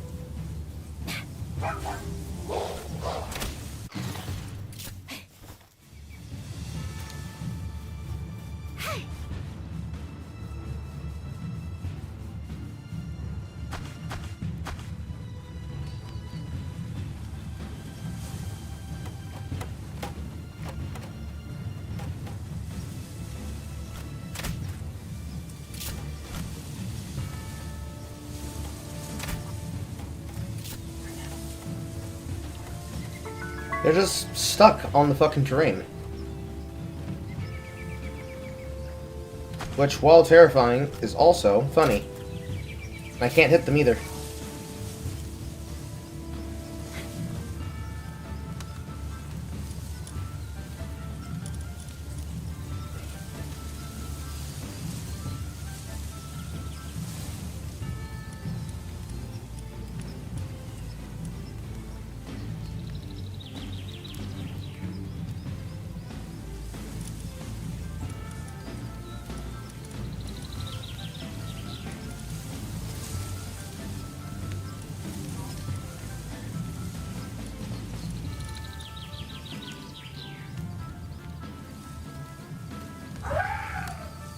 Section complete. I have English muffins.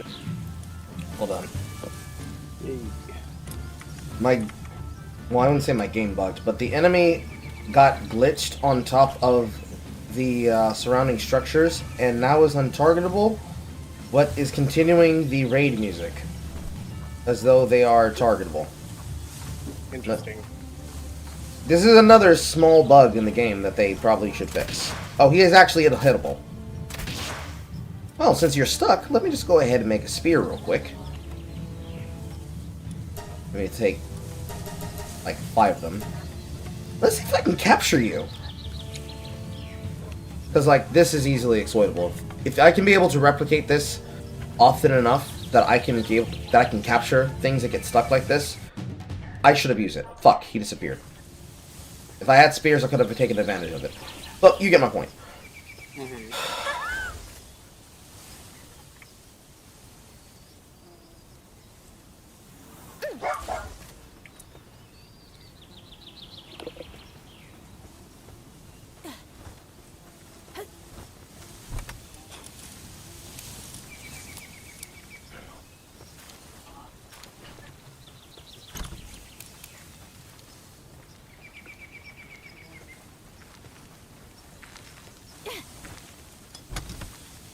After this, I might make some flatbread. Have to make or want to make? Well, it's for dinner tonight, so... Okay.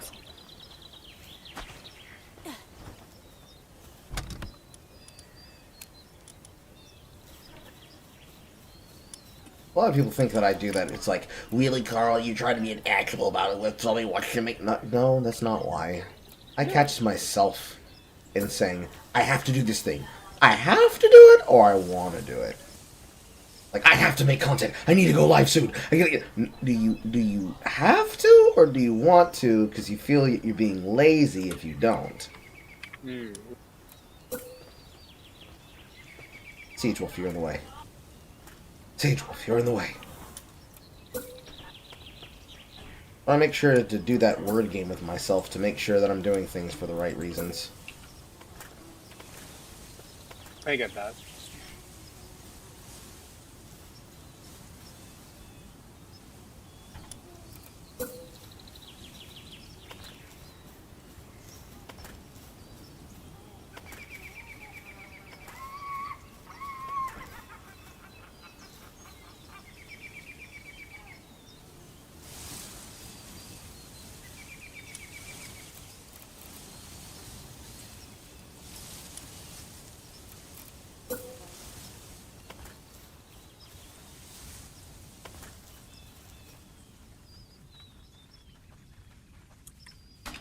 So why did they make the back to build menu button the backspace button on this?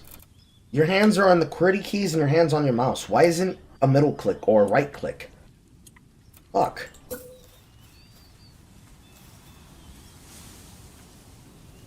Shy.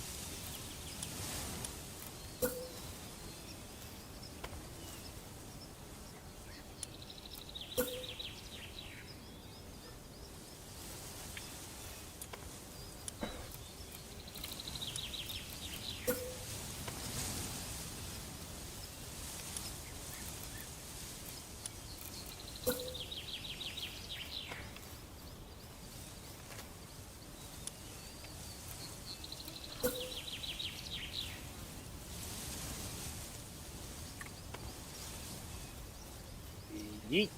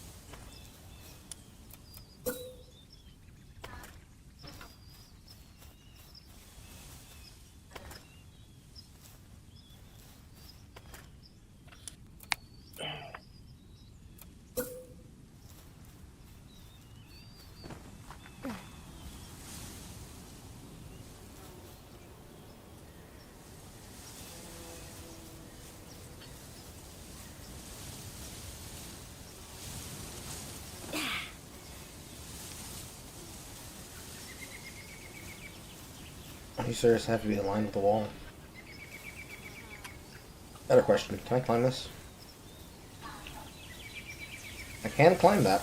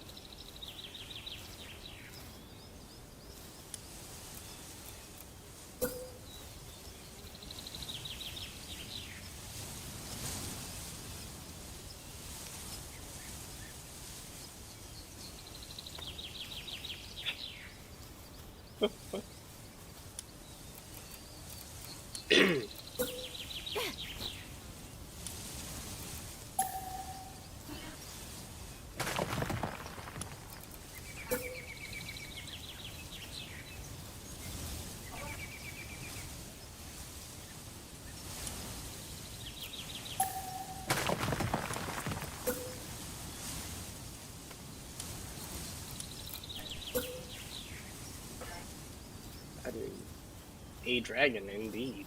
We crack. I suppose it's time for League. You suppose it's time for League? I suppose it's time because... I mean, I could have done it while the inspection was happening, but that would have looked bad. So, you know.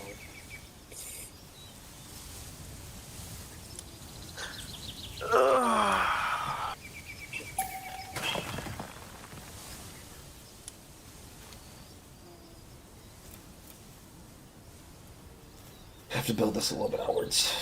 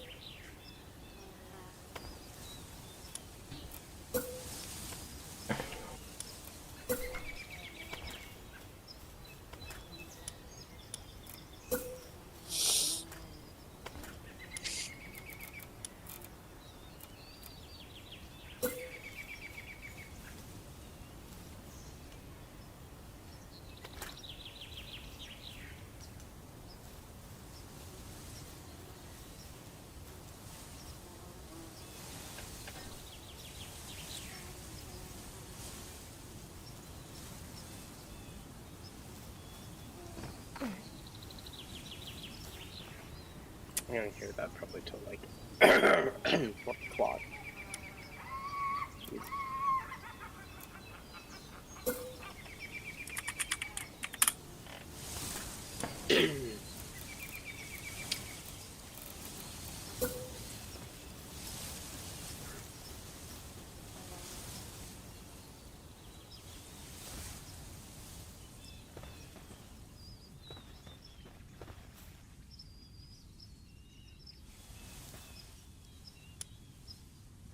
I really hate this fucking wall type. Oh my god.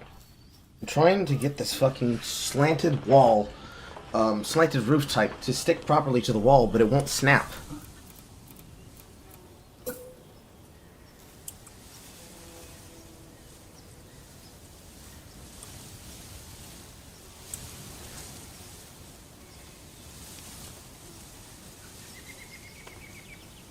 Because the way that you'd think you'd need to do it, like, oh, maybe I need to place a flat roof base on it so I can place that on the top. Nah.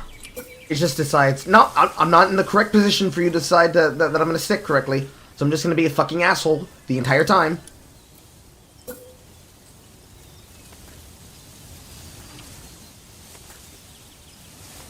It's going to really limit the opportunities for people's designs in the game, because everything's going to be blocky. Because the only ones that are performing correctly are the rectangle pieces. Anyways.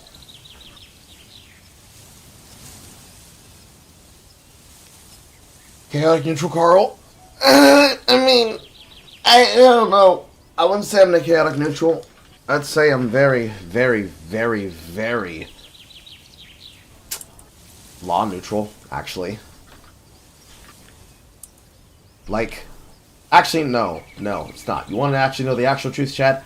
I am law evil. That is what I am. I am law evil. Not lawful. Law evil.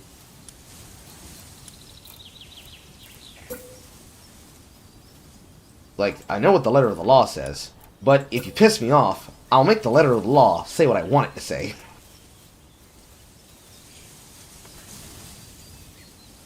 Like I've said before many times, I am a kind man. I'm the kind of man you don't fuck with. Because if you give me reason, I'll fuck with you.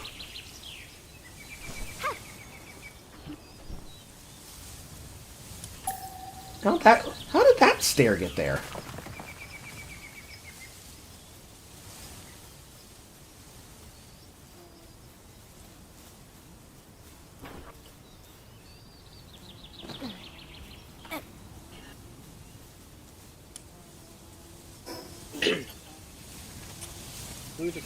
Who to play? I'll do more in mid.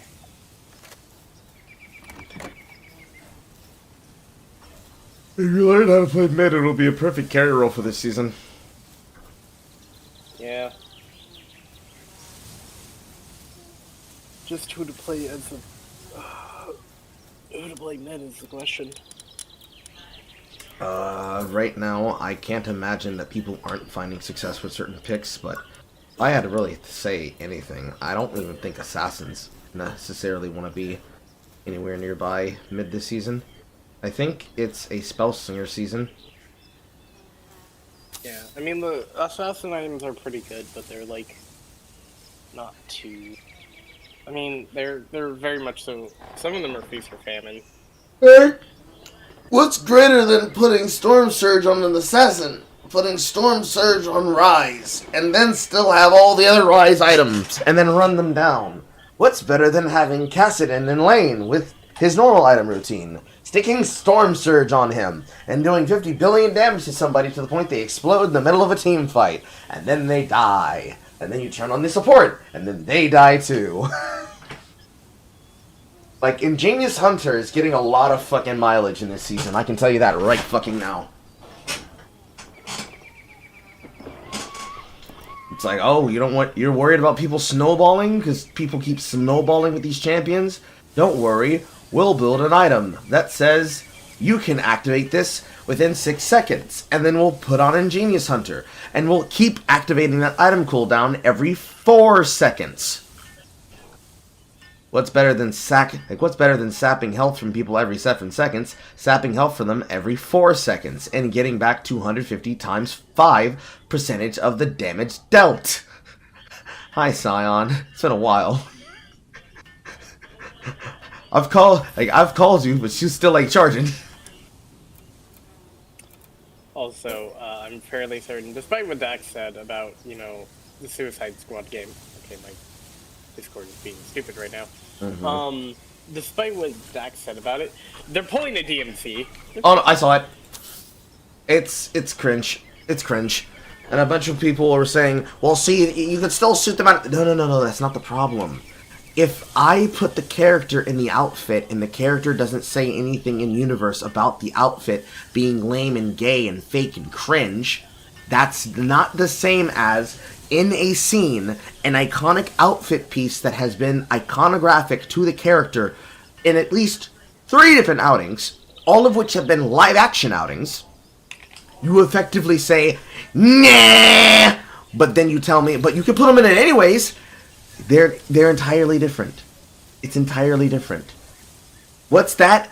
Big titties Mick Big titties make huge milkers, known for wearing a leather corset one piece with a zip tie that's always done all the way down to the beginning of the top of her midriff past her nipple, goes into her closet and starts pulling out all her iconographic outfit pieces, and it's like, nah, too lame. Ugh, male gaze much? And then she settles on a plain white, full all-tip piece with all the flanges hanging off the side that makes her look like it's been designed by somebody like Larian Studios for fucking Dame Lin. Ah, yes! Perfect! This screams big tits Mitch huge MILF! Like, what are you doing? What are you doing? What are we doing? What are we doing? What are we doing? You understand my point, but does the audience get my point? The point is, chat, you can't take a character who's known for something like having a lot of cleavage. Her name is literally a lot of clavage, and you put her in a fucking pantsuit. And I don't mean a tasteful hot pantsuit with cleavage, I mean a pantsuit with nothing to it. You can't do that. And then say, what do you mean? She's still sexy. To who? To you? Because she's not to me, Anon. She's not the same. It's not the same. And they know it's not the same. That's why they're coping.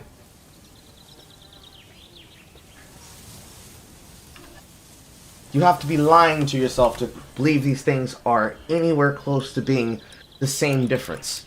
Because they know that they're not. But they want to make you believe it anyways. Because if you just accept it, when they do it, then they can get away with it. They can look you in the face and be like, yeah, we made you desire everything we wanted you to desire. And isn't it better this way? No, you jackass, it's not! It's worse! Your ideas are horrible! Go back to the drawing board. Start over again. Put a lot of clavage in her giant fucking, like, her fucking dominatrix outfit. No, Bayonetta would not be good if you put her in anything other than what her iconic designs are. Bayonetta 1 and Bayonetta 2 have two different design strokes. One was basically, hey yo guys, here's the character. And then Bayonetta 2 was like, hey guys, short hair! And then Bayonetta 3 is guys, hey guys, shoot space buns! And pigtails. When you have a character who's known for doing these things, every time you have an outing of them, that is an opportunity for you to experiment with them. But when you're trying out a character for the first time, that is an opportunity to see what sticks and what people find good about it.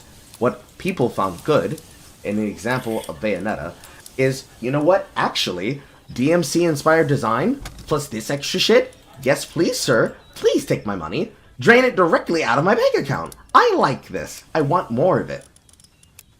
Bayonetta 2, she's got short hair now. Oh man, that's great. That's awesome. I'll take that too. Please drink my bank account now.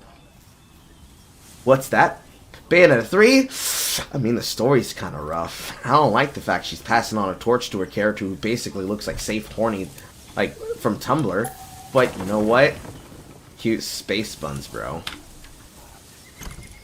There's a way to do these things. And that is not what you do with them. I mean, no wonder the fucking leads of Rocksteady are abandoning their company. It's not their company anymore. I too would get out of Dodge as soon as possible and try to make a fucking living somewhere else. Because I can't make the shit back up. How do we go forward if that's what you're putting out to the public? They have to be ashamed of it. And if not ashamed, sad that that's what they have to work with. Didn't have to be like this. It could have been different. But no, activists wanted to take our shit and make it their own. Now we have to be embarrassed because we can't do the things we intended to do. Definitely a nightmare scenario for people who actually like game design. But at least in the sense of this, or rather, in the context of this situation. It's no different, Carl. It's just acceptable. You just don't like it because it's not your thing. I couldn't care less if it wasn't my thing. Because I'm not going to buy the game. But Unlike people who keep saying, but I'm not going to play the game at Palworld.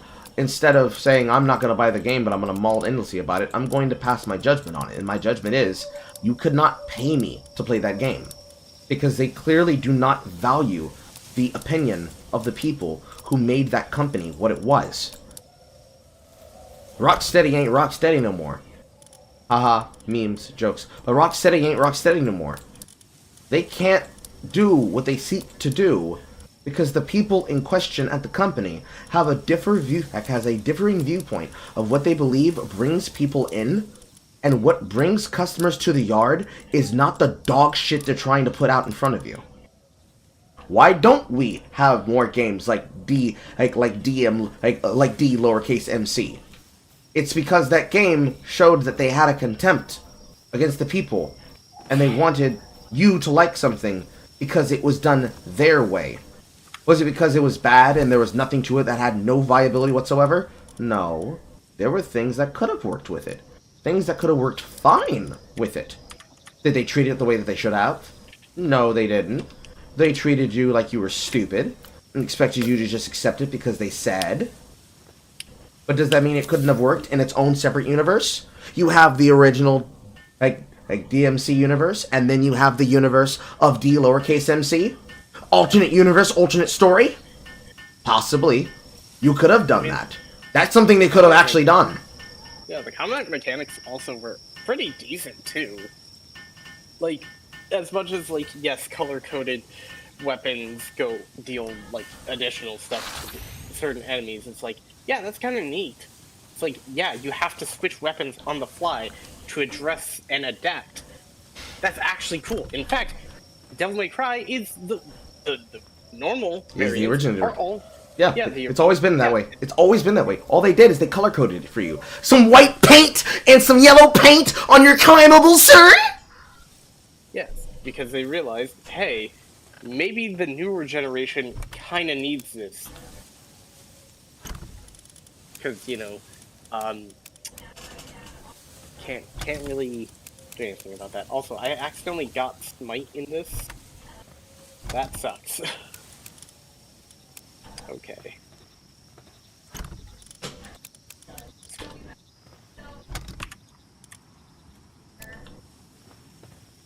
Ah, fuck. This is why I moved my chests from being side by side, because once you have them side by side, they can collect their shit on top of each other, and then it's nearly impossible to see what you're doing. Or you can't actually target the thing, because it's not based on your... There's another thing you need to change. You need to make it so that the things that you're trying to target and pick up are based on your reticle, not your body's position, so that you can actually be able to put things inside of a chest that are right next to each other, inside the other chest next to them. Because since you have to have the weight to actually move, if you can't move, you can't retarget. They need to definitely change that with some quality of life.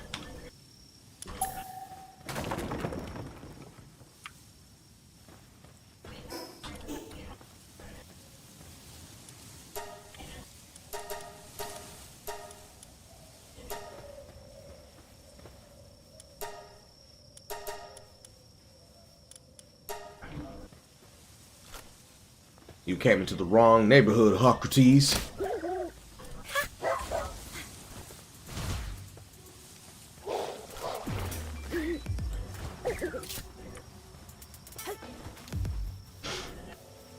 Why do those drop fiber?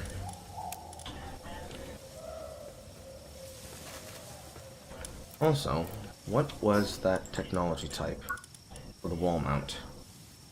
I think it was 2. Was it not? Yeah, it was 2.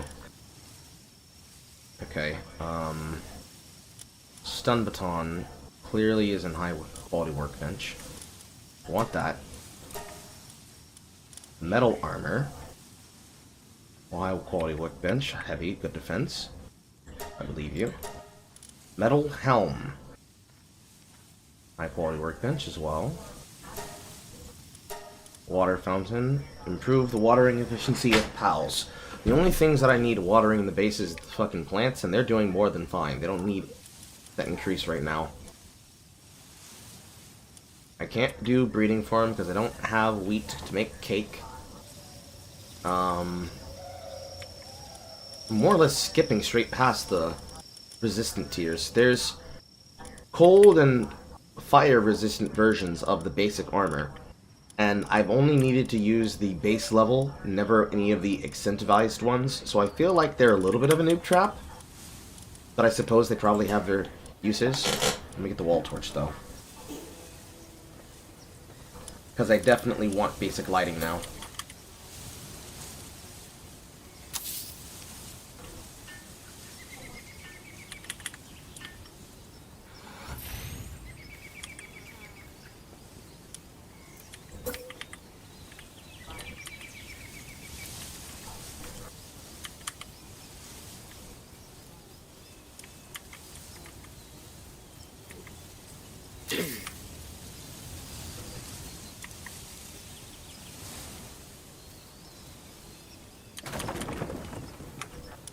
The place is too high, I can't actually be able to target it.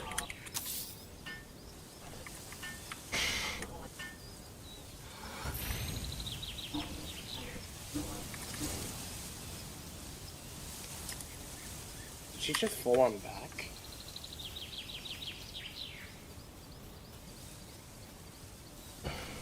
She did. She got... Interesting. She's got a hard shove.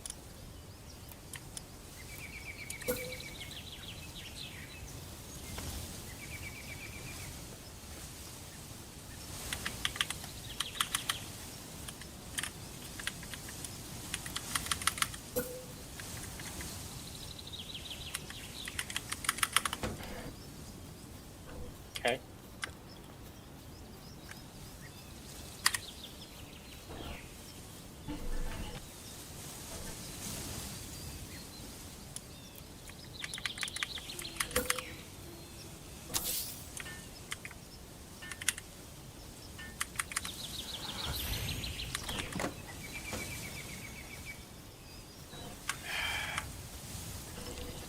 That's neat.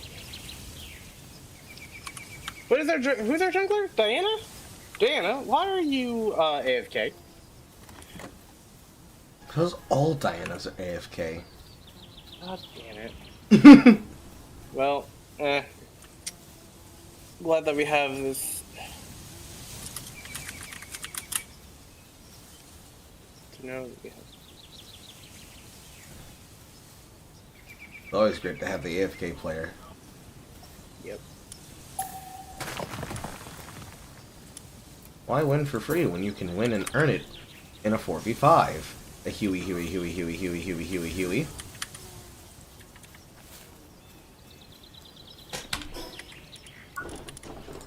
Where does his stat point go? Stat points, plural. I forgot I have level twice. That was like a good chunk of. Okay, Rise does hit pretty well. Damn. I told you. You can get a good combo off, yeah. I keep telling you niggas, I play this game too much! But true. I go to the kitchen and actually check my chicken finally.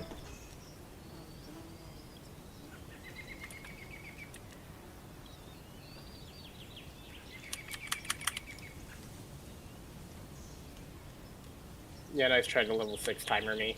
That was so cute. That was so cute.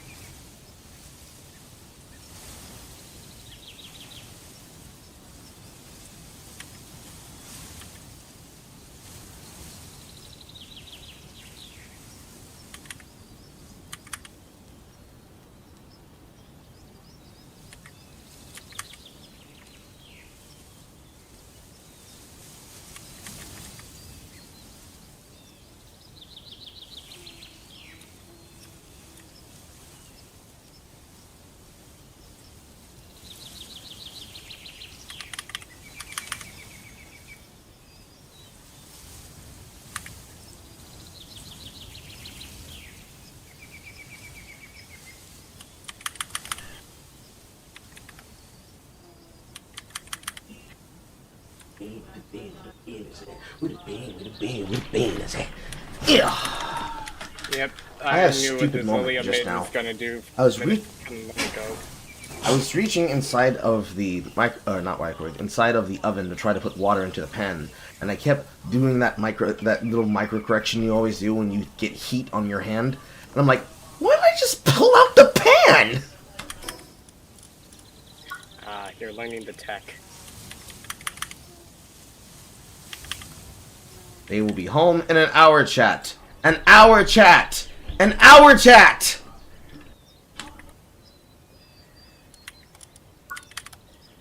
Oh, that's cool.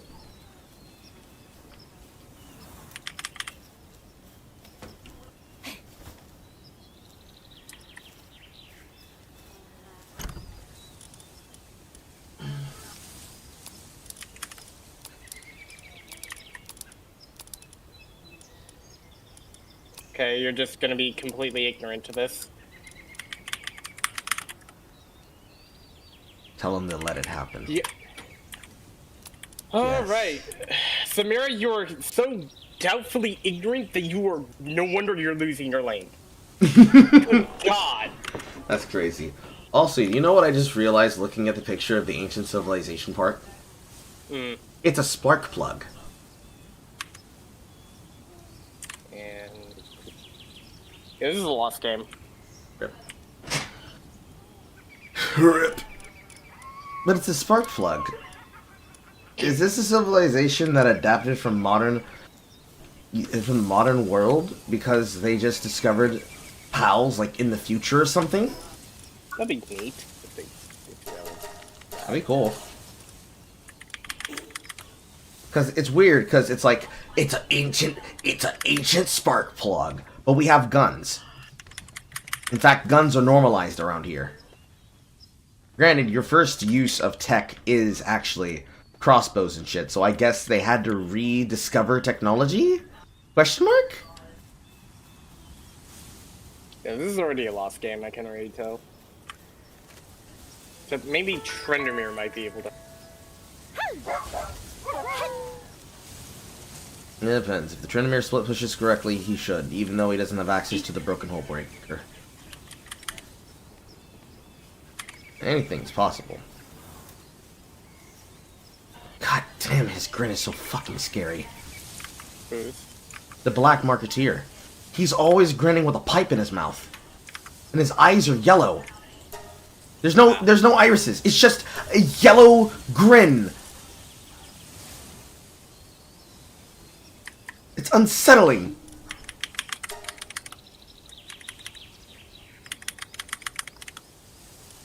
There we go. Yeah, this talent isn't very perceptive.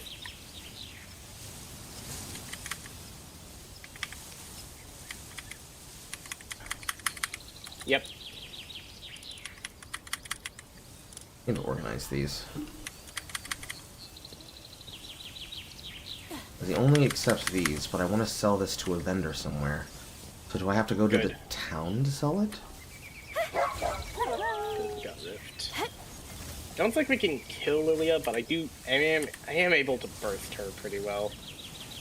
You just need somebody to stick the damage afterwards by flanking her. To force her flash out once and then catch her again in a 5-minute period. Oh look, hi Rakan. Because this Rakan is not that great. Most Recon players don't understand how to play actual support distance. They just know I have stun and I run to team.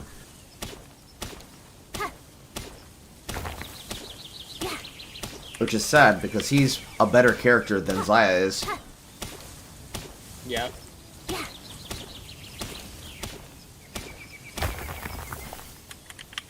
It's really unfortunate that she's just fucking female Aphelios, but they designed her like that.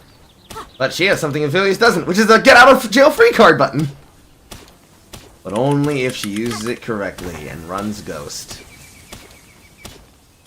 If she doesn't run at least Ghost Flash, she just dies.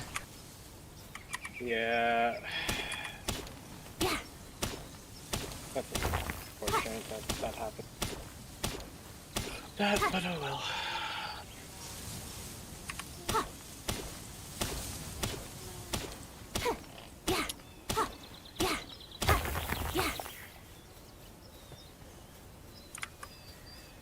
Teleport would have been so much better to have. I just have.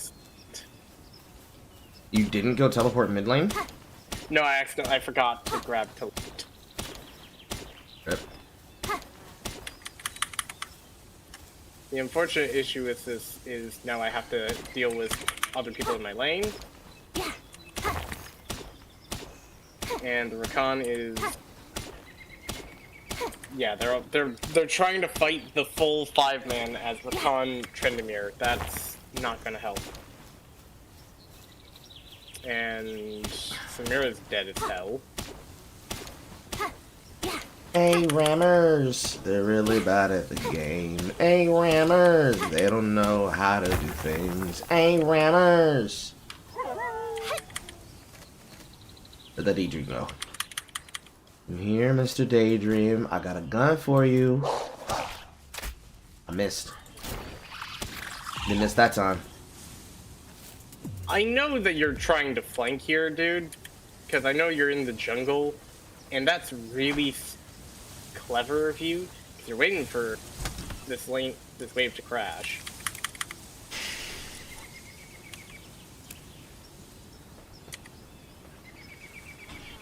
Yeah, okay. Y'all aren't smart. See what I tell you? Why I say people need to stop fucking A-ramming? No, because the enemy team's trying to flank me, and they're just getting bodied for it. Exactly. They have no thought in their head. They just want to go face, because they want to go face. It's the same mentality. That's tower gone. Because our Samira thinks that, yes, let's have the Samira push instead of, you know...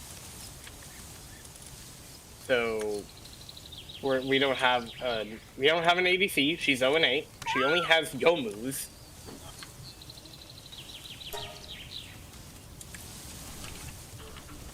Well, let me go help him.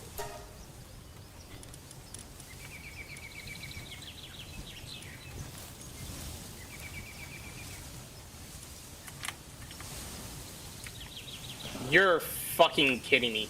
This guy, really? Nah, it's GG. I'm out. I'ma dance, I'ma dance, I'ma dance, I'ma dance, I'ma dance. Can be ridden. Applies dragon damage to the player's attacks while mounted. Whoa. Shit in my mouth and call me Sally.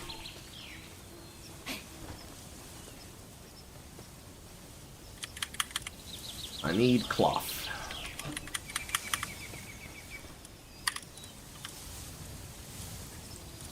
How much for metal? So, Diana's just inting herself. So is everybody else. Basically, they're just trying to smack each other's face so hard in the face that they win. But they have a better death ball than us because they have a 7-in-1 Talon, and the only person that has killed him is me because I realized how he likes to just run face first. Yes. And nobody's realizing that him running face first is, you know, the #1 way to beat him. but you guys can't beat him because y'all don't understand how to beat somebody who's hyper aggressive. I mean, I would tell them either go next or stop or play the game.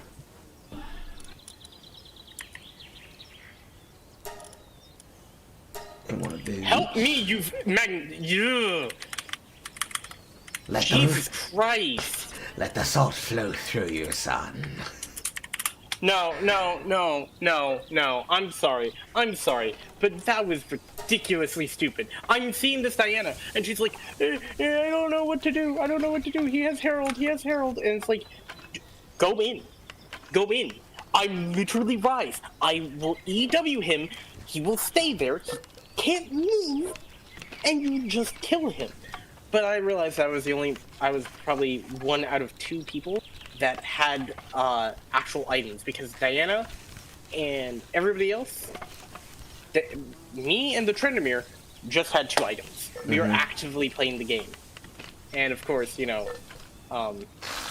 Diana being Diana was too afraid. It's like, let things happen. Yeah, let things happen and we lose. Alright, boys. I need somebody confident. 70 defense, 250 HP, 35 to 140. How hot is it? Oh, God, it's literally the same fucking outfit, but it changes a couple of... Oh, they put her in latex! I really need to see my wife in this. Let's get the full 360, boys. Let's get the full 360s. Oh, boy, latex booty shorts. Yes, sir. Yes, sir!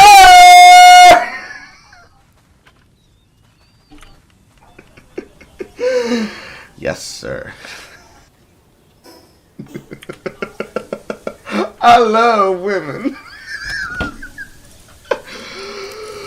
Oh, I love women. I love women in the correct way, not the way that Joe Katz loves women. He doesn't love women. He loves to talk about loving women.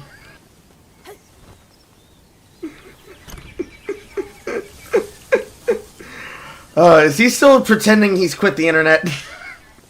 I don't know. It's very gay if he is. He should just man up and accept the fact that he doesn't have what it takes. Hold on, I'm curious. What is he... Oh, when he rage quit saying, I can't... Oh, no, I remember that. I'm wondering if he's done anything else. The real question is to figure out if he's done anything on, like, Twitter and or on, YouTube. I don't know if he's published anything on YouTube. On YouTube, it's been 2 weeks.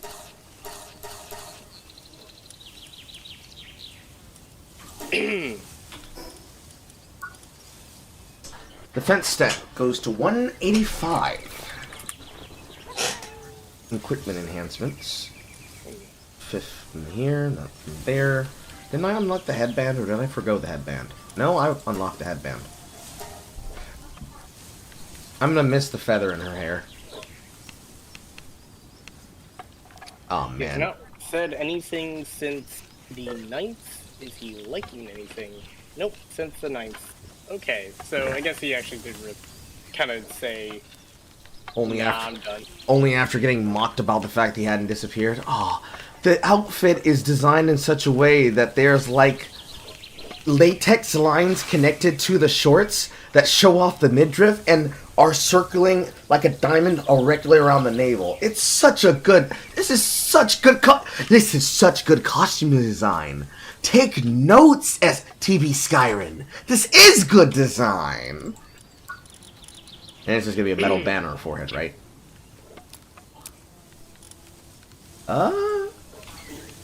Yeah, it's just a metal banner on her forehead. Still, that's pretty good. Can't see it if you're looking at it inside of this, but that's fine. I'm pretty sure Syndra is probably dominating right now. Wouldn't be surprised. Her and Oriana have remained the top picks for mages, just because it's going to take a lot to have some kind of champion that's going to rank them. If you're going into ranked, you just have to basically ban one or the other. Syndra is the much easier ban, because if I have to choose which one to deal with, I'm going to take the person who can only execute one person with an ultimate, and maybe, potentially, if people are not retarded, only ult out one person. Why did you pick him up? Put him down. Thank you. Would only ult out one person and kill them with an ultimate rather than a group multi-man ultimate with ball delivery. That's why Oriana's been my bans. And now I have Chillum. Come here, Chillum. To deploy to the Middle East too early to deploy to the Middle East. You born just in time to deploy to the Middle East. Yeah, that sounds right. He's like, oh my god, he's like a big noodle! That is, okay, that's actually rather... That's adorable. He's so big! You can barely see his little stubby legs and arms spilling forward. However, we want to see if he add this dragon damage. Oh yes, Lord. Is that on every shot? Oh yes, Lord! It's on every shot! Yes, sir! I like free dragon damage. Do you like free dragon damage? I like free dragon damage. This is a hard press mount. He's underleveled. Everyone else is like 5 levels above him, but that's because the boss itself was level 11. But bro, mount skills just are good. My god. Cause I can do this. I can do the same thing I did on him on the other one. He's a little bit slow, but his benefit is that you get extra damage riding on his back, so that's normal. Look at him, chat. Look at him. Look at his face! Look at his adorable eyes! Look at his eyes, chat! How can you don't have a soul. Listen to me. Listen to me. Listen, chat. Listen to me. Listen to me, chat. You don't have a soul if you can look in those eyes and tell me that that's not fucking adorable. That is fucking adorable. Oh my god. Look at him. Little fucking arms like this. He's giving you his ears moving backwards. I ain't a furry, but listen, I understand why they like to look like this. I understand why they like to look like this. Mwah. Good design. Good design. You're definitely not Dragonite. You're definitely not Dragonite. Corky mid, alright. Oh, Corky's making a resurgence. They want him to come back. Yeah, I'm glad. I'm very much so glad that that's happening.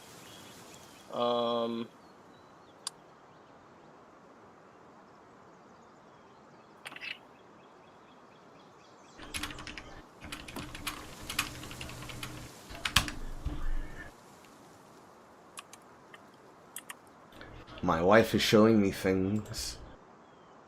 They are sinful.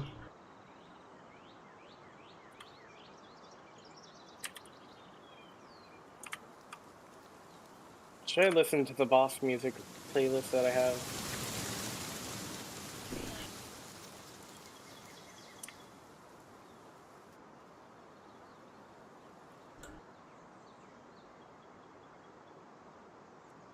First look at Joker. Also check out Joker gameplay from Suicide Squad Kill the Justice League. Oh god, yeah.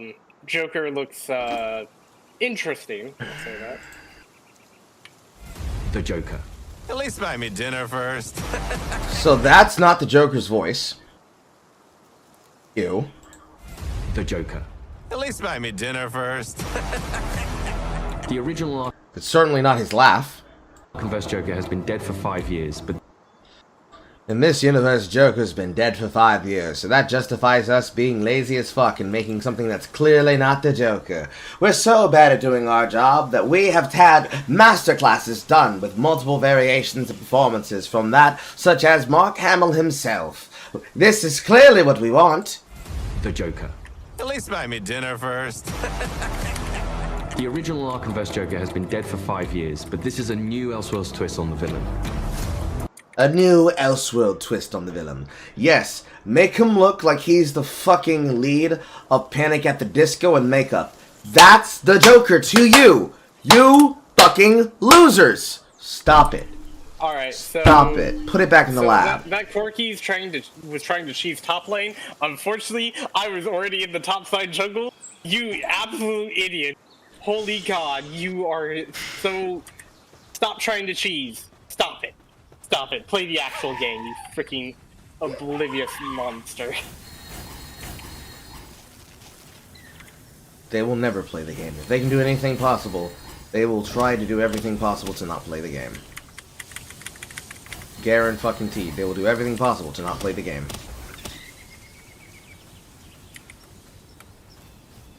It is not in their blood or nature to play the game. They will do everything possible to not play the game. And I gave Scion first blood for it, so I'm happy.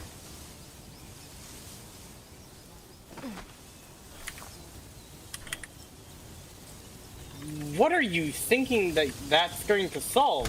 You're already low health. Dude, stop trying to fight. But he want to get the kill. He's literally less than half health. But you want to get the kill. You might fuck up. You don't know. Yeah, I totally might. I think there's only been one situation in a match where teleporting back to lane got me immediately killed, and it was only because of the fact that the jungler refused to move on anything. It was a fucking Shyvana who just basically only farmed jungle and dragon and nothing else. But, eh. Also, the triple tonic stuff is actually really cool. Of course it is. It gives us a benefit in that slot where otherwise we would have had, like, the hourglass mechanic. But even then, it's still not the greatest. It's just okay, and that's all it has to be. It has to be an option. It doesn't have to be the only option. Yeah, because quintessent, like, must-have things are actually rather annoying to have. Remember the meta of Klepto? Yes. Yeah, let's not do that again. That's complete, that's complete. I need 6 more of those. You're complete, you're complete. I need 5 more of you. Oh, he's on an XP deficit too. That's even better. God, I'm destroying this man. Where did I see a jog halt with Crystal? What's your habitat? Habitat unknown? Fuck!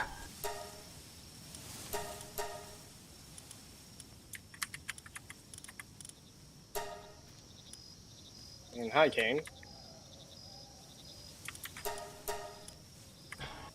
I'm at 25 shards already.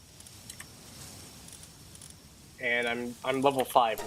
This is already really good.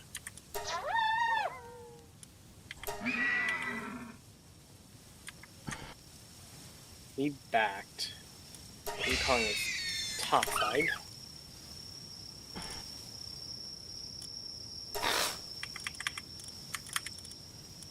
Elite. Sweep and Sweeper. Is that an evolution? His 19 to my 30 and 1 assist.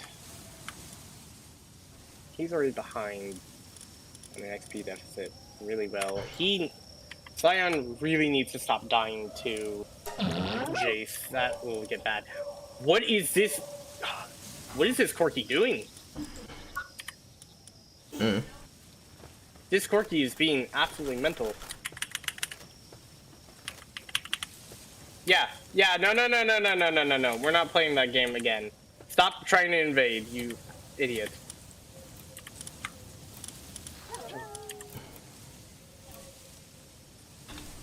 Nails. Nails. I really need them nails. Gotta beat them nails. Yep, and you're dead. You're dead. Bye. Bye, Corky. You're dead.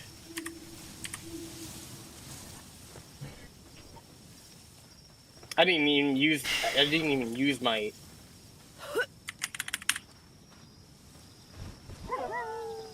Yep.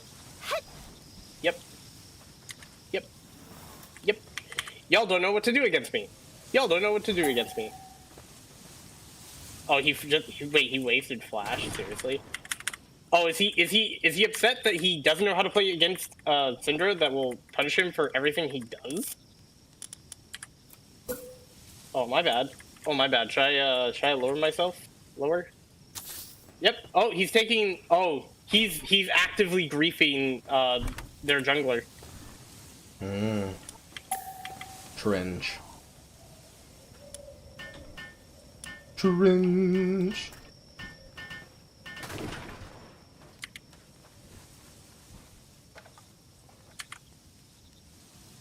Slowly creep.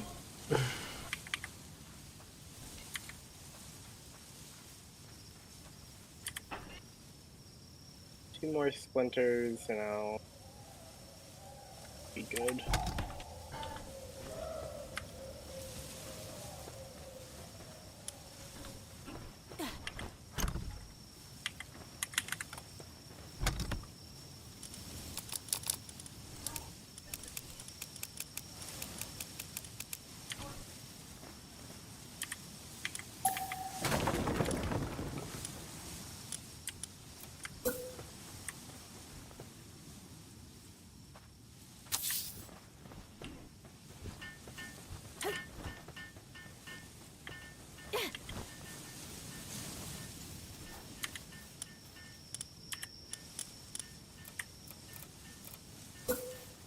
Next wave is cannon wave.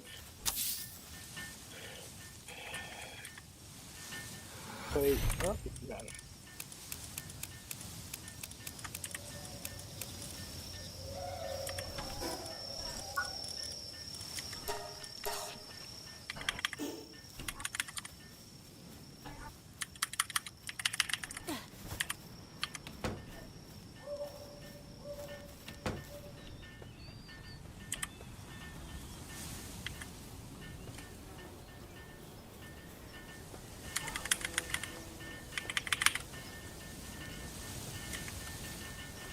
Yeah.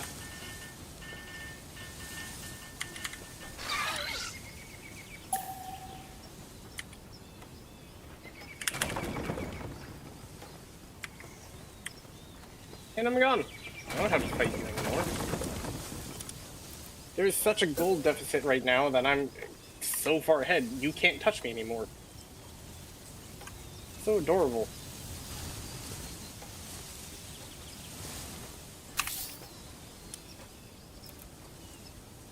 There? Okay, so he's trying to...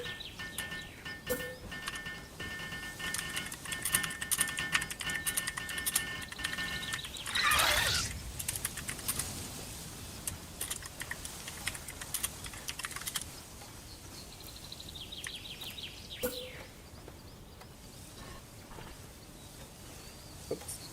Not mean to do that.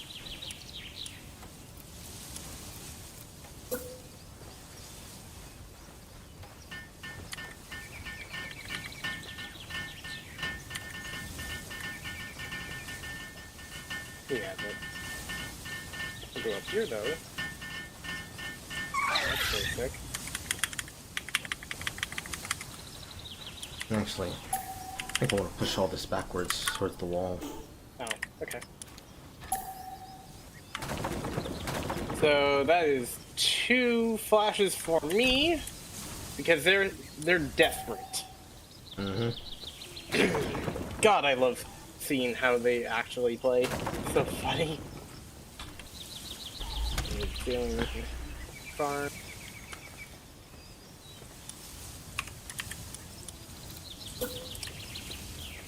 Thank you for shoving the wave. Bye. Oh, he's all spooled up now.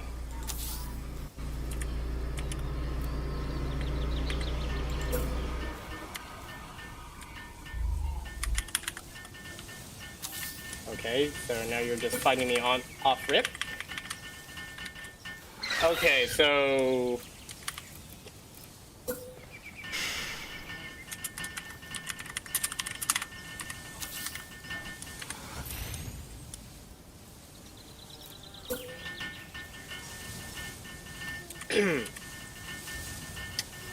yeah, their core he's not the best.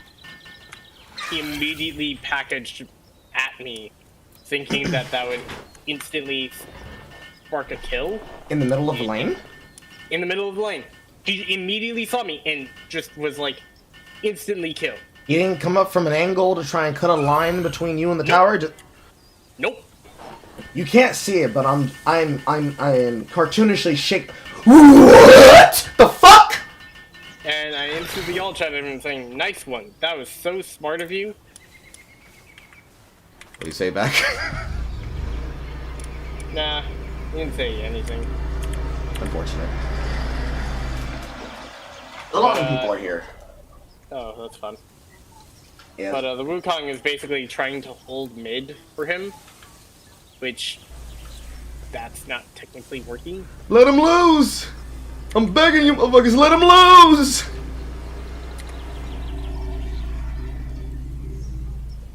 Yep, Corky is going now bot side.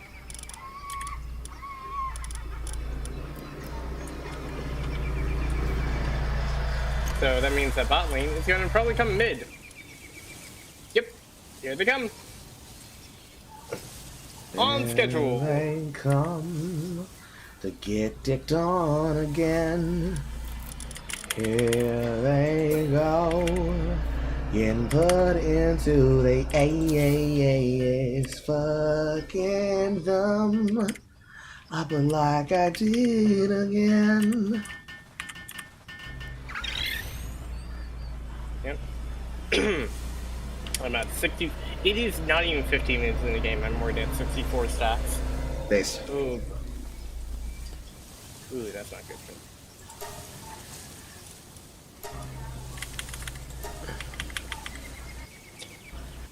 And that's gone. That's half of Ash's health. Is that gone?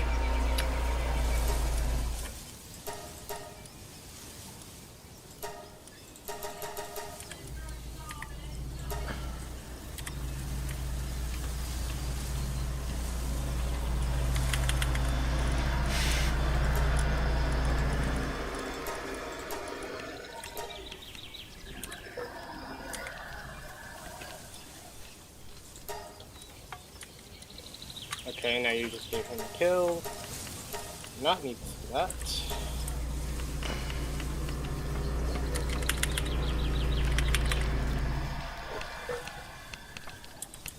Okay, I need you to go.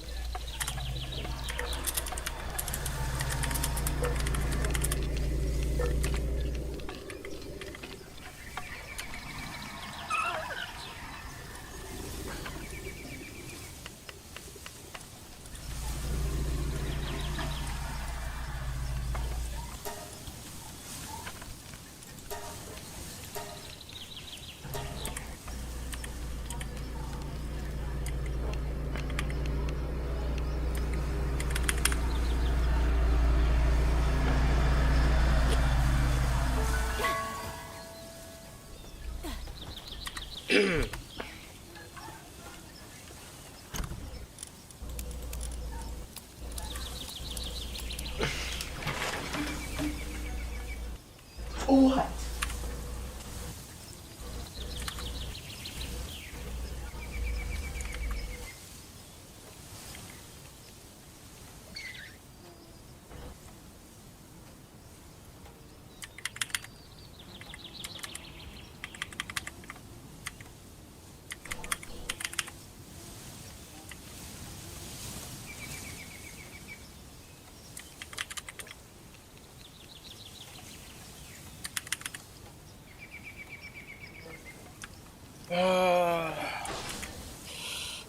This is gonna suck.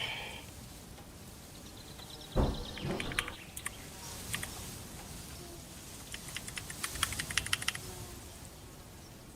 some point, I'm going to go outside and just push some leaves out of my driveway before my motherfucker Good. pisses me off. Thank God I got the shutdown on Chicken Case. Probably after the chicken's done. Anyway. 33.5. I'm gonna need a lot more ingots to make a lot more spears.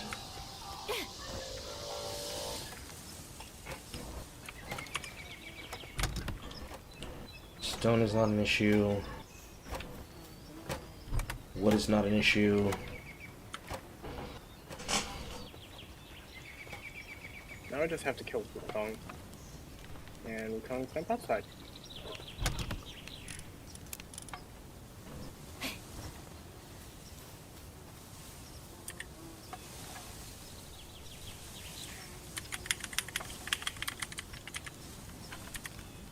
Thanks. Thanks for the free kill. Because you think that going after support is a great idea. Yes. Thank you, Wukong. When will they learn? Never.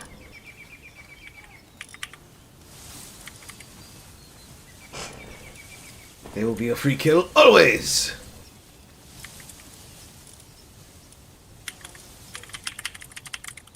Okay, well, that was a good package for him because he took Cloud Drake, but that's Cloud Drake. Cloud Drake does not really...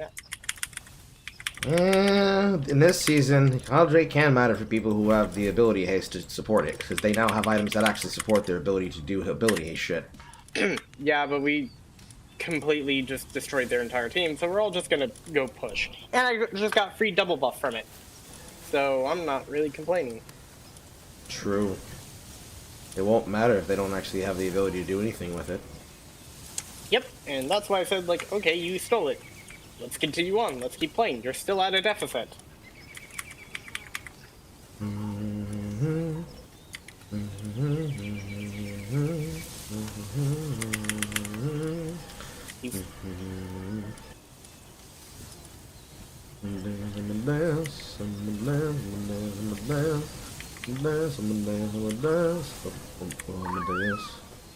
Oh, I'm at 95. I'm at 95 stacks now.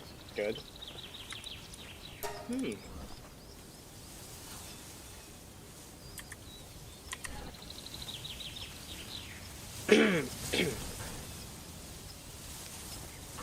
And now I have Shadow Flame.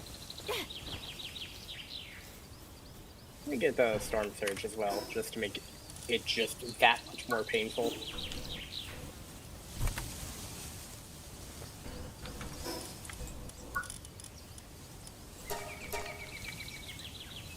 Oh.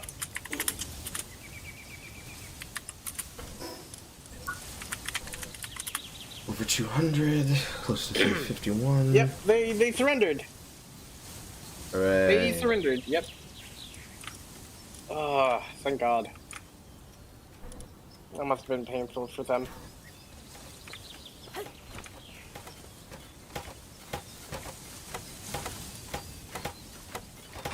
I got Paladin from the caves.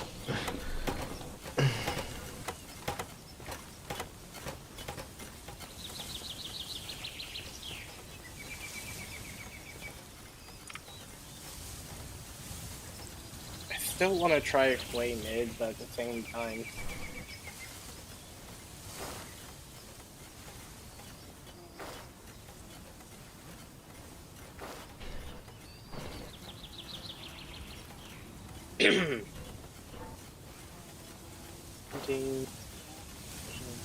You have to prepare and lock yourself in for getting abused. Because I'm not sure how more experienced and how more comfortable you've gotten with him, but he is going to require learning. Yeah, I figured that he would, but at the same time... I still believe that the best tactic you really should be using in every situation is you should be walking in with the intention of attempting to push them into their tower, not trying to trade them with your spells. If you try to go to trade them, you're not going to have enough to work with once you get to level 2, and if you try to work on shoving them in instead, you'll be able to get a free trade on them, because if they try to fight you and you rift them, they're going to take that damage anyways. So you have to give it as a way to do a roundabout trades. It's like, it's basically like wave clear with rise. You want to try to get them to be stuck with the flux so that when you hit the flux on the wave, you hit them while you're pushing at the same time. I see. You don't want to outright just try to use flux on them because you want to hit them while they're on the wave. Not unless you already have control of the wave. That's the only time when you're allowed to shove. And you don't have control of the wave level 1 as Hui because you're fucking level 1 Hui. But once you're like level 7 Hui, or level 9 Hui, that's when it gets really spicy.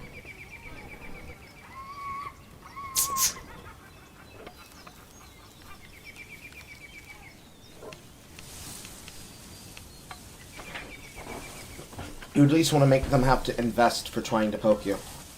Because if they're not taking a health investment of a trade, then you're losing the trade automatically. Because since your perpetual first item always is going to be Leandri's Torment, and then you're going to build into an ability haste item. If you build Leandri's Horizon, you're going to have more than enough ability power and more than enough of focus to be able to land your one-shot damage on them. So you just wave clear in, and then you just roam to a lane. I would highly suggest not just coin flipping bottom on your roams, but definitely just start roaming on them. Wave Clear in Roam is extremely powerful, and it's extremely powerful in this season since you actually have the ability to dive them at better angles on both lanes. You still have to deal with the same vision problems, but you can also just get past the vision issue. You can just walk in, and if they try to fight you, oh, well, I'm a mage, so I'm going to poke you at a distance now.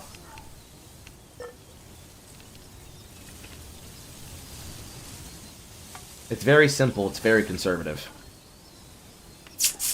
Because if the roam doesn't work out the whole way, you don't have to keep forcing to get the kill. You can just simply do your damage and walk off.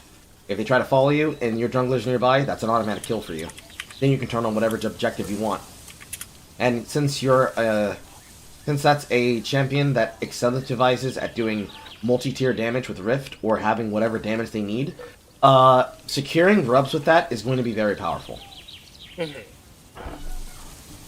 You're gonna have to get around the fact, though, that your boot choice is not going to be Sorcerer's Boots. You're probably going to take Ionians. Not only because you want the ability power, or not only because you want the ability haste, which will indirectly give you ability power, because your spells will be up more often, but you're going to be using Alani Stormment to get that burn damage on them. To ensure that they don't just fight you for the sake of fighting you. So, hold on. So, for a build, let's say, so let's start with, like, runes. Airy can be okay if you want to risk the auto attack. Otherwise, Comet, Mana Flow Van, Transcendence, Scorch, either Resolve Tree, Domination Tree, or Inspiration Tree, whatever you want out of those trees. Attack Speed Shard, Ability Power, or Attack Speed Shard, Adaptive, Scaling Health if you really don't care, and then counter in lane versus your line picks. Me personally, I'd probably take Scaling Health Rune simply because I'm a mage. I'm not going to be building much defensive being with anyways. It's not going to keep me alive, and it'll come into a better focus towards the mid game when you have a little more health, because the armor and MR shards aren't really going to do much of anything. Unless you know you're going to be taking early game trades, and you're evading early game trades to begin with. But if you really need to have them, then you'd be taking whatever you need in the draft situation. Yeah. Also, Shaco is getting absolutely demolished this season. I'm happy. True. There is no reason, because I'm seeing Pink Ward get like absolutely decked. Oh, he has been molding about Gragas going to top lane. Yeah, because Gragas has new items, and the new items, you know, really, really good for him. Surprise, surprise.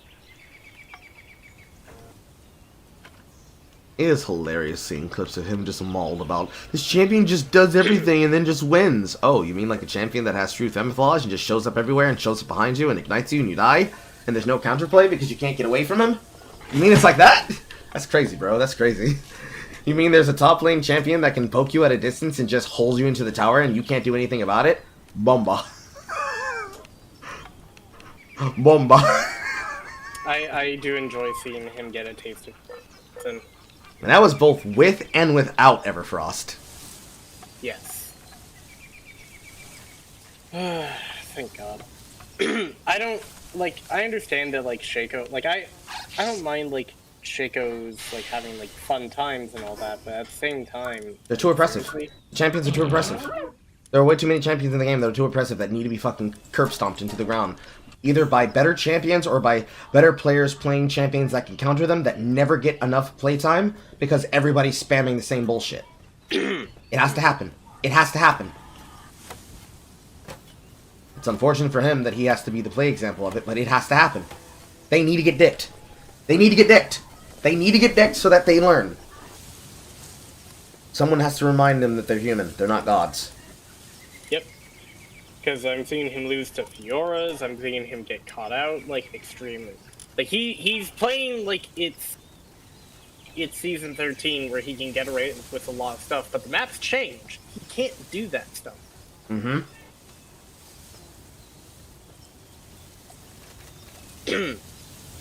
And seeing him, like, mauled about that is just so good.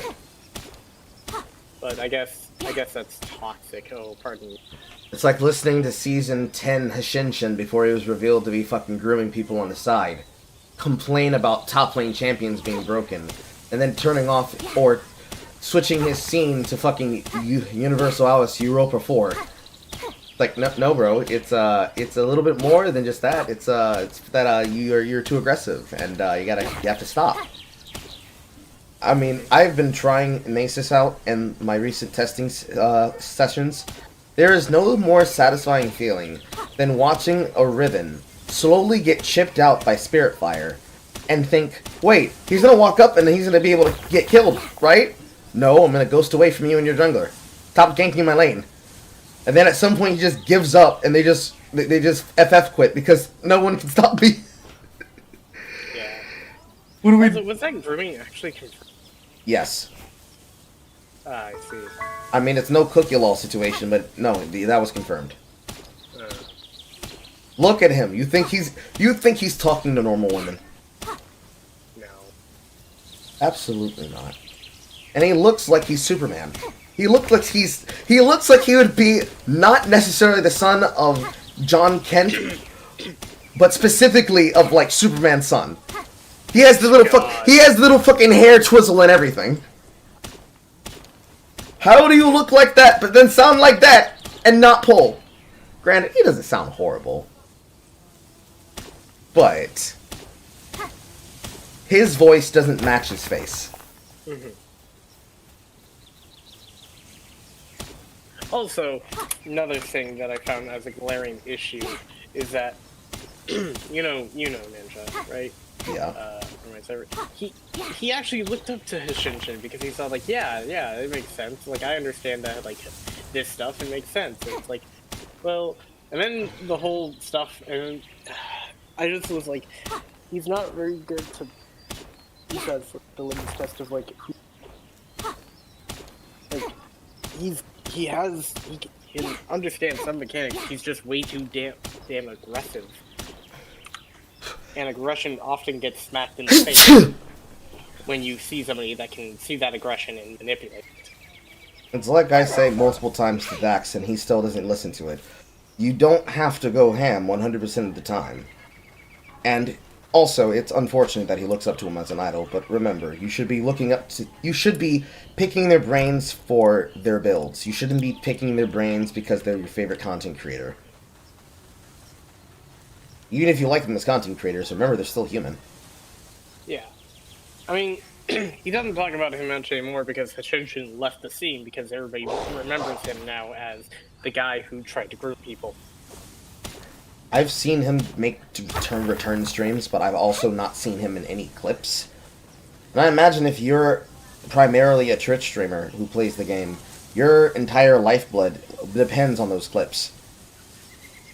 So if nobody puts you in the funny long moment clips of this week, then are you even a Twitch streamer? But then again, I would say to you, why are you basing your fucking worth on being in a clip of a Twitch stream?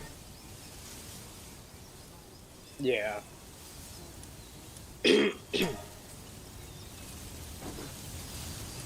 I have enough to buy these ones. I know where to get a Malpacker from. I know where to get a Kilmolly from. I know where to get a Woolly Pop from. So I want the Valet. However, I recently figured out that the way to sell to the black market guy is that you have to organize your PAL box first, and then you have to go talk to him. Because however your PAL box is organized is how it shows up inside of his buy-sell window. Okay. That's a lot of negatives. Also, I'm looking at, like, builds for items, and I'm just looking at them for, like, what's the most popular. Because I'm seeing this, and I'm like, so everybody's building Companion, Sork Boots, meaning that they're going damage, Storm Surge, and then either choosing Rabadons or Shadowflame into Rabadons, Zanyas, into either Rabadon's Void or Zerg. Uh-huh. And people are just not, getting those cooldowns down any faster, They're not. They're not taking any of the things, and they're certainly not taking Transcendence. Which, I know most of us take Transcendence for the free 10 ability haste, but realistically, a champion being able to get good shutdowns that lead into kills and being able to combo his thunder, I'm calling it Thunderbolt, combo his Thunderbolt together with his crowd control off of any other crowd control, that is probably one of his most effective runes in the sorcery tree.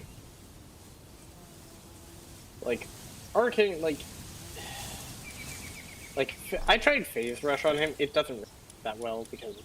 You can't really walk people down. No. If they get out of your auto attack range, you're throwing spells at them, and if they're out of your spell range, you're not chasing them with fucking that, because any other thing that you'd be doing would be better. It'd be better for you to have poke damage to poke them at a distance, so that if you hit them with a Thunderbolt, that looming comet chasing after them will kill them.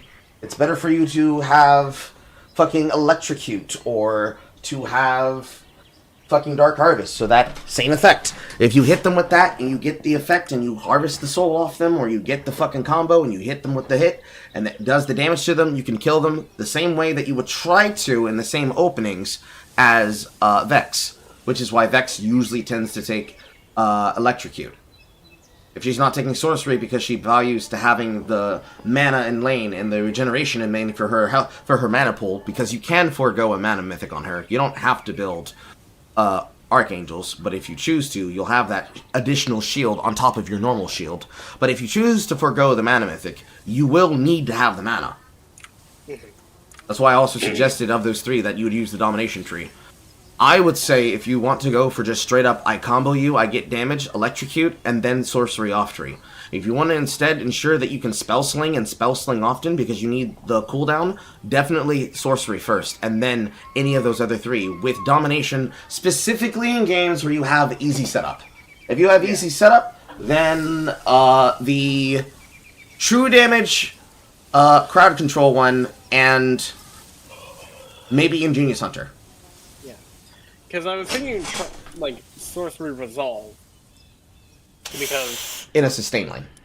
Yeah, in a sustain lane. I mean, I'm doing quick play, so... Okay. That makes... It's it's volatile. In quick play, it's more consistent. Inside of ranked, you're gonna know what you're facing. Yeah.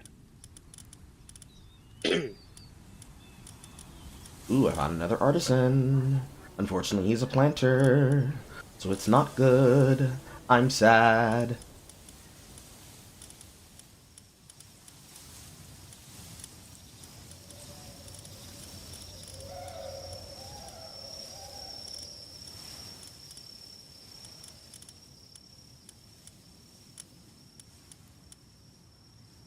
Pacifist runner.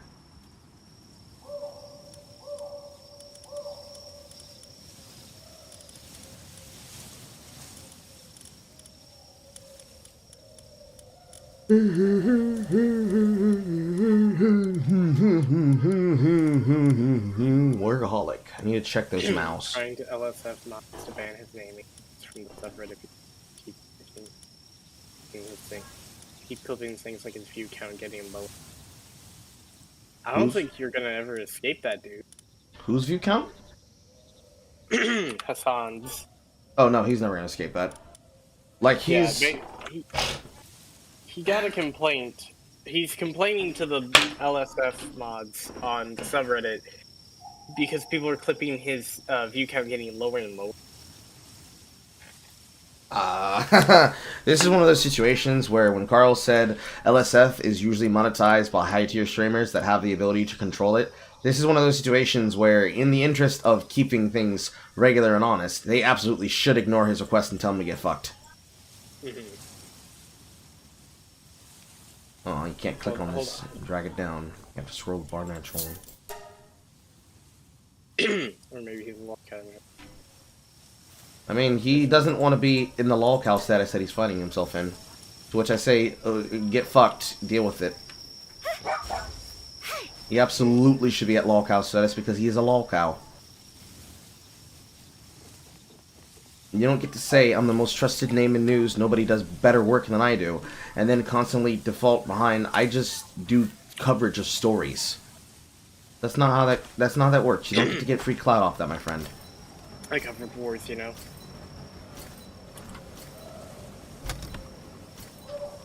Alright, this is Wei versus Kiana. This is gonna be interesting. If you shove her in, you win. If you don't shove her in, she gets to have the ability to at least roam. And or surprise you from brush. Because unfortunately, even with the brush nerf, she can still get very, very good on top of you. And that's already first attack. Because screw you, Nocturne, you're not getting free shit. I'm gonna make sure that you're weak. I'm gonna make sure that everybody who's around you, is going to cry. Though once he hits his experimental hexplate spike, just don't get caught in the ultimate. Yeah. So go Leandry's first, right? Yes. Leandry's. At the very least, you want to get Leandry's first before you get your tier 2 boots, unless she gets tier 2 boots on you. On your first back, I would suggest getting boots plus components towards Leandry's. Fair enough. Makes sense.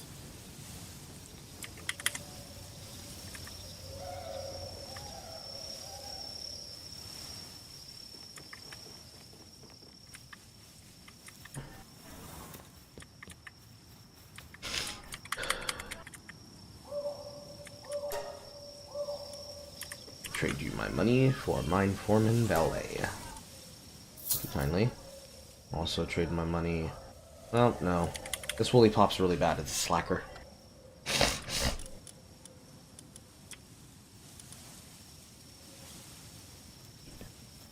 And that actually does work towards the capture bonus. That's crazy.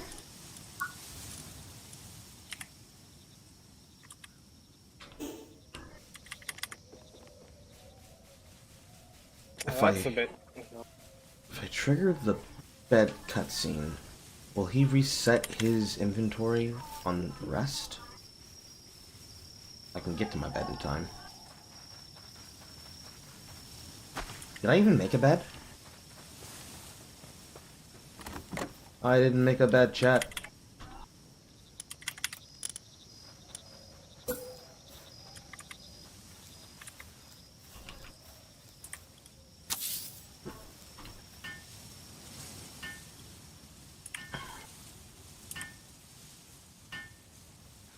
She's desperately looking for an open right now.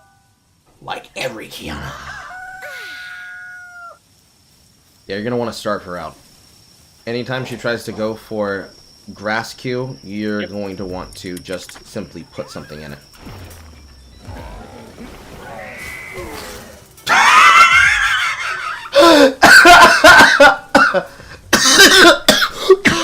You know, funny.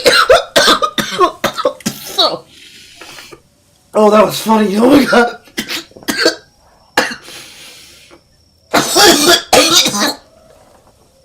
Are you good? Yes. Unlike the usual times where something gets stuck in my throat, a tonsil stone unlodged itself at the exact moment I started laughing, and that caught my throat. However, that's not what I was laughing at.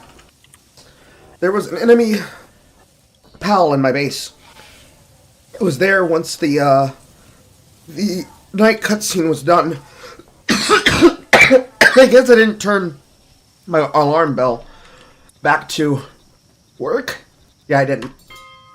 So all of my pals in the base came attacking it, and all the ones that did projectile attacks hit the enemy. And then the 3 Ectodiers, I think that's how you say it, name, Ectodiers, yeah. All the 3 Ectodiers that are doing my forestry came charging at the fucking creature and fucking headbutted him at the same time, and his body went ragdoll flying. Oh, it was so funny. Because the sheer timing of it made me fucking cry. Well, that and choking.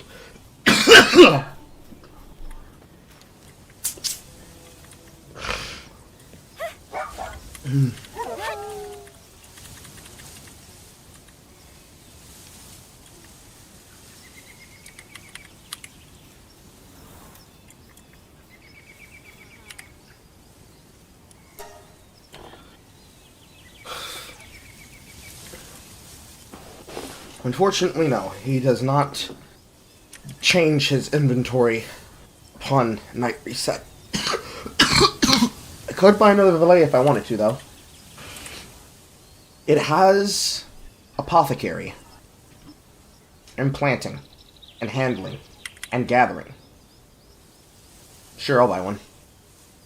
I'll buy two, technically.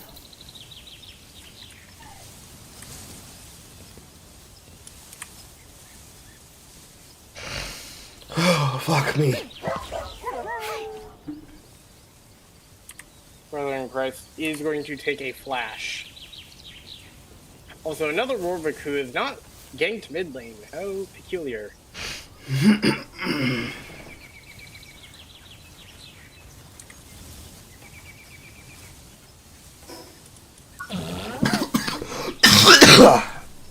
Where is he on the battle deck list? There we go. Number 78, Valet. The castle was filled with the king's favorite flowers. A great battle ensued, and the flames approached the castle. Amidst the chaos, the spirit of a flower appeared. From the fairy tale, the king's flower. Well, it's very knightly in design. It's basically a lilac. Is that a lilac? Is that a pansy? Either way. Medicine production, level 3. That looks like a lilac. Yeah. Planting, level 2. Handiwork, level 2. Gathering, level 2. Medicine production, level 3. Transporting, level 1.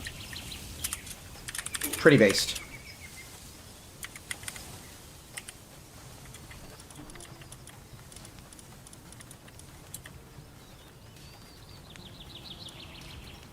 It's basically outperforming them.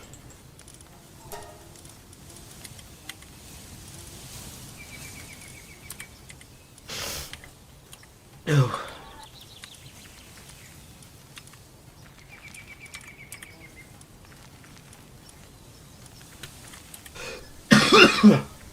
Yep, and you're dead. You're dead.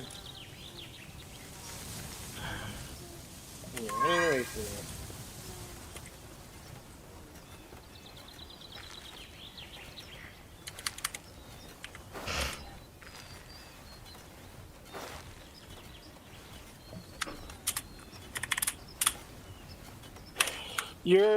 You're bad. You're bad, Warwick. You're just bad. You're just bad. Okay, good to know. I'm not helping you. Why should I bother helping you? You're quite literally making us, like, fail this bad. And your immediate thought was, No, these are efficient fucking Yo users. is dead. Yep, knew it.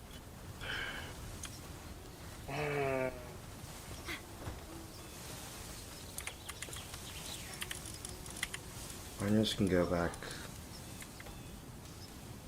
Deers can stop doing that.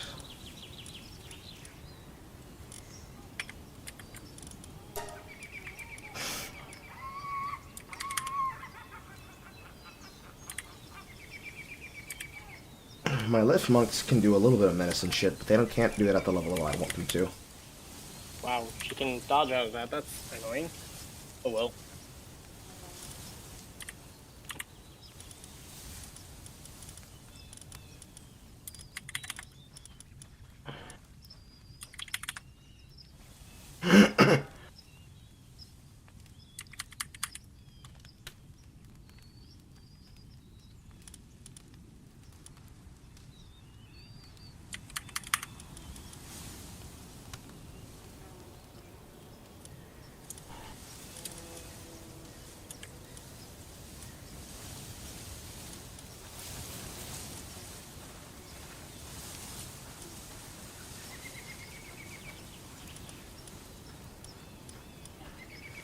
Oh, this is an artisan. I'm running out of artist names. Well, I'm running out of musical artist names. Rather, I should say musical composer names. Rast-based artisan. Artisan. She panicked. Good. Killed her. World famous gardeners. Wow, that is not what I expected the names of world famous gardeners to be. Alan Tishmarsh. Capability Brown. Not even joking. Lancelot Brown. Lancelot Brown, more commonly known as Capability Brown, was an English gardener and landscape architect who remains the most famous figure in the history of the English landscape and garden style. Interesting. I mean, I expected something more like Chris Beerchar and Charlie Dimmick, which is exactly what I found, and ironically enough, Charlie is short for Charlotte, but of course it is. English gardening expert. English gardening expert. Scotland, BBC Scotland, Gertrude Jekyll, British. They're all British! I guess only the British love to do gardens, guys. I don't know what to tell you. Okay, I'll just choose one at random. Nice try. Nice try, Kiana. Nice try, Kiana. I have defenses against your... well, everything. I guess I'll just use the whole name. Charlie Dimmock. Yeah, you mean he is very mana hungry. If you're not using WE to restrain your mana, you're going to run out of mana very quickly, which I suggest doing every time you intend on trading someone. WE then Q, or like, you know, go Yeah, into that. WE auto attack Q, whatever Q you intend on using, and then auto attack out. Normally the first two auto attacks will go on minions, the last auto attack will be used on a trade. I would suggest switching it up so that you don't condition them to expect the auto attack on the third hit. I would go for a first auto attack, or maybe first auto attack and then second auto attack, and then combo spell third. You have to get at least 2 auto attacks out to get a stable amount of mana back for what you casted. And when you do your wave shove, it needs to be rift. It needs to be rift pull. Double E. Double E needs to be used on the wave to pull them together, because if you use rift and then use double E on the wave and you pull them into the rift, you'll get more damage that way. And that will combo for the passive proc. I know he's coming. I know he's coming. You do not have to signal me. I saw him. I killed mid. I don't care about him. Thank God, this Warwick is oblivious, but at the same time, once things were oblivious. Give him a while, he hasn't fucked up yet. Oh no, he's already messed up.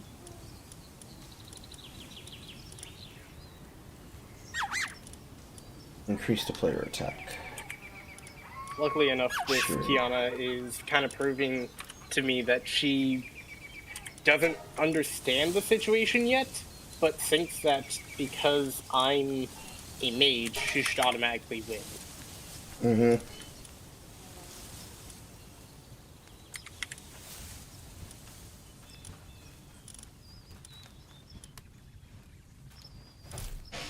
I will put these guys inside because they are high level. Not necessarily because I want them to do anything. I want to make sure that I have a full stock of units inside the base so that if I get raided, my best units are helping my in-need units. Good. Oh, yep, he's baby raging. He's baby raging already. Yep, I understand, Warwick, I understand. Because I could not see from the Nocturne, you must instantly FF. Because we cannot win. Oh no.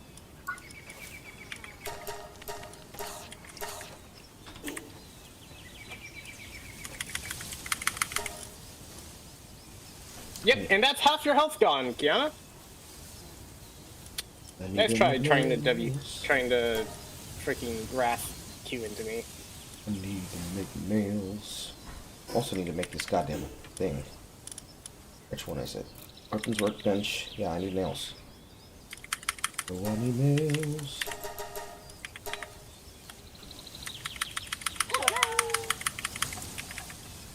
Wow, Warwick. Wow, Warwick. Wow, Warwick.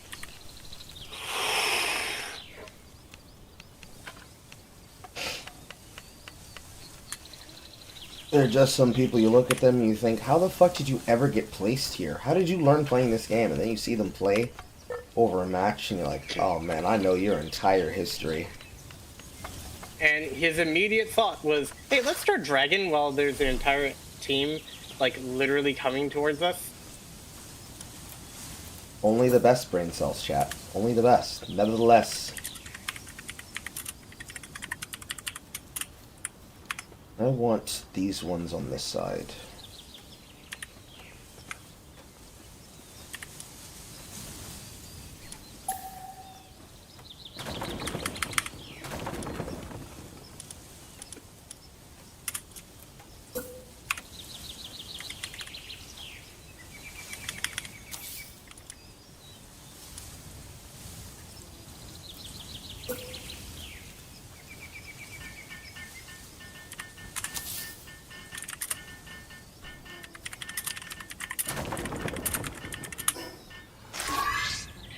Gee, I'm done anyways next. You aren't helping with anything. Gee, I wonder why. Nocturne was topside, so no. Hey, Carl, do you mind doing an analysis of this gameplay that I'm doing? Yeah? Thank you. And just paying attention to, you know, my jungler. That's bad of me. Because I already know I'm messing up, but, like, I'm actually doing decently against her. The important part whenever it comes to self-evaluation is knowing that you can make mistakes. Yes. And knowing that you are making mistakes. And then making the forward goals to correct them in the future.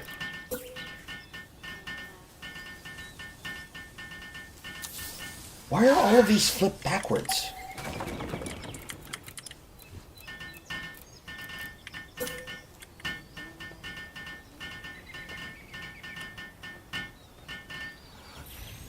Oh my god, I did it again. I'm a spaz.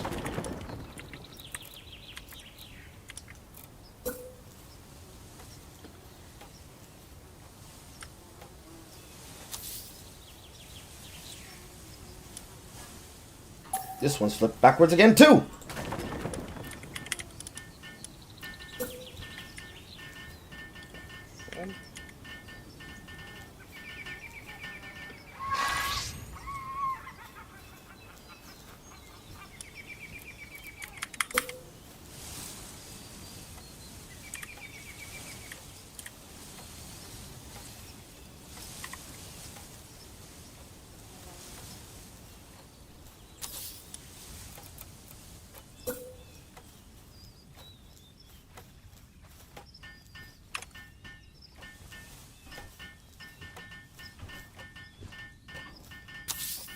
Oh look, they're all mid lane because bot lane lost because we have a high ping Lux and a Nyla. Nyla. You're literally saying they know that you're there, dumbass.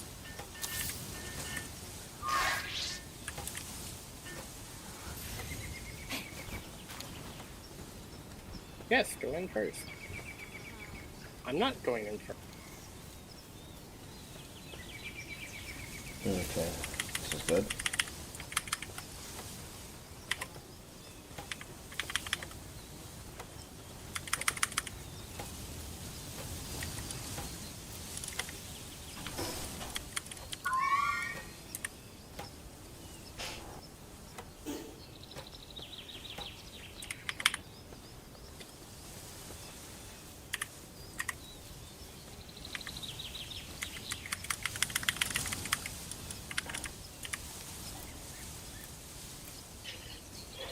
Wow, that's a double kill that I just pulled off because I'm able to realize that, you know, hey, they're aggressive.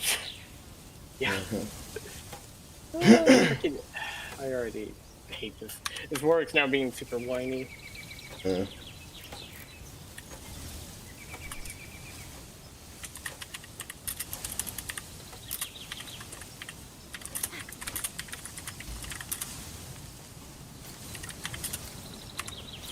Let's test my theory. If I run to water in order to get the heat effect to stop.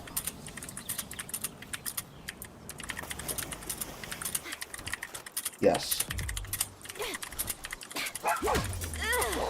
Motherfuckers, don't try it.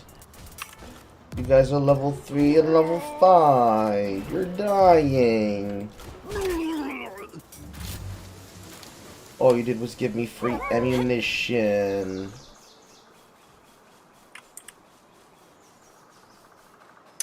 See, this is the one time where I'll actually agree with them. Like, yeah, give them Drake because nobody is prepared to even do anything to deal with them.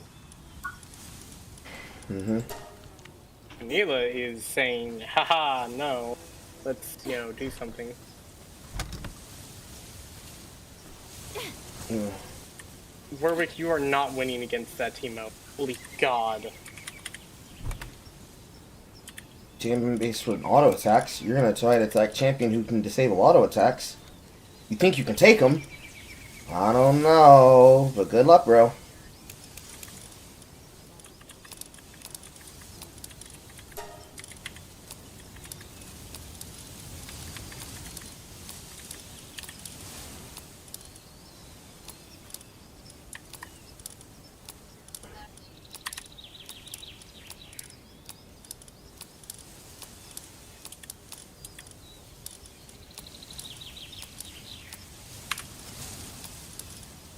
Yep, that was 2 towers for Drake. That's actually good. 2 mid towers for Drake. I'm happy with that.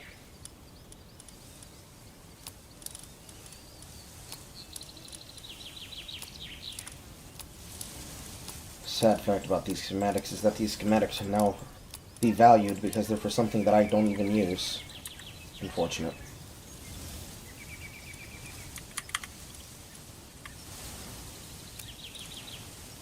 Teach a pal water fruit skill, acid rain. Herd of violent wild pals. This is what you were made for, boys.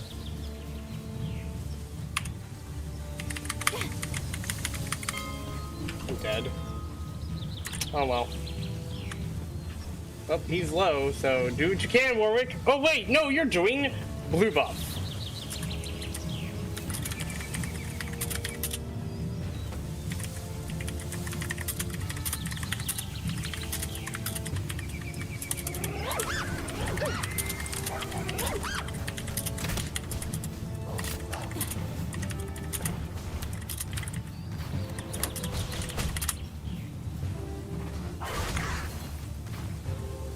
How the fuck did they get on my base?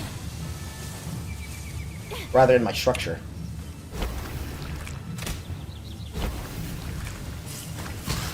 Oh look, and you wasted flash, and now you got ultied, and now you're dead, Warwick. I wonder why you died. Oh, it's almost... You almost died. Oh wow, look at that.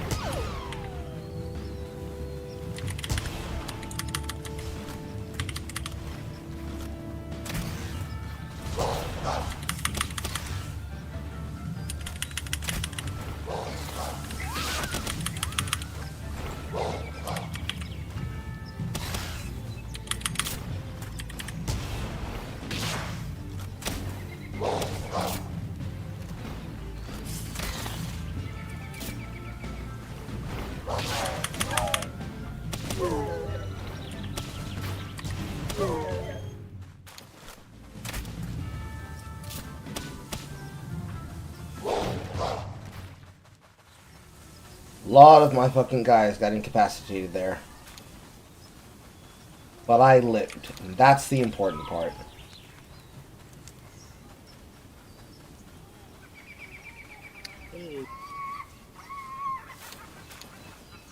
That's probably how they got in.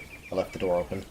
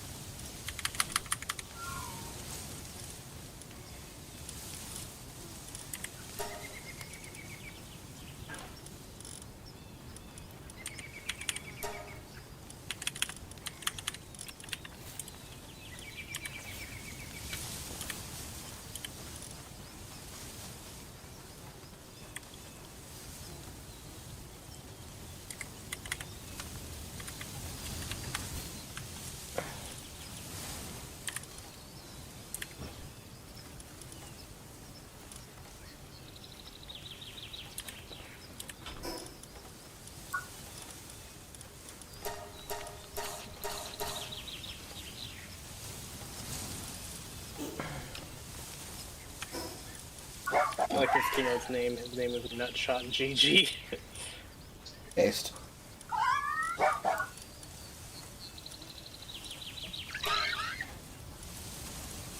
Oh, cool. Doesn't have a restriction on the TMs like it does in the other game. I can just actively use it on him, and he has it now. Now he has all 3 Scots filled. Time to see how this skill looks.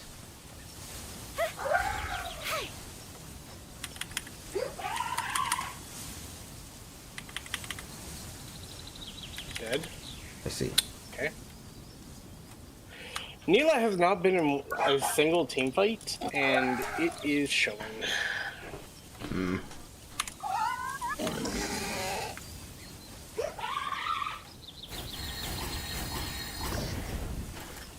Who's doing the starter for this? Can I shoot? Yes, I can. I can buffer my shot. Cool.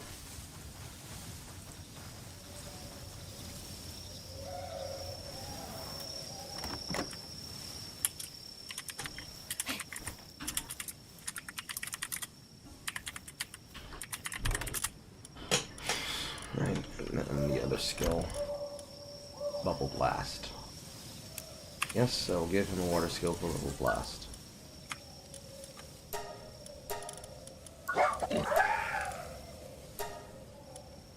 Fires numerous bubbles that slowly pursue an enemy.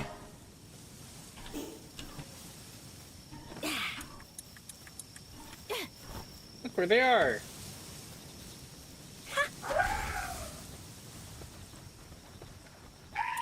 Hello. Sorry for being late. Hello.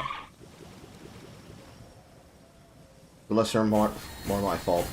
But please, if you request content, expect that I'm going, when you say Tuesday, first thing Tuesday, early in the morning when Carl wakes up at 8 a.m. If you want it at a different time, you have to tell me. Noted. That's my fault. I apologize again. Wonderful. Cool. Alright, I'm gonna go get my chicken, and then content can begin! Right after I review his game. Yeah, this game is already... It's still ongoing, but good god, is it bad. It's cringe. I hate that I pre-ordered it. It's been awful. What, Engage? Engage, yeah. It's been terrible. And it's an anniversary title too. That's not good. Yeah. This kind of started the whole localization ball rolling.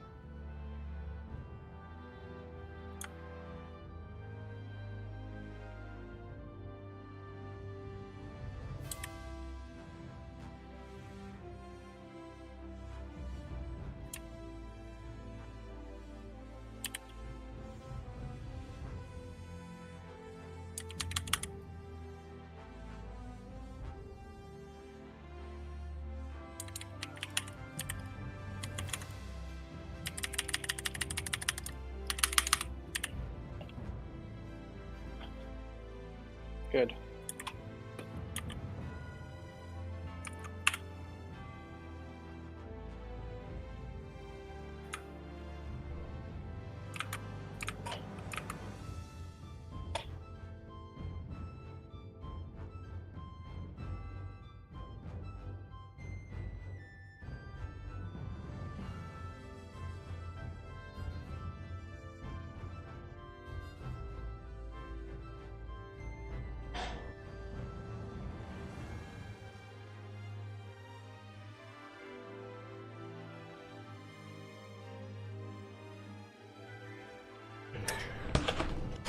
Okay. Alright, Dax, that's not what I mean.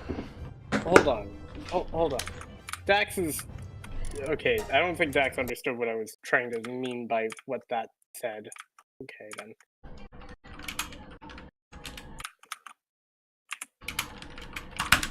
I'll respond to that in a minute after this game is done. Okay. Now I need to redo this, do that.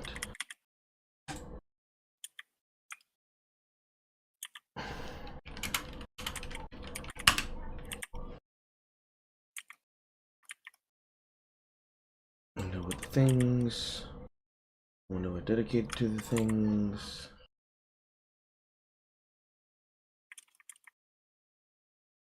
Yeah, it's in this window. That's fine. Bingo. Okay. How am I doing this VOD review?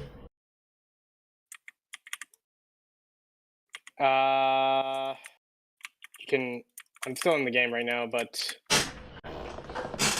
Ian's taking his sweet time. But we can always go through the VOD as like a replay. Okay.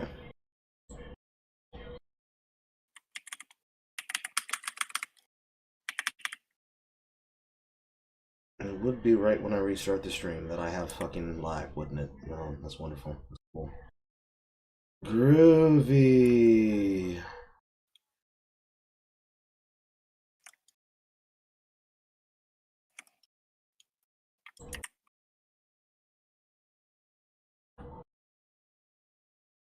Okay, she's 100% ending. Alright. Window 5. Fire and plates.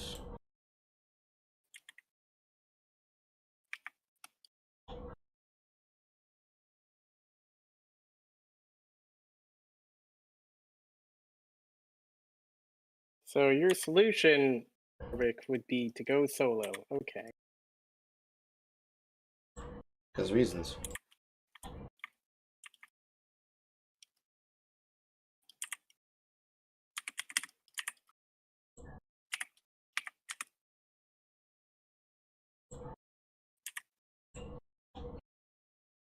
How did he dodge that? Damn.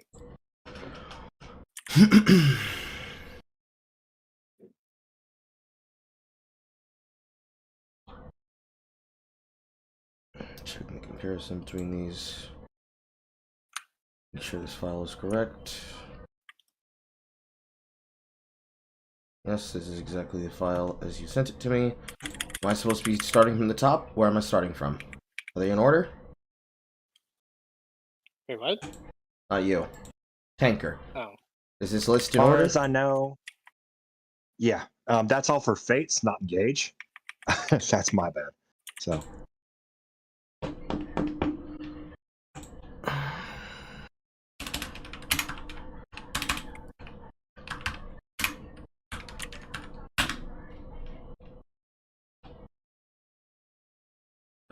Engage. When was this game released? It was released this last year. Translations.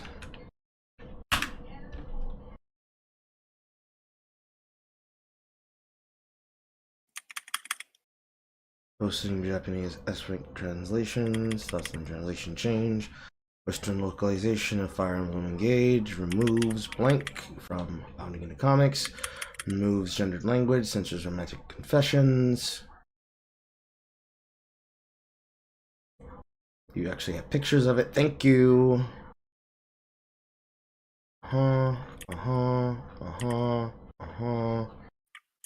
Okay.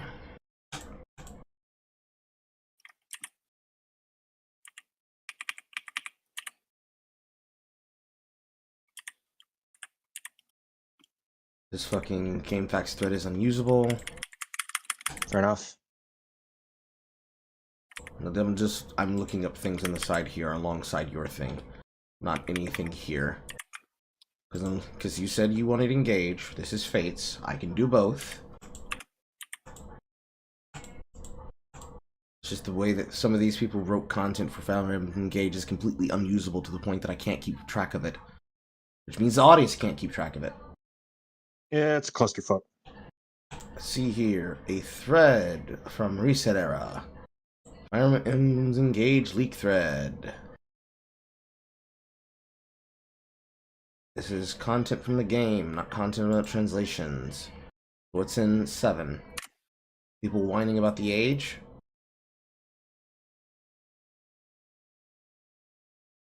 Uh-huh. Check here.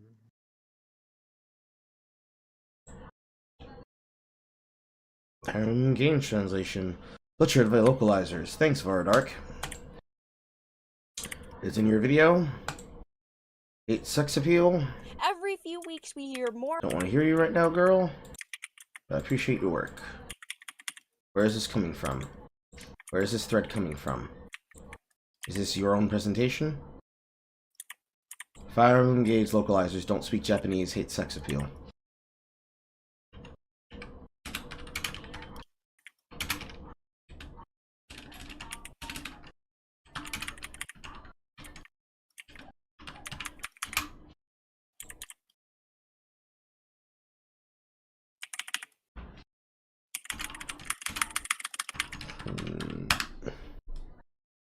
From Reddit, Kotaku in action.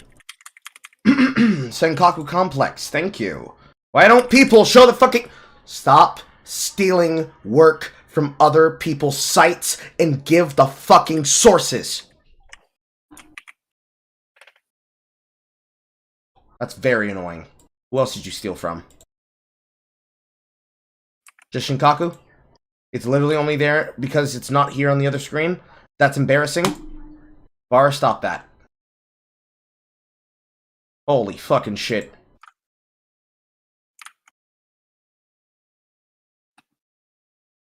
And translations, localizations of the Fire Emblem series. Directly from a Shrine site. Please tell me you have multiple games. Treehouse, 8.4, Nintendo of America, Nintendo of Europe, actually, excuse me. Cup of Tea Productions, fan translations. Name changes, gameplay changes, cuts.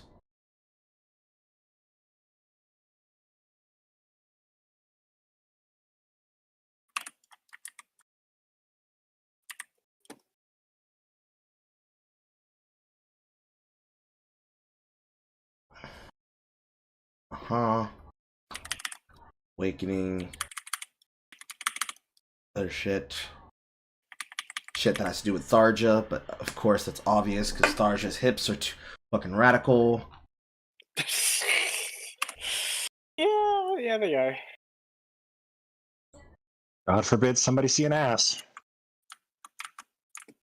Characters are breeding and having families, but goddamn, God forbid you see you're in a swimsuit. How dare you?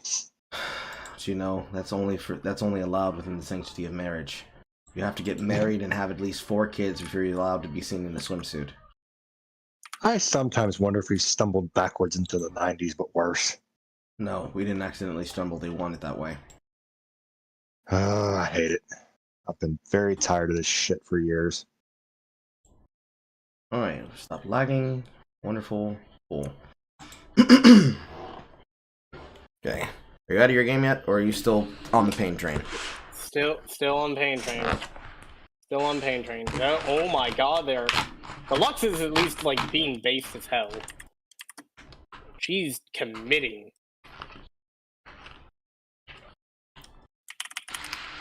Oh, that's cool. Alright. Dead. Because Twitch is somehow still alive. We have not killed this man. Okay. And he is 15-4. What the hell is happening? Okay. I heard Riot got rid of like 350 employees yesterday, today, Yes, they did. recently. We already commented about it. Yep. Thank you. It was very cringe. It's very embarrassing that they want to say a bunch of things that they do about ensuring that minority voices and people of different backgrounds are heard, and then they just go ahead and squelch the voices of multiple people in their company. It's hilarious. It's almost like it's just performative and for nothing else. Gotta keep those ESG bucks somehow. China's threatening I guess. China's threatening to remove the entire loot box model from games that are served to their customers, which means if they want Chinese company, they're going to have to do Chinese asks, and that's a big ask to remove. Mm-hmm. Anyways, tell me, in your words, what got you interested into the subject and wanted me to look into Fire Emblem? It was actually your recent Twitter video where you brought up you're going to look into Baldur's Gate and localization in general. And I remember that both Fates and Engage, Fates is more infamously known and a bit more heavily documented than Engage. Engage hit a point where people are just apathetic and I won't say they don't care as strongly about Fire Emblem as they did, but after Three Houses, which was kind of also a bit of a cluster, it was just a mess. And Engage kind of started going viral last year because Japanese translators got a hold of it and went, hey, this isn't like the Japanese translation is kind of shit. Maybe it's just like bad writing. And I took a look at the English version and everybody got friend zoned. Started out with Anna, the lolly character that got friend zoned, and like every single support, even without the MC, is friend zoned. And like, oh, maybe it's not that bad. Maybe it's just the supports. And the writing is also shit. And it's the same writer as Awakening, weirdly, which is one people like, kind of. So yeah, I've been tired of shitty localizations in anime and in gaming and in general foreign products for years. It's just I've been sick of it. So you said, hey, fun with sources, and I was able to dig up some sources, thankfully. Okay. So it's just bullshit. I'm tired of bullshit. You've hit my limit. Congrats. By the way, I'm now done with my game. We lost. Pain. But, yeah, let's look into his stuff because I'm actually more curious about this because I've been a Fire Emblem fan for quite some time.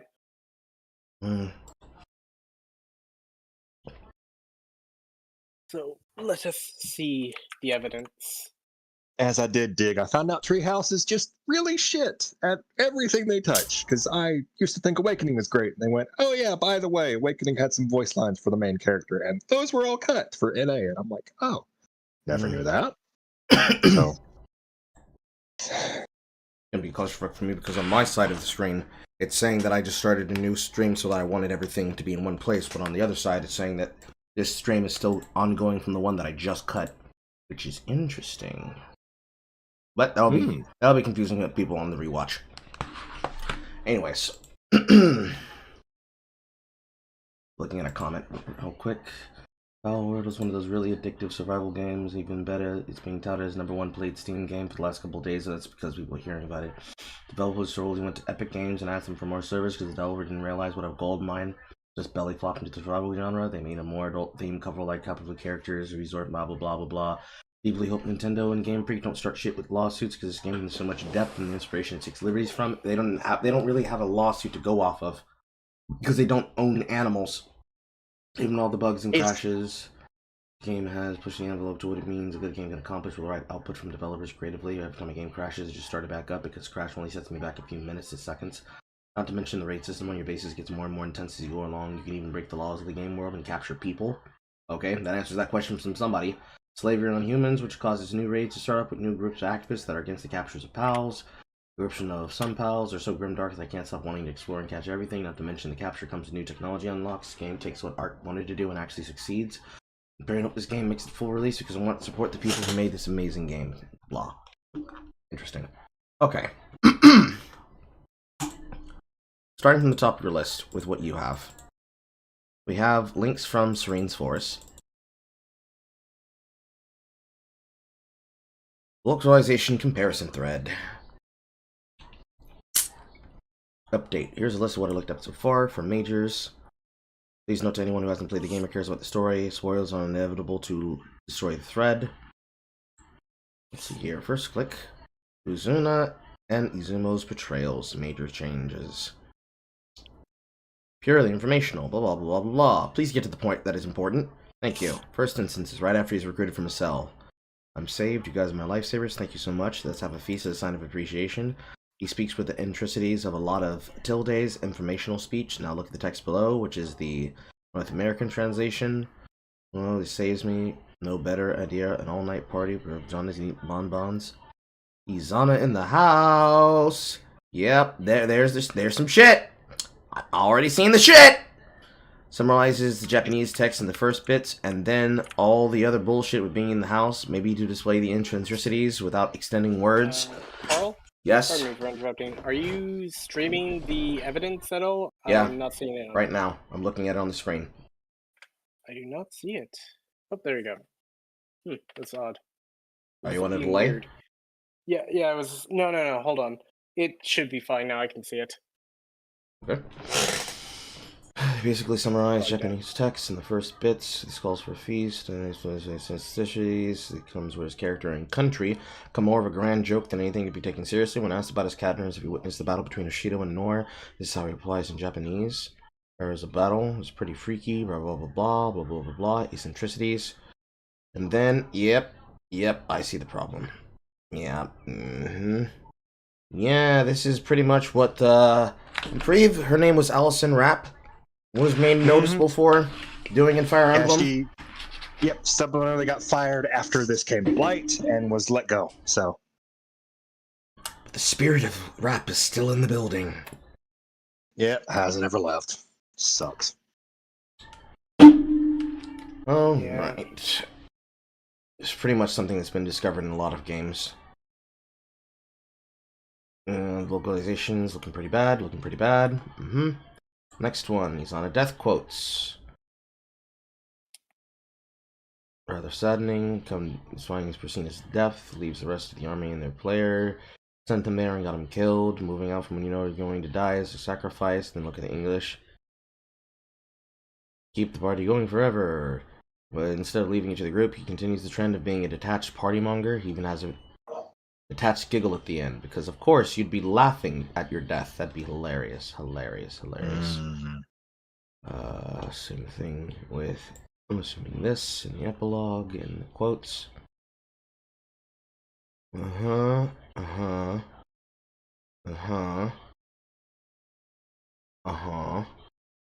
references to children.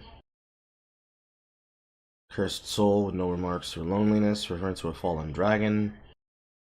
How she's recruited on conquest path when they're in a fort beat up of dragon's remains. When she says the same line afterwards, felt very strange, but fallen dragon, one of royalty. Enigmatic change, what the fuck is she talking about? Uncomfortable with the whole older woman in a child body archetype. Okay. Baruka plus size OC support change. That was the infamous one. Yes. Because it's all changed to just periods and nothing. Yeah, that one pissed a lot of people off.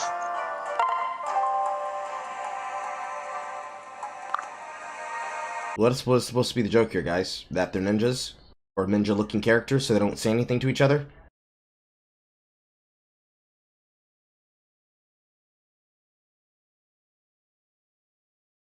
So, literally, it's just a couple of assassins recognizing each other for being assassins?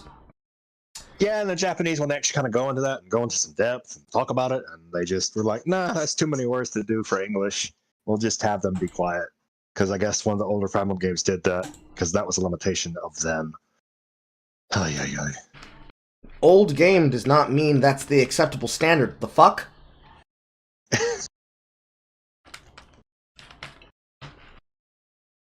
Talk shit. Fire Emblem fleets localization posts. Informational, blah blah blah. Just her siblings. Translates good brief to you and deliver to clarify the words that he uses. Gaki is used for kids and brats. As translated above, translated more like Sly brat as usual, I see. When are you going to intend to behave like the adult you technically are?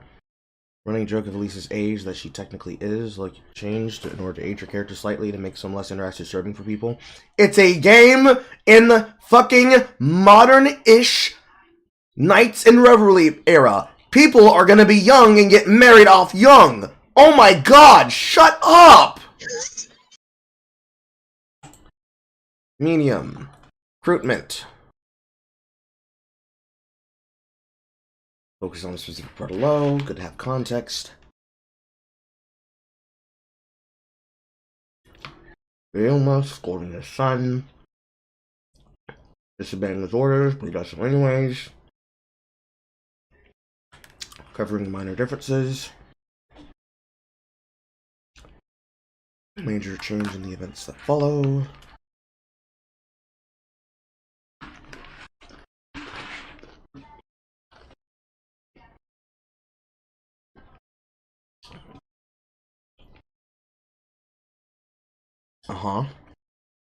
Shiro gets slapped.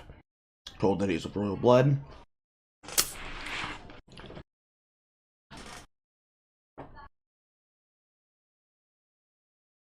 This is what's in place of the Japanese slap machine. The conversation goes on to confirm what Shiro suspected about being royalty rather than being a total shock to him.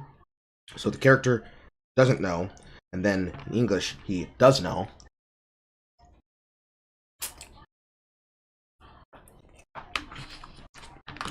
So, the character goes from being told to be responsible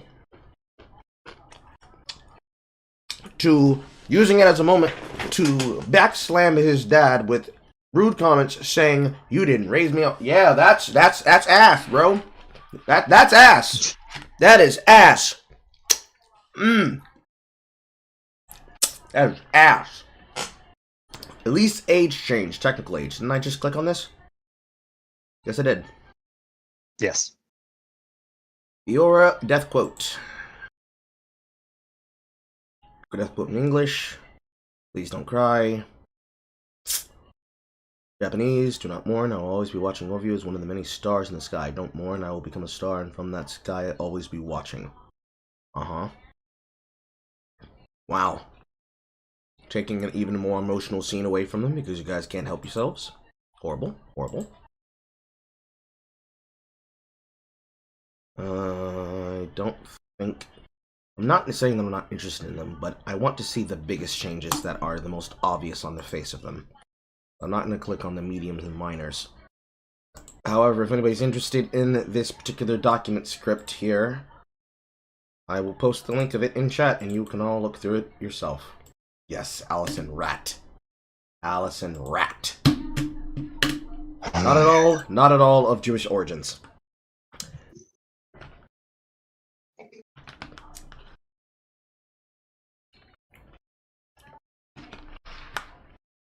Wait. I need to punch up some dialogue with some music. Yes, where's my music? I thought it would be playing. I can fix that.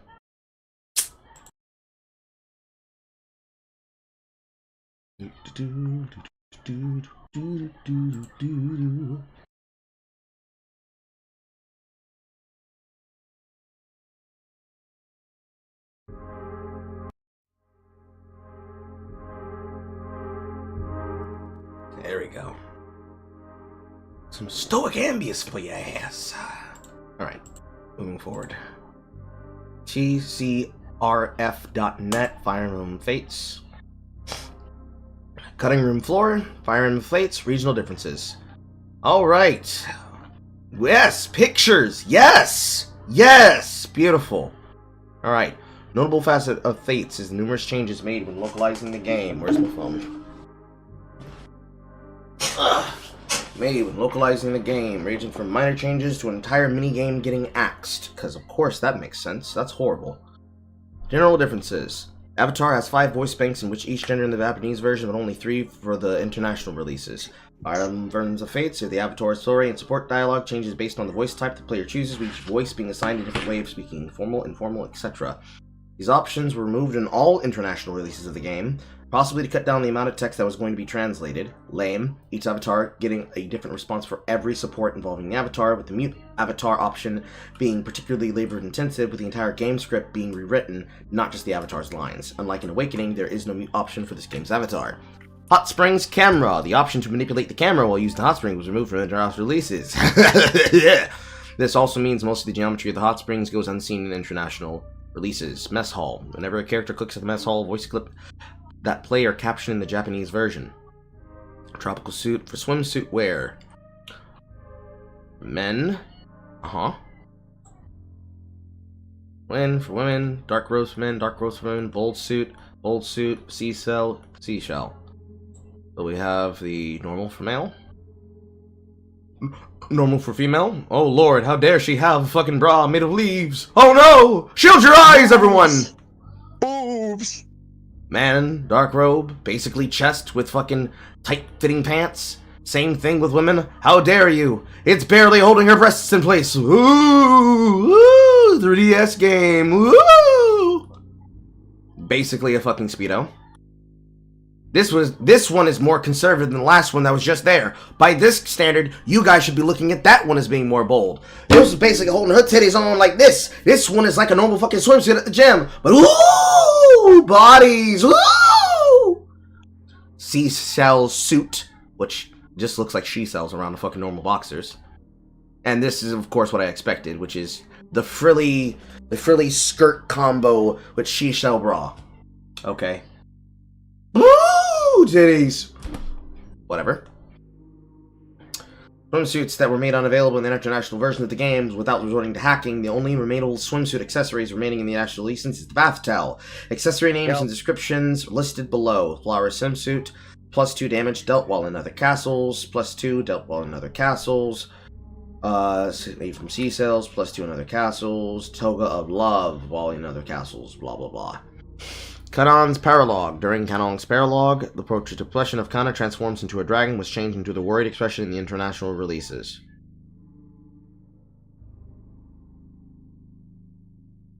Wait. Portrait expression before Kana transforms into a dragon changed into their worried expression in the international releases. Okay. So it's this expression. I see. I see. Dragon Roars. The avatar in Kana's Dragon Roars are changed in the international releases. Face touching minigame. The Japanese version contained a minigame that is acceptable from the private quarters that was removed from international releases, likely owing to the sexual connotations, obviously. Minigame in question functions similarly to Pokemon Amine mode of Pokemon X and Y, allowing you to invite allies over and pet and bond with them. International versions instead rewards you with a heart as if you completed the minigame and plays the post-minigame cutscene when you invite an ally over to bond with your spouse. As a result of this minigame being cut, the green background that appears when petting an ally goes unused in the international version. Festival of Bonds DLC, the 2 DLCs, Kizuna no Bakua Matsuri, Hoshidan Festival of Bonds, and Kizuna no Anya Matsuri, no Rihanen Festival of Bonds are released only in Japanese, so outright getting DLC taken away from you because bullshit. Hairs of Fate music. The map theme that plays in the first 4 stages and the 6 stages of Hairs of Fate DLC differs from the Japanese and international versions. For the first 4 stages, the international version change may be made so that the music would be set up that the battles were actually taking place in Vala as opposed to North and Hashido. For the 6th stage, the song that plays is sung in Japanese for the Japanese version and thus need to be dubbed in English for the international. How about it just not? How about you just let it remain unfucking subbed and unfucking dubbed? It's music. American players need to hear American sung music? Interesting. Support dialogues. Japanese International. Cutscenes after a player S support ranks were shortened due to dialogue during these scenes being shorter in the international versions. This also extends to several post-game minigame cutscenes. Niall's unique S support with the male avatar was changed in the international releases to reuse dialogue from his S support with the female avatar. This also applies to Rajit's support with the female avatar. The reason for the change is unknown. The best kind! Solio's supports with the male avatar were revised due to occasionally unfortunate implications. What is implication? The Japanese version, its avatar slips her a powder which causes her to see men as women. In the international version, as Solio donning a blindfold, envisioning men as women instead. Because it has to be the other way around. Because reasons. Saizo and Baruku see support completely replaced by ellipses, the one we just saw. In the Japanese version, discussing about experiences of assassinating people. In the international USA to Europe, unlike Awakening, there are almost no differences between the American and European text, not even adapting spellings for British English. Most differences are related to fixing typos. Yeah, the American version has horrible grammar, and it was not changed or patched, ever. This was for, Fates. Yeah, For Fates. Yeah, Fate. Yeah, no, Fate was terrible. Speaking from experience. Oh, it was awful. It was god-awful.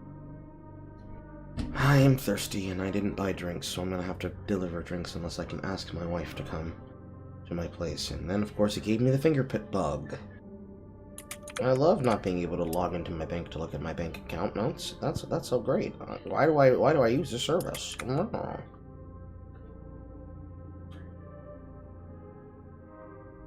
Oh, yeah, YouTube came in this month. Okay. I need to remember that I get paid every other... fuck me. I just need to let my wife know. That's fine. Okay, that's not as bad as it was gonna be, but also she's gonna get angry if I use DoorDash. 1 second. When do you get off work tonight?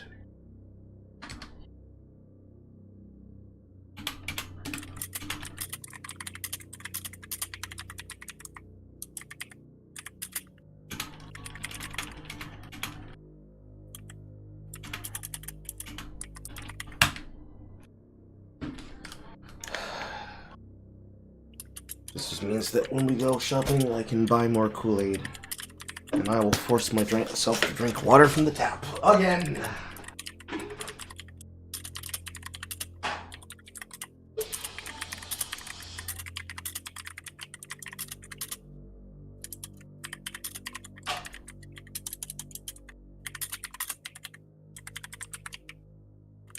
Okay. Okay. Can you bring me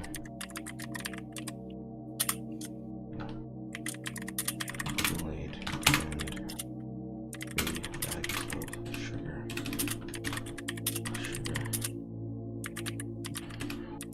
If you don't mind, I need to finish this content before we go, but yes, please. Okay. That problem solved.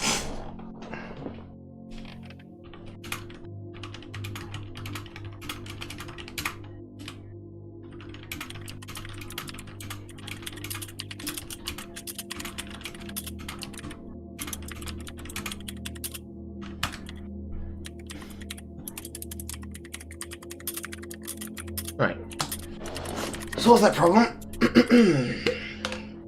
International, blah, blah, blah, blah, name changes. Several name changes had their characters' name changes in international releases. The Korean release uses almost every personal name for the international releases, with notable counterexamples being Kamui.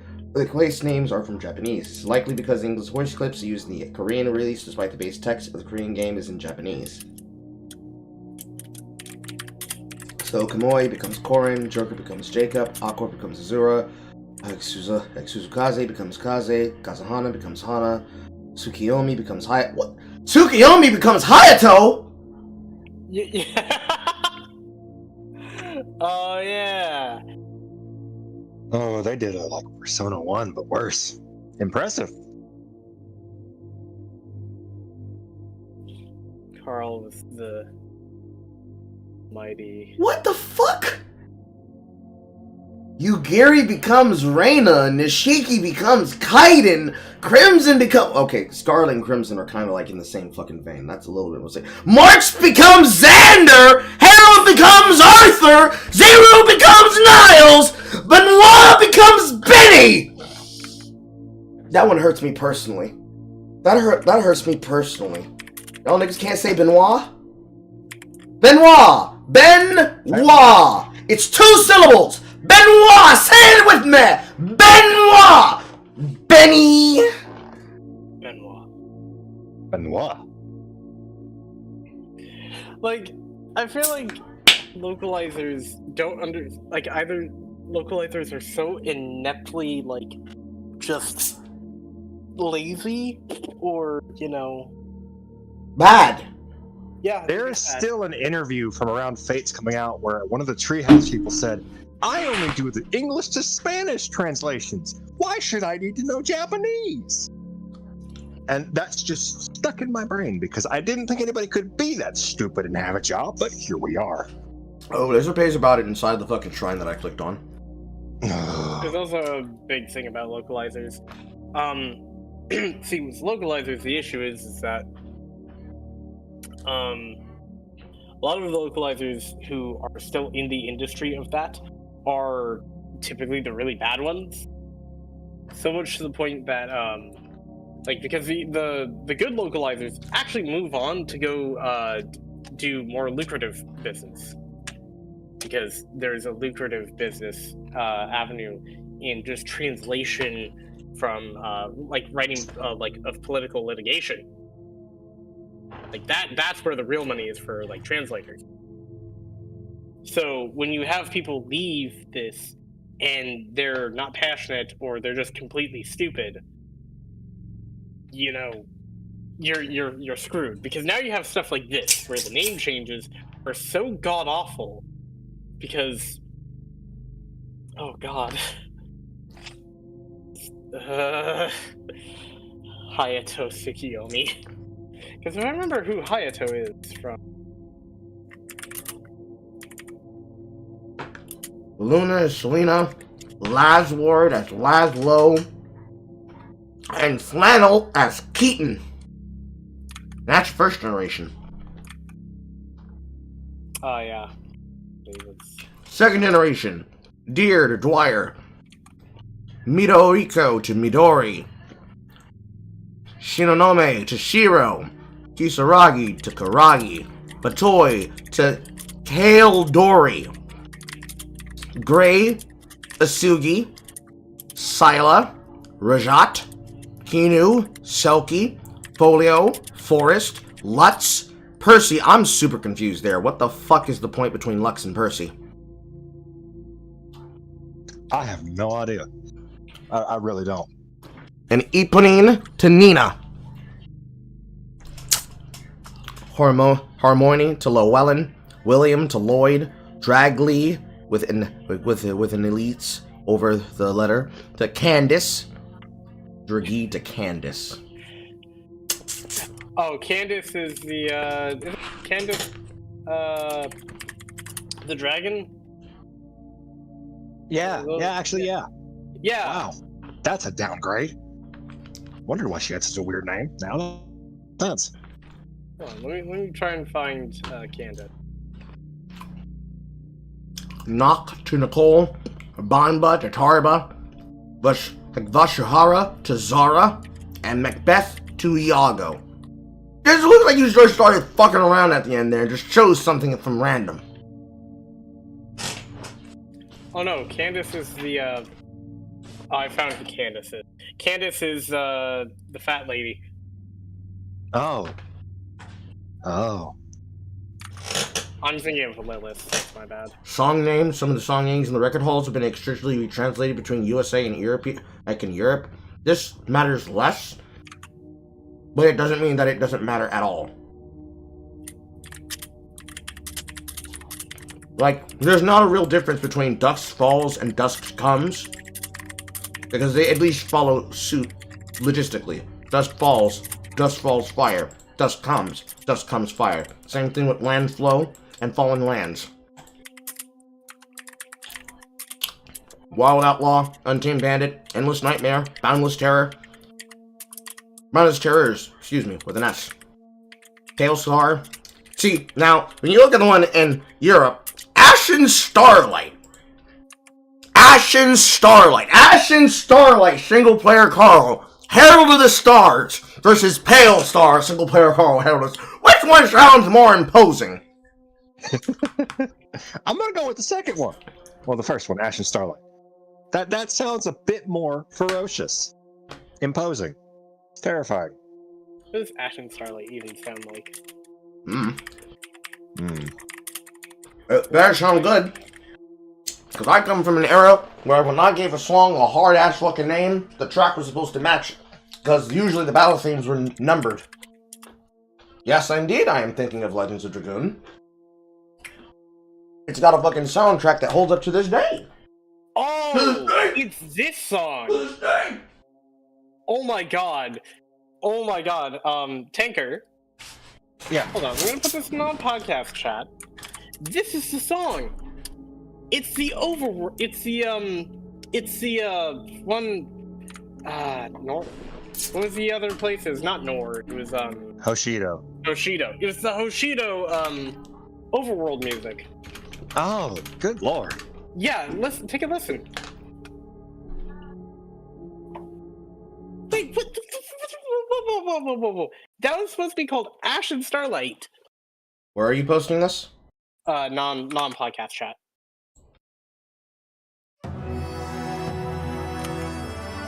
Couldn't find it through YouTube normally as Ashen Starlight. I guess it was Europe thing, but... Why would you go with Pale Star? Why? Oh, that's terrible. I mean, they have, bland character Wow. as the stuff for it. I call him bland because I just don't like his character. Fucking wow. I don't like Takumi at all. He's very badly written, but that was... That's horrible. Rajit and Caldori, I think, were done as anagrams to characters in Awakening. But they shouldn't do that, because assuming that people are gonna know that that's what they're doing, that the anagrams to name is meaningless. That's an in joke for people inside of the fucking production studio. Yeah, that does not matter to the people playing the game.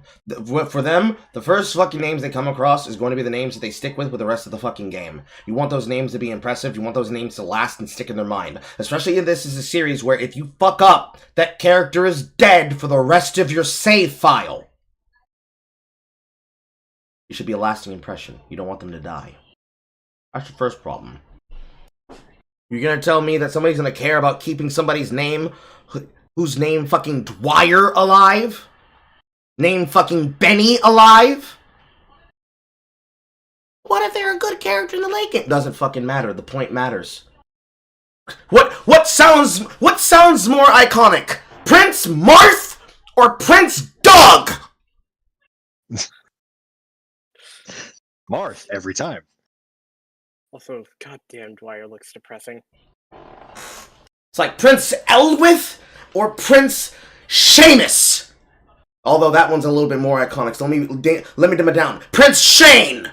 Come on, Lynn. Come with me and be the mother that becomes the fucking matriarch that gives birth to Roy. Come on. There's an entire game franchise hanging on your pregnancy.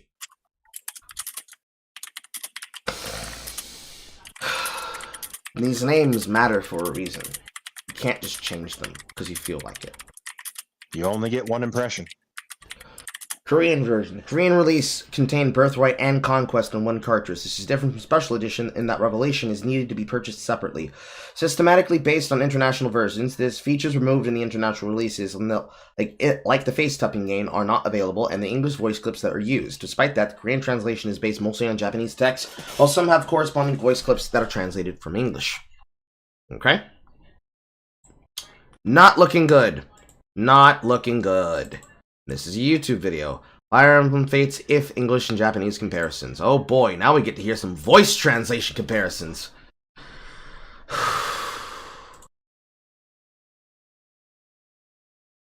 English starts at 00, Japanese starts at 126.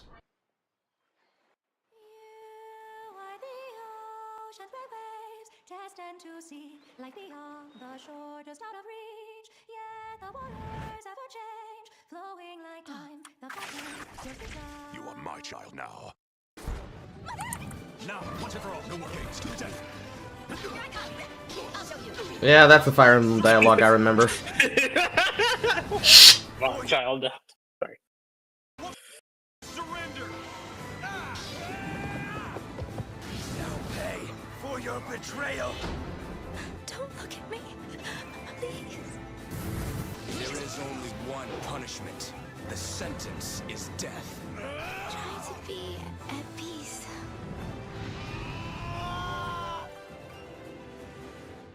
Uh-huh. Kill me if you want, but do it as yourself. Uh-huh.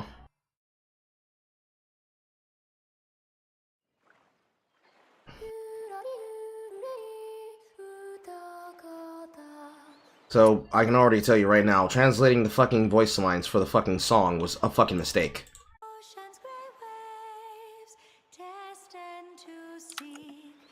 Should have fucking kept it the same.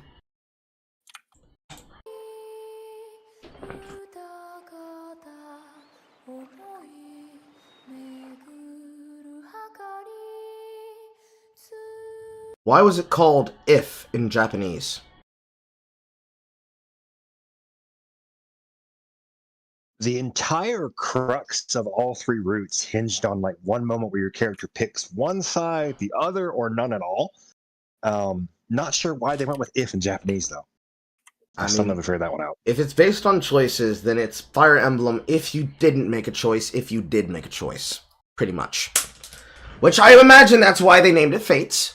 Because if you make no decision, it changes the fate. If you make one of the other two decisions, it changes the fate.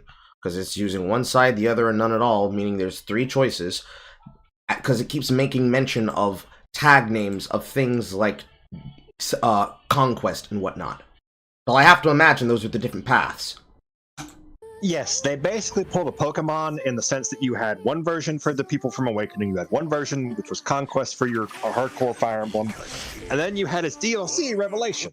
And if you wanted to buy the other copy, you could do a Pokemon and buy both versions, or you could buy it digitally. And, if you want all three in the States, we made a special edition, but we're only going to make it limited edition. And we're not going to make it a mainstream release for everybody. Because money. Gotta get those exports. Oh, yeah. I remember when they did that. That was so weird.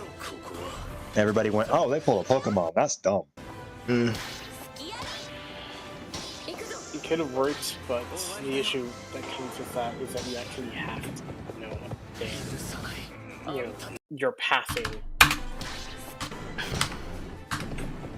There are obvious scenes here in this trailer based on the Japanese and the English that just outright don't have any dialogue to them, meaning the English inserted lines into this comparison for, I'm assuming, what has to be the fucking trailer for the game. Correct. Because I'm hearing normal Japanese voice acting in these cutscenes. Like, when I say normal Japanese dialogue, what I mean is the kind of dialogue you expect. Girly characters sound girly. Feminine, demure characters sound feminine, demure. Witch-like, strong woman characters sound witch-like and strong woman-like, etc., etc. Archetypes sound like correct archetypes. Instead of anime voice actor voice!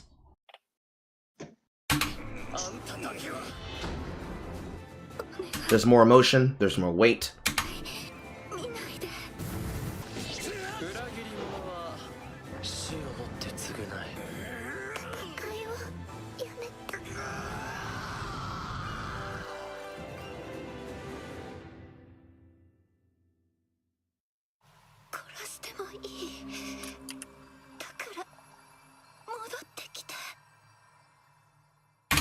Man, that's wow.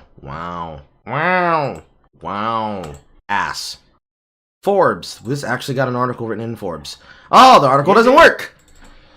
However, I am an experienced person. Website archive. Search archive for snapshot. We don't have a snapshot. Forbes. Fire Emblem Fates.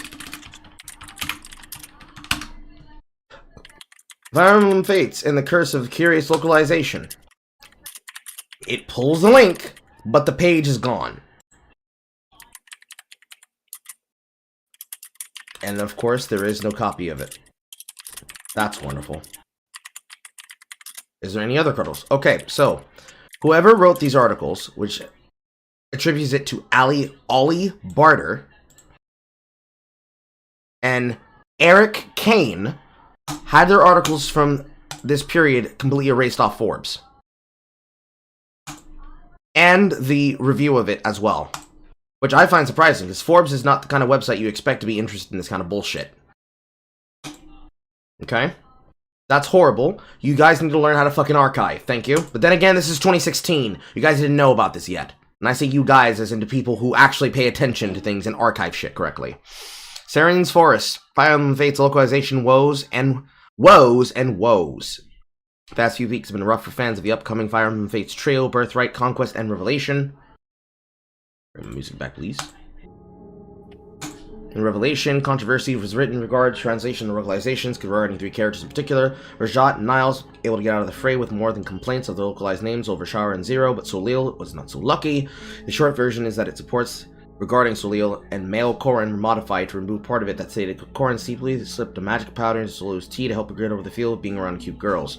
Interpreted as non-consent, and if followed all the way through, can be interpreted as though Corrin is drugging Soleil to fall in love and marry him. This started incredible controversy and essentially formed a dichotomy within the fandom, has impacted the opinions of gaming pursuits and homosexual equalists alike.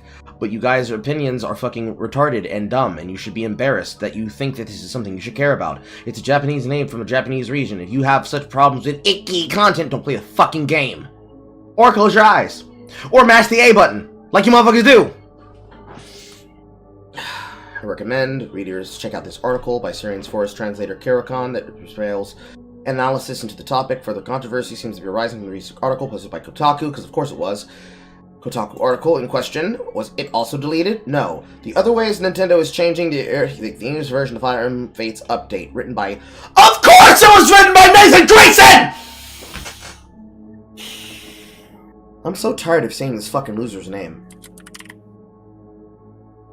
Of course it was Nathan Grayson. Of course it was Nathan. I got my taste of Zoe Grayson. Of course it was him! Who else was it?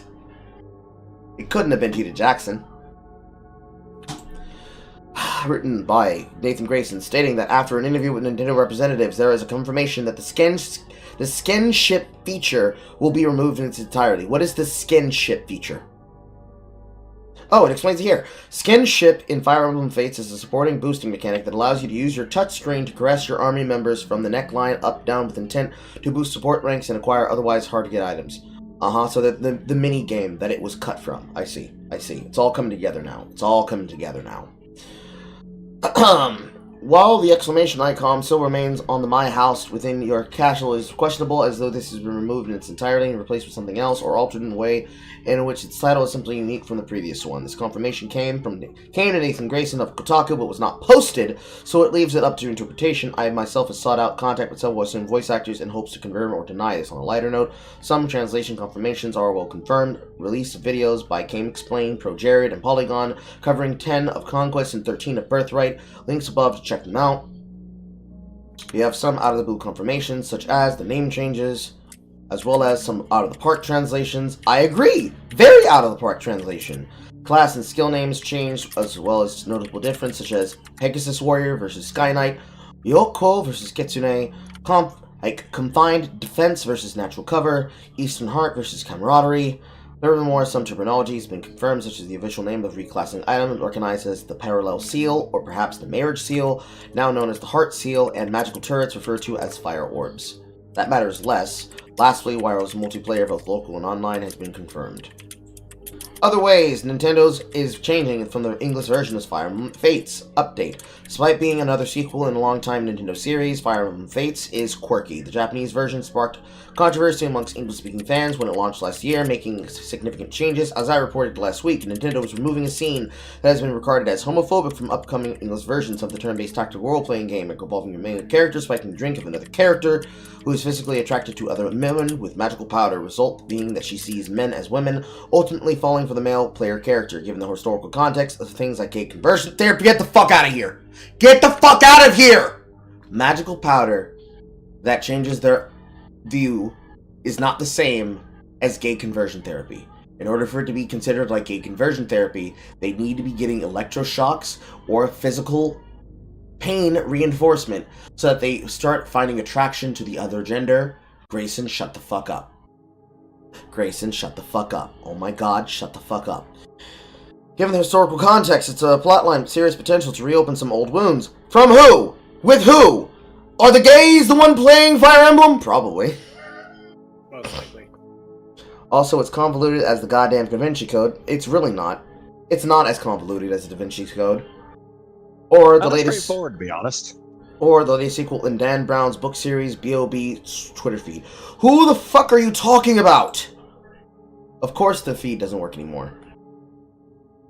In a follow-up to the story, Nintendo rep clarified that his reasoning is in the face of censorship accusations, as well as explaining how same-sex marriages, a series first, will function as a part of the game's confusing buffet of vaguely named versions. Only confusing to you because you're fucking stupid.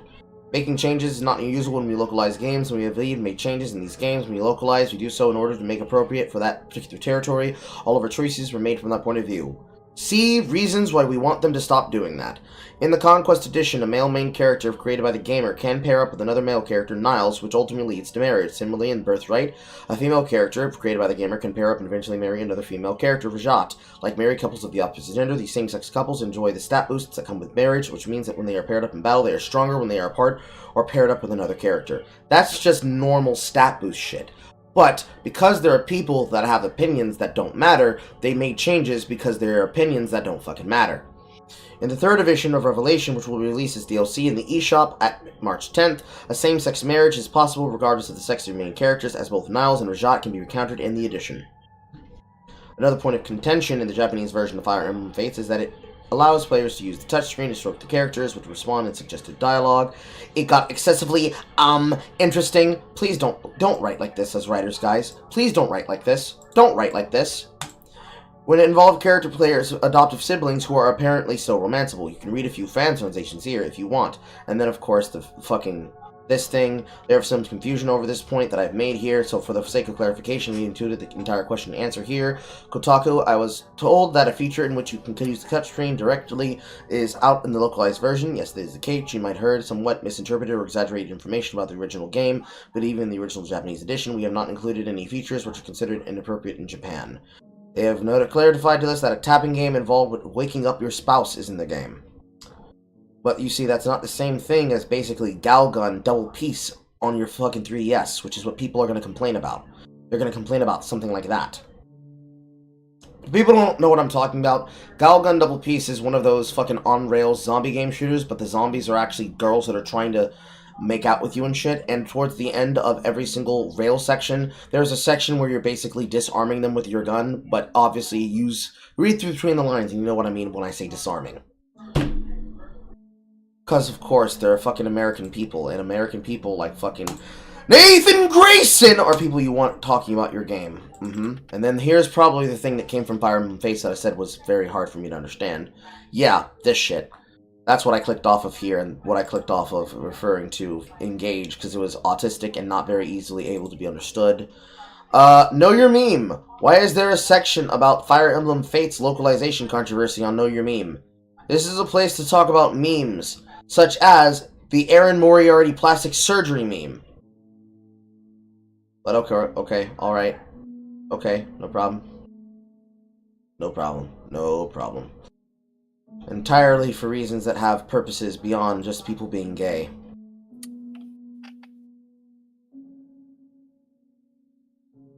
Game zone's taking a long time to load, thank you.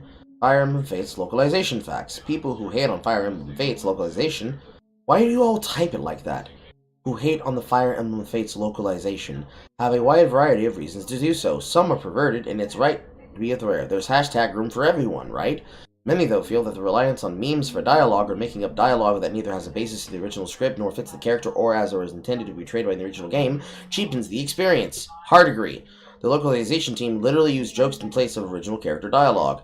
These customers want the same product the Japanese audience received. True, they made an exchange of legal currency the same as Japanese customers and were not told the localization adjustments would go as far as outright changing character elements and elements of the story prior to purchase. True, these people deserve to have the right of being angered by the product they received. True, it's literally not what they wanted or paid to experience. True, they have violent points and are justified in their complaints. There are no reason for some glaring changes that the localization team made. With all this said, I look forward to putting this localization back behind me for now. ... Fuck. The questionable material. This is just grayed out. I can't see whatever the fuck that is. Petting minigame removed. Blah, blah, blah, blah, blah. We already read that, though. Moe used before. Main concept. Blah, blah, blah, blah, blah, blah. Of course, changes to content that was not questionable. Blah, blah, blah, blah, blah, blah, blah. Okay, let's use the examples here. Are you completely ignorant of the fine art known as pickling? What a desperate and desolate life you live in the absence of pickles. Listen, I'm going to give you a pickle, and you're going to eat it. You're welcome. I'm just pleased to have made another pickle pal. What the fuck?! Yep, that was a lot of the supports. It's just, why the hell did you do this? Why? This is a character that I like the design of, or their use of, and you've just totally ruined them. Pickle pals. Yeah. See, if you wanted to be really memey, you would make a fucking hentai involving them making them a pickle pal. Oh! Serious character in the Japanese version of Fates, but changed to have an overt obsession with pickles. Possibly intended to be funny. Harold and his child Lutz are renamed to Arthur and Percy, the original names from Old European being related to war tied to the themes of the game they appear in. Fire Emblem Fates Conquest.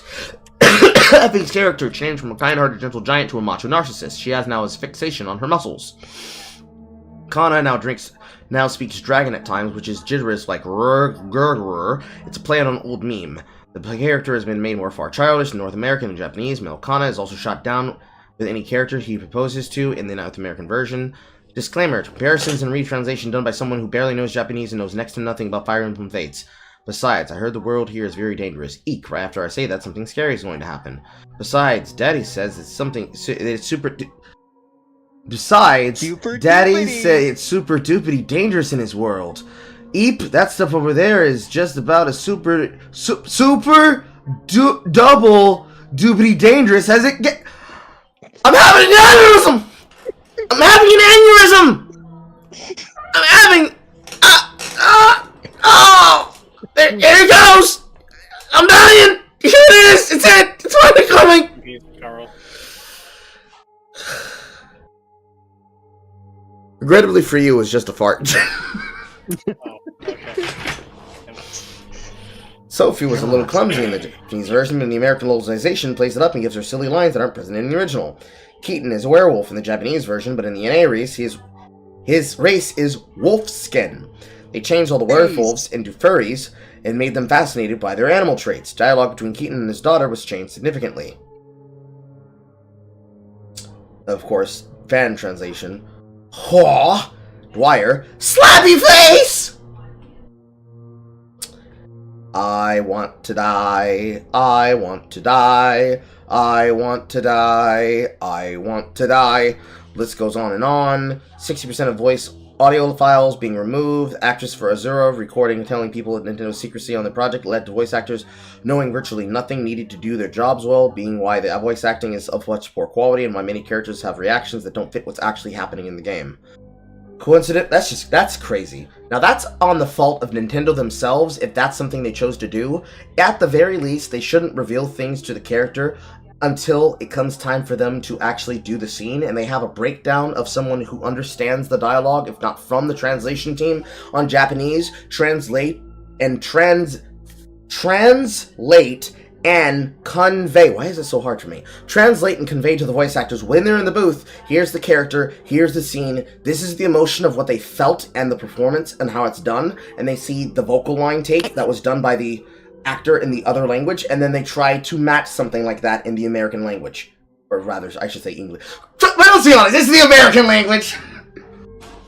But yeah, that's how you would do that. If that's what Nintendo did, and they just kept it secret, and then they got blindsided when they were in the booth to record, that's their fault. That's on them. Given Nintendo's heavy-handed dealings with anyone who leaks behind-the-scenes information to the public, it's probably likely the harassment came from Nintendo. One leader provided a nice source containing examples of Nintendo of America's lackluster localization efforts here. To understand the frustration people found about shitty localization practice, let me take you back to another situation that's similar. You remember when D-MC came out? If you enjoyed it, fine, it was a functional action game, but there are several major factual downgrades from other games in the series. 30 FPS, color-coded enemies, no lock-on, and Devil Trigger cast on all enemies into the air. Ninja Theory altered the formula but didn't understand what they were messing with. What made the whole ordeal particularly annoying was the change of art direction because art is subjective. When you tried to explain to someone why D-MC was a downgrade, they'd brush off everything you had to say because you just didn't like New Dante. It was hair-turning levels of frustrating, and it's repeating itself. As bad as localization to Fire Emblem Fates and Bravely Second are, oh god, Bravely Second, I remember playing Bravely Default, people will blindly defend them and claim they're just a pervert that wanted the questionable content. I mean, but what if I was? What if I am? What if I am and my wife are? What if I am and my wife are and we want to see that happen on screen? What if we don't care and we're grown adults and we paid for it? Hear me out now. What if people like to see male chest, female ass, and muscles, and skin? I know that's a wild topic nowadays, that's just so far out there, but there are adults that like to see that stuff. It's not like they asked to see a character felch out of somebody else's backside. No. If it was Yuri, they'd want it. Instead of arguing with those types of people, just link them to the following page, which is consistently pure fact with no spin. Maybe they'll finally see there's more to these changes than just questionable contract. Written by James Wynn, James Zone's freelance color commentary, obsessed with recapturing the magic of 90s gaming. Find me on Twitter at JamesAdamWynn or check out my attempts to recreate 90s gaming magazines. Does this person have me blocked on Twitter? No, he doesn't. I'll give him a follow. Former game enthusiast, writer, and personal trainer, currently in sales. Down 170 pounds, 50 more to go. CSG Magazine? Common Sense Gaming? Okay. I'll pay attention to you, James. Good job. Oh, and he loves Sargon of Akkad. Oh, it's so good! We're so back, chat. Anyways.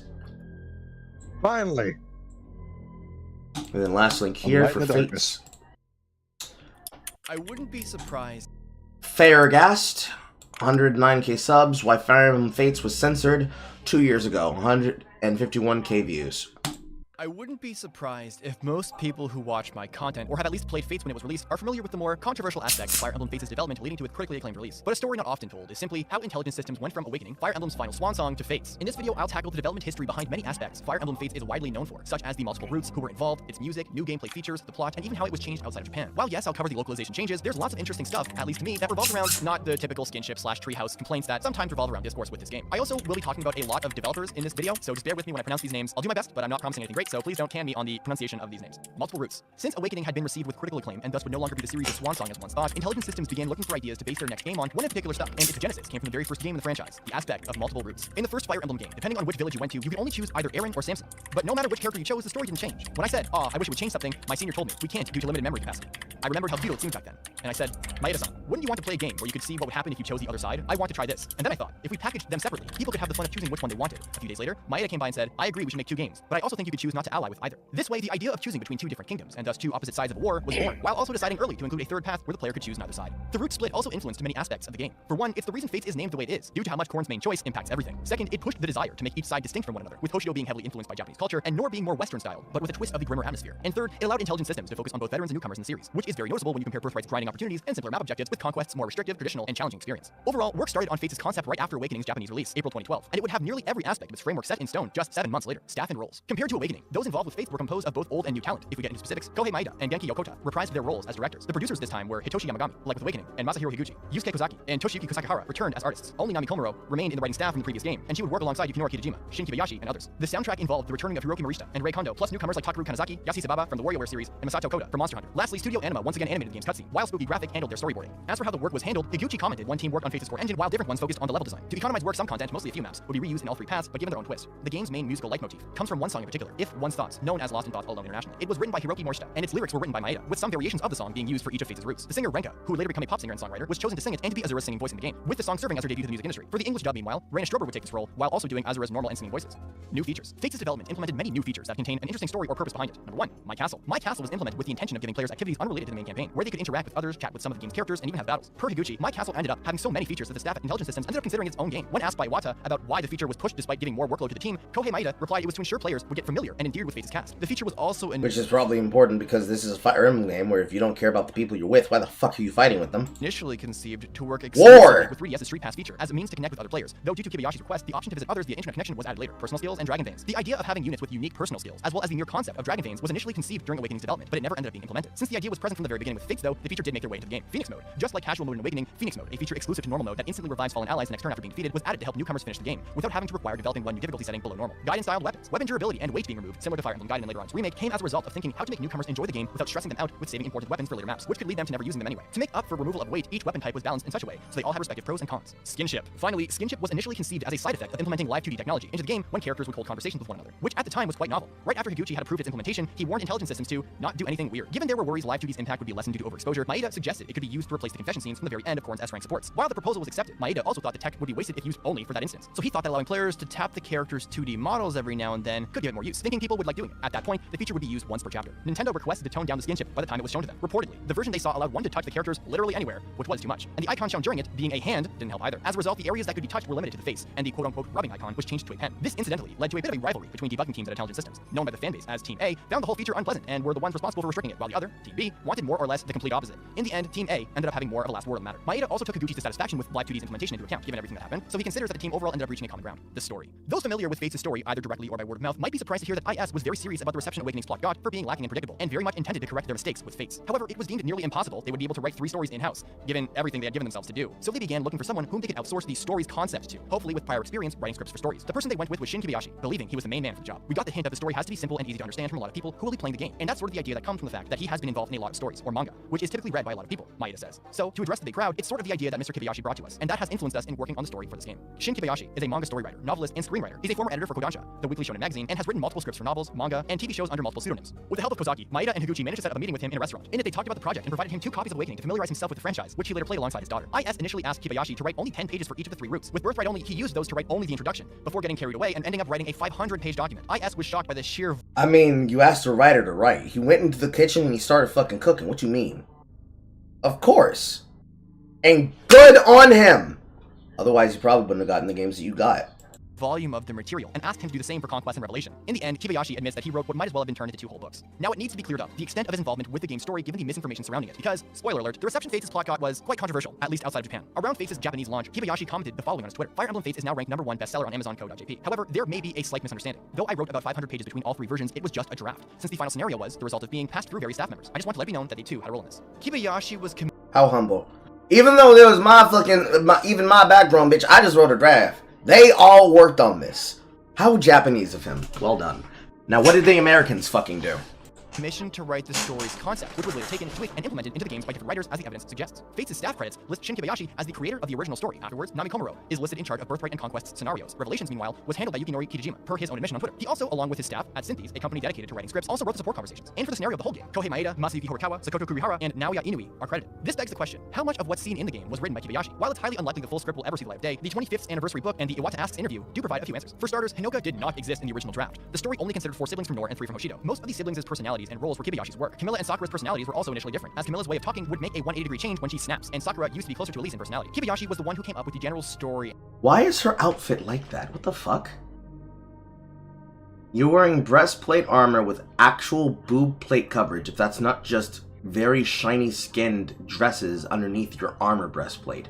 You have arms and gauntlets with thorns that face inwards to your body, and instead of having a booty short, you have panties? In the field? In combat? But it's Fire Emblem though, so is that normal?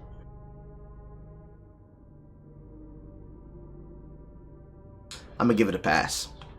Setting for Revelation, and by proxy, Vala's role in the plot. As intelligence systems didn't exactly plan that far ahead for the third story. When we first met him, he said, "What if we made the third game world something like this?" I was really shocked. At first, it was about a war between 2 different nations, and we had a good idea of what those countries would be like, but we didn't have any ideas for a third game yet. And then we talked to Kibayashi-san. He asked, well, what about something like this? Kibayashi also provided multiple situations where the game's battles would take place, something that Maeda himself valued a ton, as it allowed the devs to base the game's chapters around them. There are several restrictions that you need to do when it comes to turning a story into a game. For example, in Fire Emblem, each chapter you go to a different map and have a battle. Although Kibayashi-san had never been so extensively involved in the making of video games before, he considered all of those conventions when he wrote the story. I was very grateful for that. Kibayashi's story had a clear focus to make the reader cry, and Corrin would constantly be questioning their choices. All the betrayals involved would also motivate the player to try all 3 stories and check their outcomes. Each route would also contain multiple instances of foreshadowing, and their conclusion was meant to be unexpected. To wrap this up, the 25th anniversary book includes an early draft for Birthright's Chapter 15, which was translated by the people at SerenaceForce.net. While it's structurally similar to the final version, it also contains many differences worth looking into. What's the same? The general plot. As in, Corrin and company are looking for a path to infiltrate Nor without confronting the main army. One ally proposes crossing a mountain. A fight ensues against its inhabitants. Kaze sacrifices himself for Corrin, and the chapter ends with everyone at the top of the mountain. Here's what's different. Takumi's name is Takuma. Scarlet is accompanied by a character named Mateus. Instead of being confronted by wolfskins, the Lightning Tribe, folks wielding lightning powers, ambushed the Hoshidans instead. They were reportedly replaced due to issues the devs ran into while implementing them. During the battle, a lightning bolt is launched towards Takumi, and because Corrin attempts to reflect it with their sword, they end up being pushed towards a cliff. In the final game, the explosion of one of Yago's mines served this role. While Kaze tries saving Corrin from falling, Lilith's Pegasus shows up to help, instead of Hinoka. The alternate outcome in which Kaze can be saved under certain conditions is not present in this script.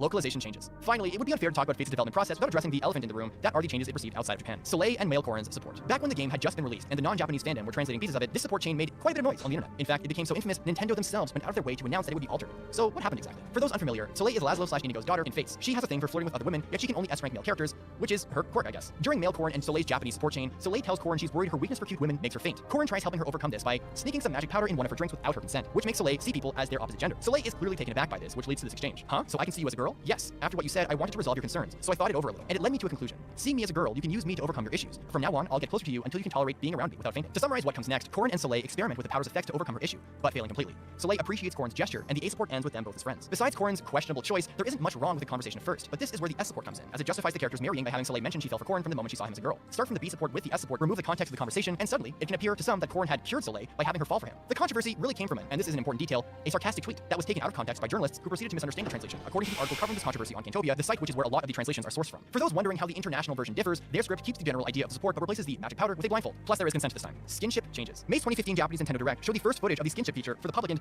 oh boy, the overseas fan base didn't know what to make of it. Come the game's North American release, many gaming news sites reported the feature would be cut outside of Japan, before clarifying later that only a small minigame between the player and their S-ranked character would remain. And to this day, I am sure you can still find discussions on whether or not this was a good move for North America. Lastly, while the game did have more changes outside of these two, for the sake of brevity, I will mention a few that stood out the most for me. The voice banks available for Corrin were cut from 5 to 3. Most of the game's swimsuits were left unused overseas, leaving only the bath towel available. Many options to manipulate the camera in the hot springs were also removed. 2 DLC missions featuring conversations between characters and some CGs were never localized. Most of Hoshiden's bias and casual racism against the Norians only exist internationally. Niles and Rajat's S-rank supports with male and female Corrin respectively were tweaked to be the same regardless of gender, while in Japan they were more unique. Saizo and Birika's entire C support was changed into an exchange of ellipses, which honestly feels more like a community meme than anything to me. Lastly, excluding the special edition of the game, only the Korean version comes with both Birthright and Conquest included. Everyone else had to more or less buy the other paths at a discount. And well, that's all for today. This video wanted to provide an objective look at... Okay. Simple. And then a bunch of extra bullshit on the end with special thanks to people. Wow! I can't imagine what I'm about to see here from Fates Engage is going to be any different. Bounding into Comics, written by Ryan Pearson on January 31st, 2023. Fire Emblem Engage's localization has attempted to remove censored language and censored problematic romantic scenes. The related control removes censored language from localization of Onami on Now I'm Your Sister. Not interested in that. The article will contain spoilers for Fire Emblem Engage without. This includes when they can be recruited in the story, when they can maintain romantic relationships with. The news comes from only Antune, a Twitter user who specializes in exposing inaccurate and outright censoring localization, but also users Monblut 1984 and Omega Valwin. I don't know how I feel about seeing an article quote direct names of people in the article, because on one hand you might think that by doing so you'd put them in a position where those people will now be getting contact and said, "No, you're lying." But on the other hand, Bounding into Comics did make its headway into becoming what it is now, but I don't like necessarily where they've been going on some of their content, because they very much have been taking a little bit of a turn into turning to a little bit like One Angry Gamer in certain places on certain topics. But on this, I believe the reporting should be accurate. Together, the trio have shared scenes of Fire Emblem Fates' localization compared to the localization of the original, noting key differences in both releases, such as gendered language being removed, any suggestion of difference between men and women, along with what appears to be players' romantic relationships being made platonic. Everyone gets friend-zoned, with the exception of the support system, allowing players to become friends, granting stat bonuses when they're nearing battle, with each new rank showing conversation between the two characters, C, B, and A rank. The higher supports can be a confession of love between the two. Some games have distinguished platonic and romantic relationships with the A+ and S rank supports. Engage, featuring 3 tiers of support, where the main character can give a pact ring to one allied unit. One scene that caught attention is the pact ring conversation with the firing merchant Anna. Over prior conversations, Anna becomes disheartened. Can I click this? Yes. Maybe I'm coming at this wrong. What are you thinking about, Anna? Oh, that's Lady Anna to you. But to answer your Oh god. Oh god. They gave her small anime woman voice. No! No! Stop it! Please! Please! Get it out of my head! It's in my head! It's Monica Real too. No!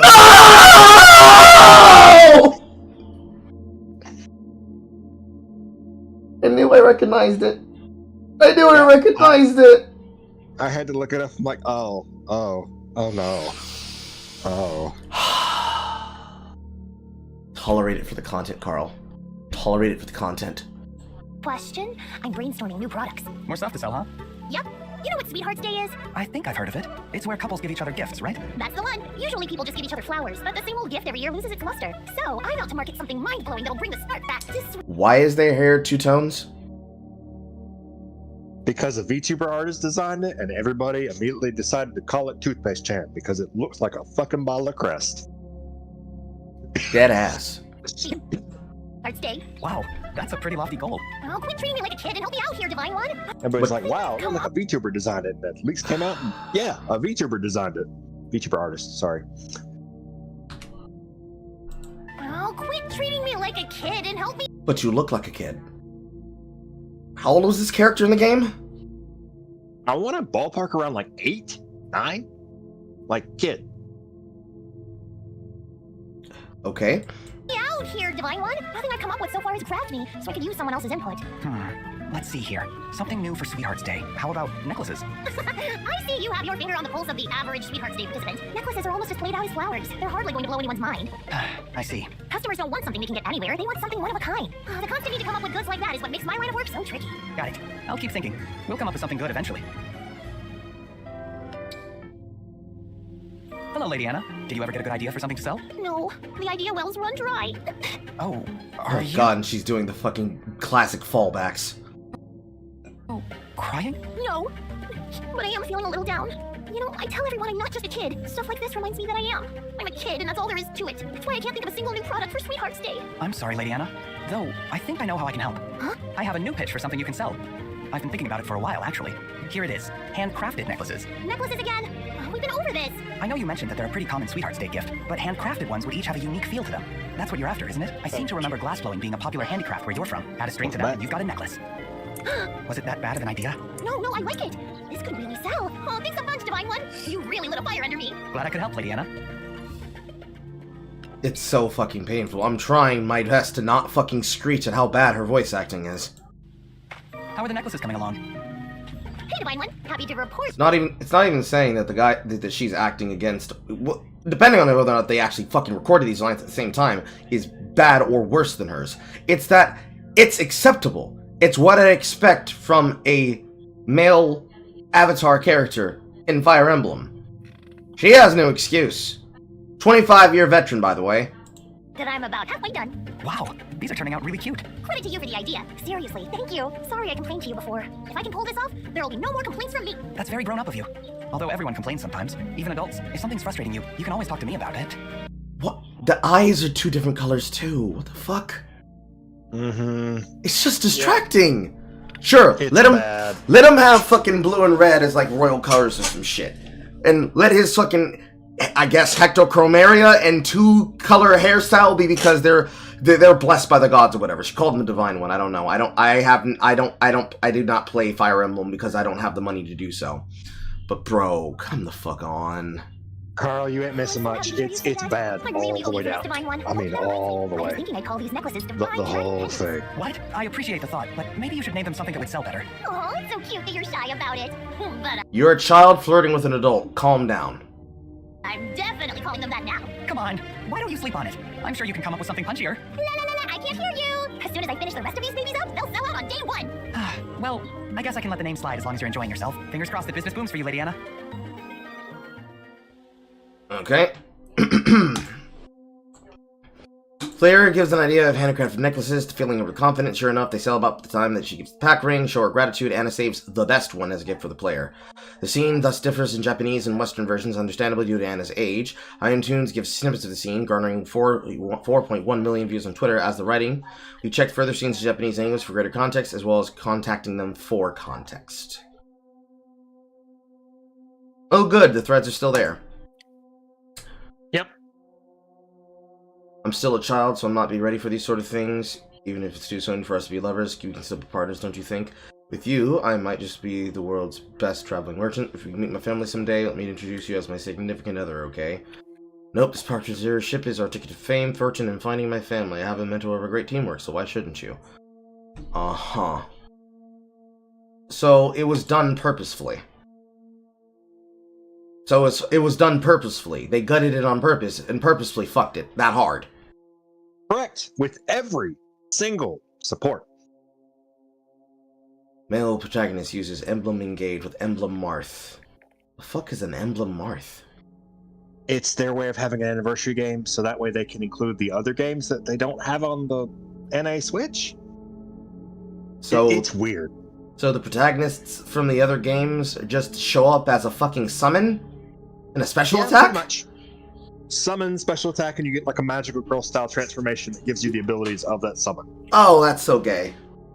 It's gay. All the way. Oh, that's so gay. And about 75% of the series that they mention either aren't on the Switch or have not been released in North America. The classic, boys! The only way to experience it? Piracy! Ironically. I mean, they did that with 5. 5 was not at all a port. I remember watching my friend play 5, and it was just like it was a ROM hack he had to get. More than likely, depending on what emulator he was using, I was probably responsible with getting it ported over correctly.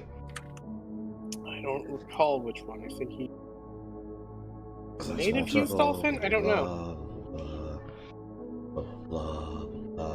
They actually did go on to explain all of the details here, so I didn't have to watch the video. But okay. It shouldn't be surprising that any suggestion of romantic relationship with such a young character would be censored. Majority of the censored pack ring conversations and showcased from all features characters under the age of 18, because of course it did. These include Cian, Fram, being noted as stewards to the player character after the events of the game. What does that mean? I like servants, but they're also like super in love with you.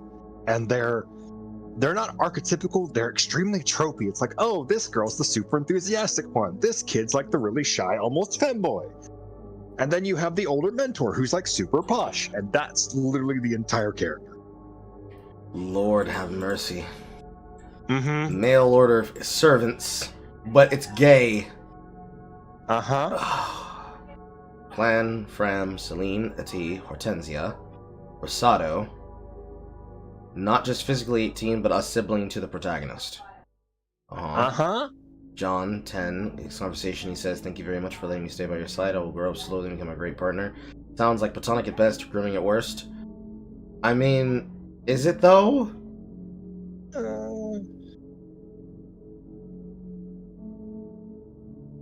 I mean, in the context in which we use it in the West, partner can be a stand-in for a romantic partner, but partner in Japanese in this case would literally just be friend. Or really good, well, in the context of war, Fireforged friends, to be exact for the trope. But again, I'm of the suspicion that the people who play Fire Emblem nowadays are just gay people who want to have feelings of platonic love stamped out if it's not specifically the super thing that they're hard on for. The characters that are 18 and older, Diamond's a bit vague. He always talks about fighting by the player's side in English. In the Japanese, he says, "I will stay by your side from now on. I will protect you at the cost of even my life with my 2 precious livings." Yet after the convenience of the games, there's no talk of Diamond being in contact with the player character beyond diplomatic meetings. Tamir also talks about the bond between the player character, even in the original Japanese dub. It reads, "I'm so happy I will cherish this bond even in death. The 2 of us will always be together no matter where we are, but when they meet up, they only seem to be grilling. They only seem to be only grilling in the English version rather than any talk of romance." What does that mean by only grilling? Mira was crowned Queen of Salam. She and the Divine Dragon Monarch respected each other's freedoms, but met regularly when officing. So that's a meme. That's literally a meme. That's some shit posting in the fucking script. What do you mean we're often seen grilling together? Oh, just me and the fucking queen of the other kingdom in the castle just standing in front of a brisket fire, smoking beef. You know, for the kingdom! It's for the kingdom, guys.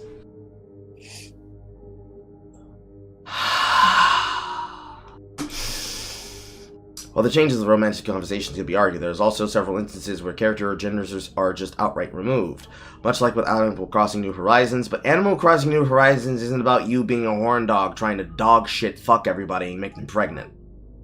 That's not even saying these are. But that's the point in which you guys are trying to compare this to. Why are you comparing it to New Horizons? That's a game about moving to an island and building a fucking fortress. The fuck? And then you mentioned Pokemon titles. There is no marriage in Pokemon. There's breeding. And the Pokemon breeding comes with an egg. Not a human character being made pregnant from being bred by a fucking Pokemon. Or likewise or the other. Imagine if it did. Teaching your player character kid how to fucking capture a fucking Pokemon for the purpose of breeding. I mean, isn't that what Palworld is? Yeah. Basically. I haven't even created a breeding pit!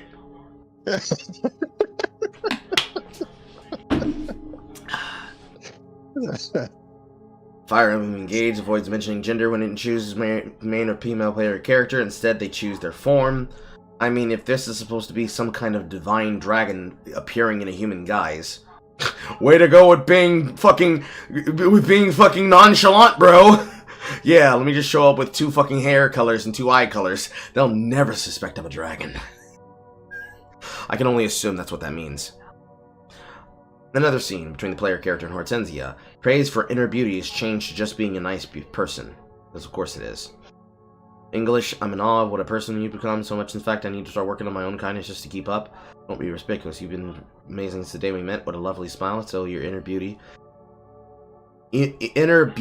Beautify seeps through it. Okay, whatever. That's just a typo. Inner beauty seeps through it. I also need to polish my inner and outer self. I won't be able to keep up. You're already fine on the outside, and you've been pretty ever since we've met. True. And she looks like a clown. Because of course she does. Another instance where they unlock the emblem Celine. Celine praises your beauty in the original Japanese, it doesn't in the English. Uh-huh. I see. Shinryu-sama, Lord Divine Dragon. True. Even text that would be taken as flirting was removed, as Veil praises the user abandoning her wound, mentioning the player's hand being warm was cut. Even comical scenes alluding to what they want a partner is cold. At one point, Vogata expresses interest in having a dinner with the player character and discussing matters in Japanese, as asking what their type is, but in English, merely who their best friend is. Noted multiple times, characters avoid mentioning gender of the player character. Technically, if it's supposed to be a game choice, it should have obvious options for gender, but then if they decided to go with the neutral setting with either they or it's, that makes more sense, but in context it seems really stupid and lazy and really seems more like a slip of the tongue.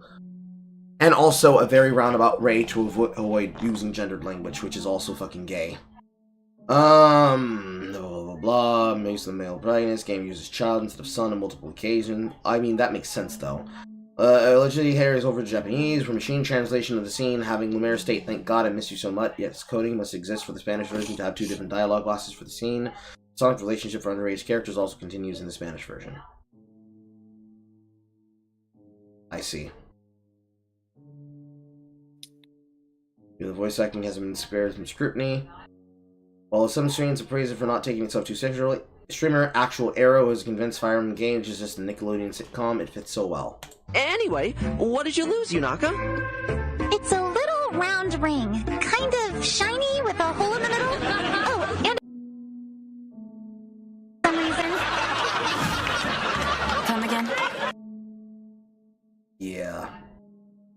Okay. I mean, I understand they inserted the sitcom joke there for themselves, but, what the fuck? Let's just click on the original. Anyway, what did you lose, Yunaka? It's a little round ring, kind of shiny with a hole in the middle. Oh, and it talks for some reason. Come again? The way that this was written and then programmed and then shot and then framed makes it definitely look like it's a sitcom. Yes, I agree.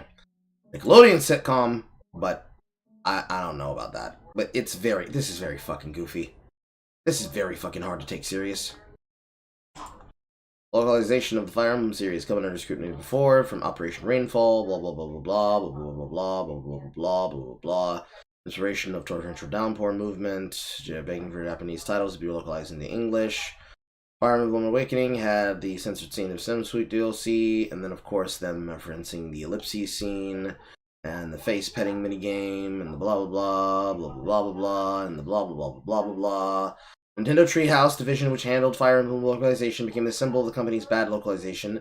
It may have led to 8-4's handling the localization of Fire Emblem Echoes, Shadows of Valentia, but it didn't stop censorship of spin-off Tokyo Mirage Second's Fire Emblem's Fate, Tokyo Mirage Sessions, hashtag Fire Emblem. I own both the original of this, and I also own the Encore version of this. I probably should start a new save file and make a purpose of doing this for content. There goes another game that I'm putting ahead of fucking Ni no Kuni 1. But I will definitely look into this, because I have the original version on my Wii U. I own the CD copy of it. It's in my fucking storage file, right above where I keep the rest of my games for the Wii U and all the games that I had for the Wii. I have seen it, vagina bones, but realistically the most offensive thing about it is the censorship of the outfits and the censorship of the dialogue.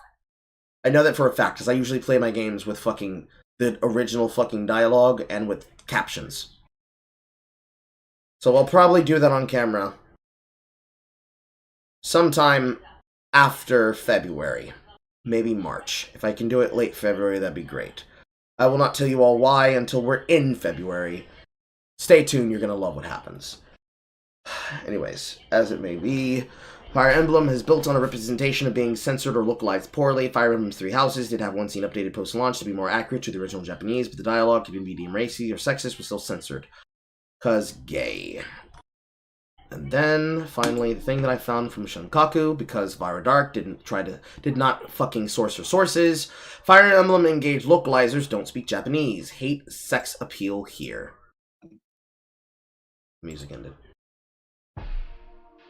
There we go. Twitter users have discovered the higher criticized and censored English translation of Fire Emblem Fates has some rather questionable individuals involved, ones which have admitted to not speaking Japanese, support the group that is BLM, and have admitted to making things up. Twitter users searched through the credits of Fire Emblem games and managed to find the localizers and translators of the game on social media, and quickly learned that some of them were the usual individuals who were often the sources of many problems regarding censorship and localization issues in the entertainment industry, such as Bob Hirst and Nishimura. Ooh, I can zoom into it, thank you. And they have the links right there to the fucking archive.is, thank you! Yes! Yes! Yes! See, Senkaku understands. You gotta get on that ass by putting the shit right there in front of you so they can't run away. Yes! Yes! Absolutely! Yes! See, I pounded on my desk hard enough that it took my camera askew. We're Tarantino now, boys! One of these days, I'm gonna do that and I'm gonna see if anybody notices. Anyways, they have it in it right there.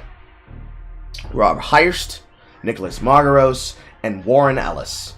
Or actually, no, not Warren Ellis. Matt, or is this Rick Amatower? Yes, Rick Amatower. He's tweeting at Warren Ellis, I see. I see.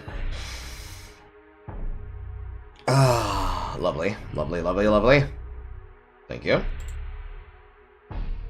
One Twitter page, acting indicative of them having no interest in maintaining the intention of the source material. Another localizer requesting developers not pick up Senran Kagura due to its focus on sex appeal, and another admitted to not being able to speak Japanese over a decade ago and admitting to making things up. Very short, very short. Thank you, Senkaku. Such a revelation will probably prove surprising, as usually the same suspects responsible for causing problems in such faithful translations. I agree. And I appreciate that on this fucking cover of Senkaku Complex, they at least cover up this fucking image of what is obviously hentai. Oh my god. I didn't know it was that bad.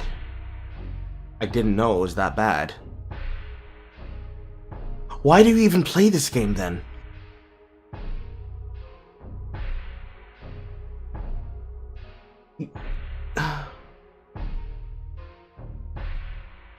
Like, what even is the point then? I have no idea. I quit after finding out of all this. I'm like, oh well, never mind. It's just bad. Like I said, it's bad all the way down.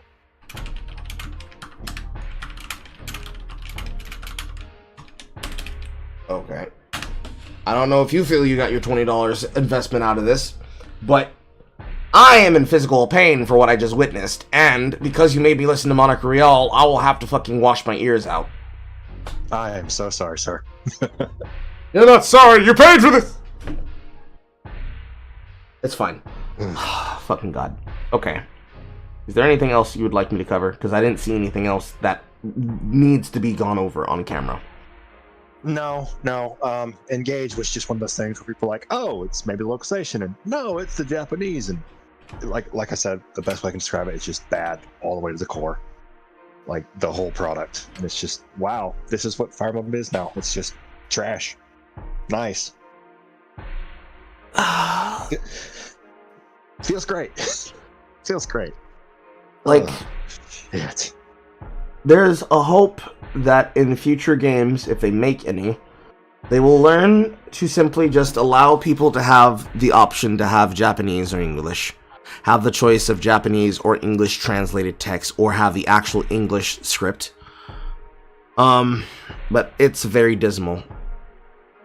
It is. It sucks because it's another thing in a long running lot, I guess, of franchises where it's just can we just get one good product that isn't screwed up, please? Can you just stop touching shit? They're not going to. They revel in touching it, but it is. I know. It's like that whole article about what was it? They being an anti-fan recently. So yeah. I feel sorry for all of you that play Fire Emblem and any story-based game that has been ruined by localizers. I know what that feels like, bro. I know what it feels like because I am a person who plays Star Ocean. So they touch my games the way they touch your games. I haven't even bought. I haven't even finished. I recall Divine Force was bad. I haven't even touched Divine Force. I haven't even finished the fucking Star Ocean game that came before Divine Forces because I have still so many other games to play that I don't get to play, including the .hack GU shit, as well as downloading and then playing through the .hack quadrilogy for the PS2 on PCSX2. But I will get there eventually, and I am going to make good on what I said, that I'm going to make a new save file and play through it, because I started playing it, but then a bunch of the games that I have on my Switch, I just didn't get through it, because there are so many PC games that I play that I don't always get time to finish playing my fucking Switch games. But I'll start setting up a time period for that, starting in March, probably. Thank you for putting this in my face. I hope you got your investment. If you would like to be able to request... I'll fucking hope so. Fucking hope so. If you would like to request content like Happy Tank did as well, in order for you to do so, I highly advise all of you listening, please consider becoming a supporter on my Subscribestar. Those who are at the $20 tier and up can be able to request me do stream content where I will go through whatever it is you would like me to focus on camera. You can find that link here at subscribestar.com/SinglePlayerCarl. Also consider, if you like supporting the content, giving support links to all the things you can find here as well on the screen for our support page. Found there. Because remember, a Carl is a terrible thing to go to waste. Now, of course, if you want to be able to subscribe on another website and support by giving me your $5 a month, you can do so on twitch.tv/SinglePlayerCarl. You also get perk tiers for being a $20 pledge, such as being able to not only have video submissions, but also being able to have video shoutouts on the subs, be able to receive the United Negroid Cringe Founder Badge, as well as being able to have permission to join in for live stream shows, as he has today. Unless you're the head mod, then of course Carl dislikes you. Shame, for shame. Okay. Now I need to prepare dinner, and then I have to go buy drinks, and then I will be back after 7 with more Palworld. Thank you, ladies and gentlemen, for coming through. I have been SinglePlayerCarl, and remember, Carl be wildin', so you should be watching. I'ma see you same bat time, same Carl channel. Goodbye, everybody. Goodbye, everybody. Goodbye, everybody. Goodbye, everybody. See, I'm all looking at 7. And of course, if you have Palworld and you're interested in playing Palworld, you need to be able to play Palworld by playing multiplayer. But you need to have it already, because I'm not buying it for y'all.